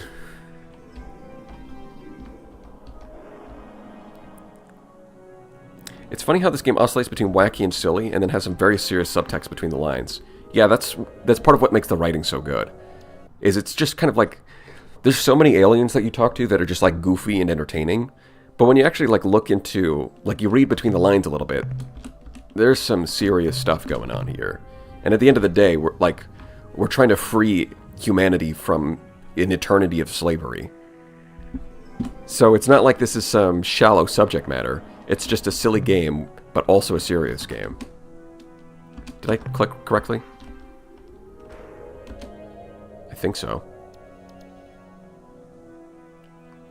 Cruiser tier list is easy. Dominator supreme. Simple as. Well, it's a good thing that you're friendly. Falcons are good if you go max range builds. You know, Falcons are one of those things where it's like... They're very survivable if you give them a long range build. But their DPS contribution is going to be relatively low. So it's kind of like, why? I don't know, maybe I need to like experiment them with a little bit more. Maybe try S-modding armored weapon mounts. Coincidence. I was just talking about you to the Keel Varese captain. They expressed great interest in your explorations and struggles against the ur-quan. But, like all of Varese, I'm afraid they were hesitant to introduce themselves for fear of, well, frightening you. In any event, it is our pleasure to meet you once again. Now, what can we do for you today? Did you say they were afraid of frightening us? Well, that's, I mean, pretty interesting excuse. What would you like to sell, Captain? What do you think I want to sell? The 220 units of biological data we downloaded from your ship earn you 414 credits. Alright, let's get some tech. What items would you like to buy today? Oh, I'm actually 10 credits short of buying 3 technologies. That's a shame. The technology we are now offering includes blueprints, which show how to increase your lander's cargo space to double its present volume. That could be pretty useful. I hope this makes your resource gathering more cost-effective, Captain. The technology we are now offering includes blueprints, which show how to add double capacity fuel tanks. Sounds pretty good. We hope that these improved tanks will make more module slots available on your flagship, which you can fill with other, more useful equipment. The technology we are now offering includes plans for improving the rate of fire on your lander's stun ray bolt beamer gun. I mean, that is kind of useful for bagging some of the more durable aliens, but it's also kind of whatever. You just got to get through it to get to the good upgrades that protect you from earthquakes and fire and all that. And then you can just land your landers right in hell and pick up at whatever you want. What else would you like to buy? Fuel. How much fuel do you wish to purchase? Fill her up, Captain. Fuel transferred to your vessel. I believe one of the speedrunning strategies for this game is what you actually want to do is you gather a bunch of credits by finding rainbow worlds, which you know you could do very quickly if you know their location. And then what you do is you actually buy a bunch of fuel tanks, and then you trade in the credits you get for a bunch of fuel, and then you sell the fuel for resource units to buy whatever you need. It's kind of really because you're basically trading because fuel is expensive on the resource unit side. It's 20 per unit, but it's only 1 credit. So if you have the fuel tanks to store a bunch of extra fuel, then you can translate 1 credit into 20 units of resources, which can potentially be quite a lot. Yeah, I'll be leaving now. It has been a pleasure dealing with you, Captain. We look forward to your next visit. This game is still the standard I judge all others by. It's a decent standard. The writing, like the gameplay is, it's like in some ways it's got some rough around the edges, but at the same time it's still fun. And the writing is good, for sure. Now, let's get out of here. Let's skedaddle. Oh great. Ores? Thank you. If you were something else, I would be annoyed. Stop expanding. Just enjoy the sauce. Ah. See, that's a case where we almost got stun locked into getting captured again. I've been flying through enemy territory where you get caught by one, and then in the time it takes you to get out of the animation, you get caught by the next one. That's pain. That's true pain. Let me tell you. I don't recommend it. So we're going to go ask Commander Hayes a little bit more about galactic history. And maybe ask him, what the heck is with this Taelo device we found? What's this pile of rocks? And why is it giving people headaches? That's a bit strange. It's a bit weird. Rocks don't normally do that. But I'm sure the science team will have some answers. Because we're not alone. We are with the science team.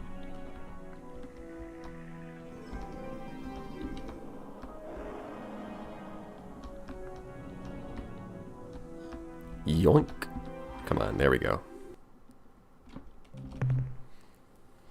Ah, Captain, I'm glad you're back. Good to be back. Let's offload some minerals.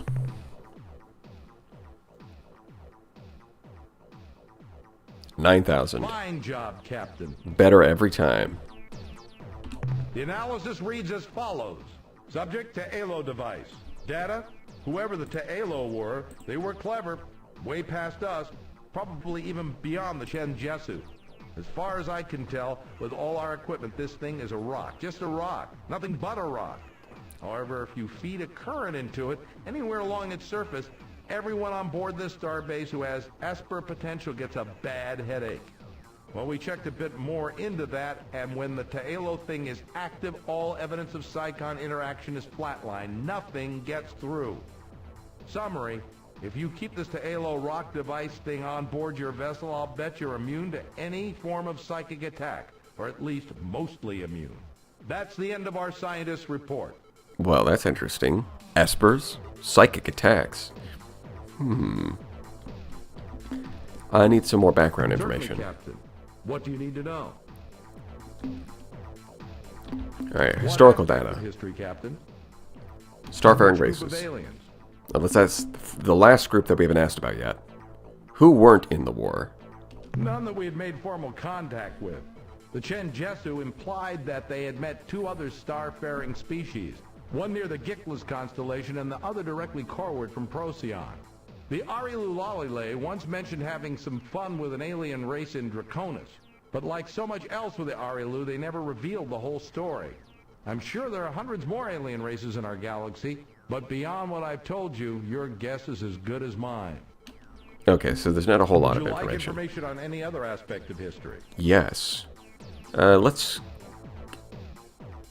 try ancient galactic history. We have some data on this subject. What do you want to know about? What can you tell me about the precursors? Hell, you probably know more about them than I do, but here goes.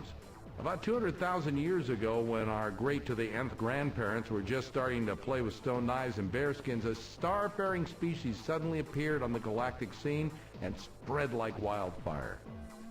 We found evidence of their presence just about everywhere, from an orbital platform on Alpha Centauri to a stack of data plates in a cave on Pluto to some nameless widget found in a voodoo shop in New Orleans. We never found a precursor body or even a picture of one. We can conjecture what they look like by examining the scale and layout of their equipment. Such an analysis indicates they were giants, say 5 to 8 meters tall and twice as wide. I don't know if they looked more like a brontosaur or an elephant. Anyway, about 3,000 years after the precursors made their dramatic appearance, they vanished. Poof! As far as we can tell, it took less than a decade to happen. Well, that's certainly interesting. That's quite the mystery. What about other races? You mean besides the precursors? Well, the only information we have is secondhand based on some research by a Chenzesu historian that I read at the academy. Sek, the historian, found some evidence that there was a group of alien races who formed an interstellar empire not too far from here about 22,000 years ago. The only species in this empire actually lived in our region of space was a race of rock-like creatures that lived in the Vulpeculae constellation. The presence of the hostile androsynth in that part of space severely limited Sek's research. He never even found out the race's name. I get the feeling that name is Taelo, given that we just found a Taelo device, and it's a rock, and nothing but a rock. Is there any indication that aliens visited Earth in the past? Yes, there is. Aside from the precursor relics we have found on Earth, often in museums mislabeled as modern art, we've discovered disturbing evidence of much more recent visitations. Perhaps you're already aware that during the mid to late 20th century, there were unaccountable UFO sightings as well as dozens of reported encounters with alien life forms. Although we can discount many of the reports as wishful fabrication or traumatic translation, the military authorities of the time kept a secret record of the incidents which were legitimate. In each such case, the aliens are almost identical in appearance. They have white skin and minimal facial features except for huge almond-shaped eyes, which are often described as glowing or luminescent. This description fits almost perfectly the ur-quan. In most of the legitimate encounters, the people involved describe being physically examined or modified by the aliens. In some cases, unusual pregnancies occurred, and in almost every instance, there were repeat visitations as though the ur-quan were doing checkups on their subjects. We never got the chance to confront the ur-quan about what they did to us and why. I wonder if we ever will. Well, that's certainly concerning. One of the allied races was apparently abducting humans and doing experiments on them in today's time by the by the calendar of the game. Master of Orion when? Oh, don't worry, I'm going to be doing more Master of Orion. I think that's enough history for now, Commander. Fine. Farewell, Captain. Let's go spend some of those resources.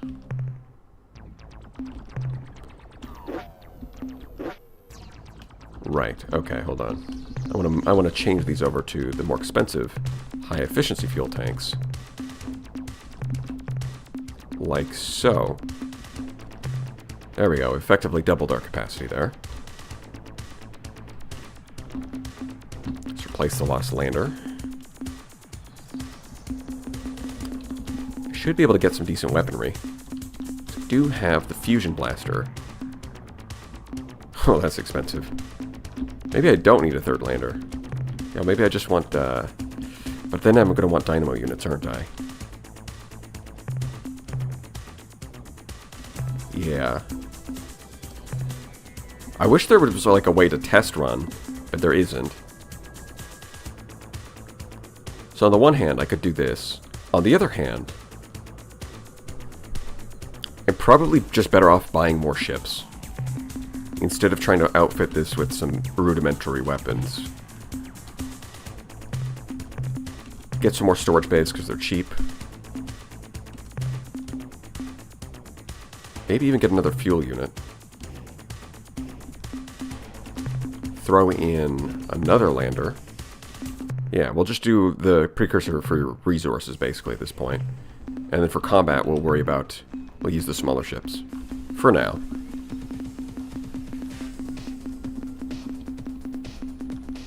Max out that crew, and now we should be able to buy an Ors Nemesis, that's right.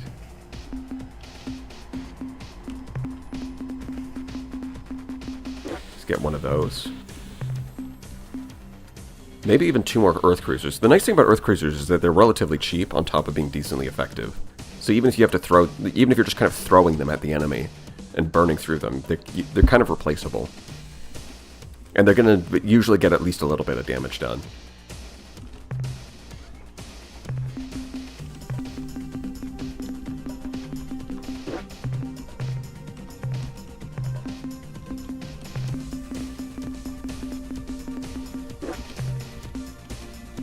And then we can spend our remaining resources on fuel. Just like that. That doesn't even fill up the frontal fuel tank either. But I am leaving it open because I could buy more from the...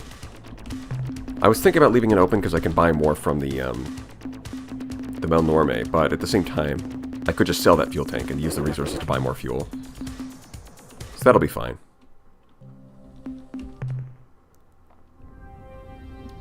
Alright, we've learned a lot, but there's also a lot of unanswered questions.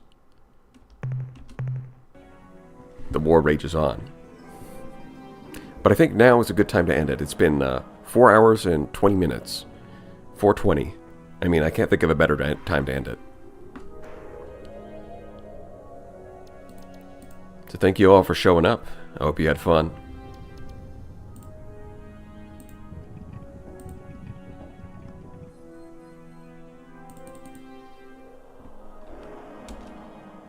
Take some complimentary lobsters on the way out.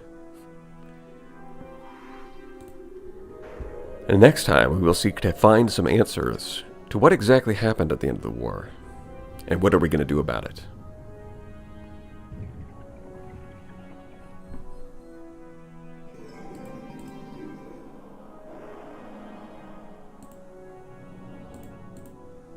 Homeworld 1 and 2 when? Sometime. Yeah, thank you everyone for showing up. See you all next time.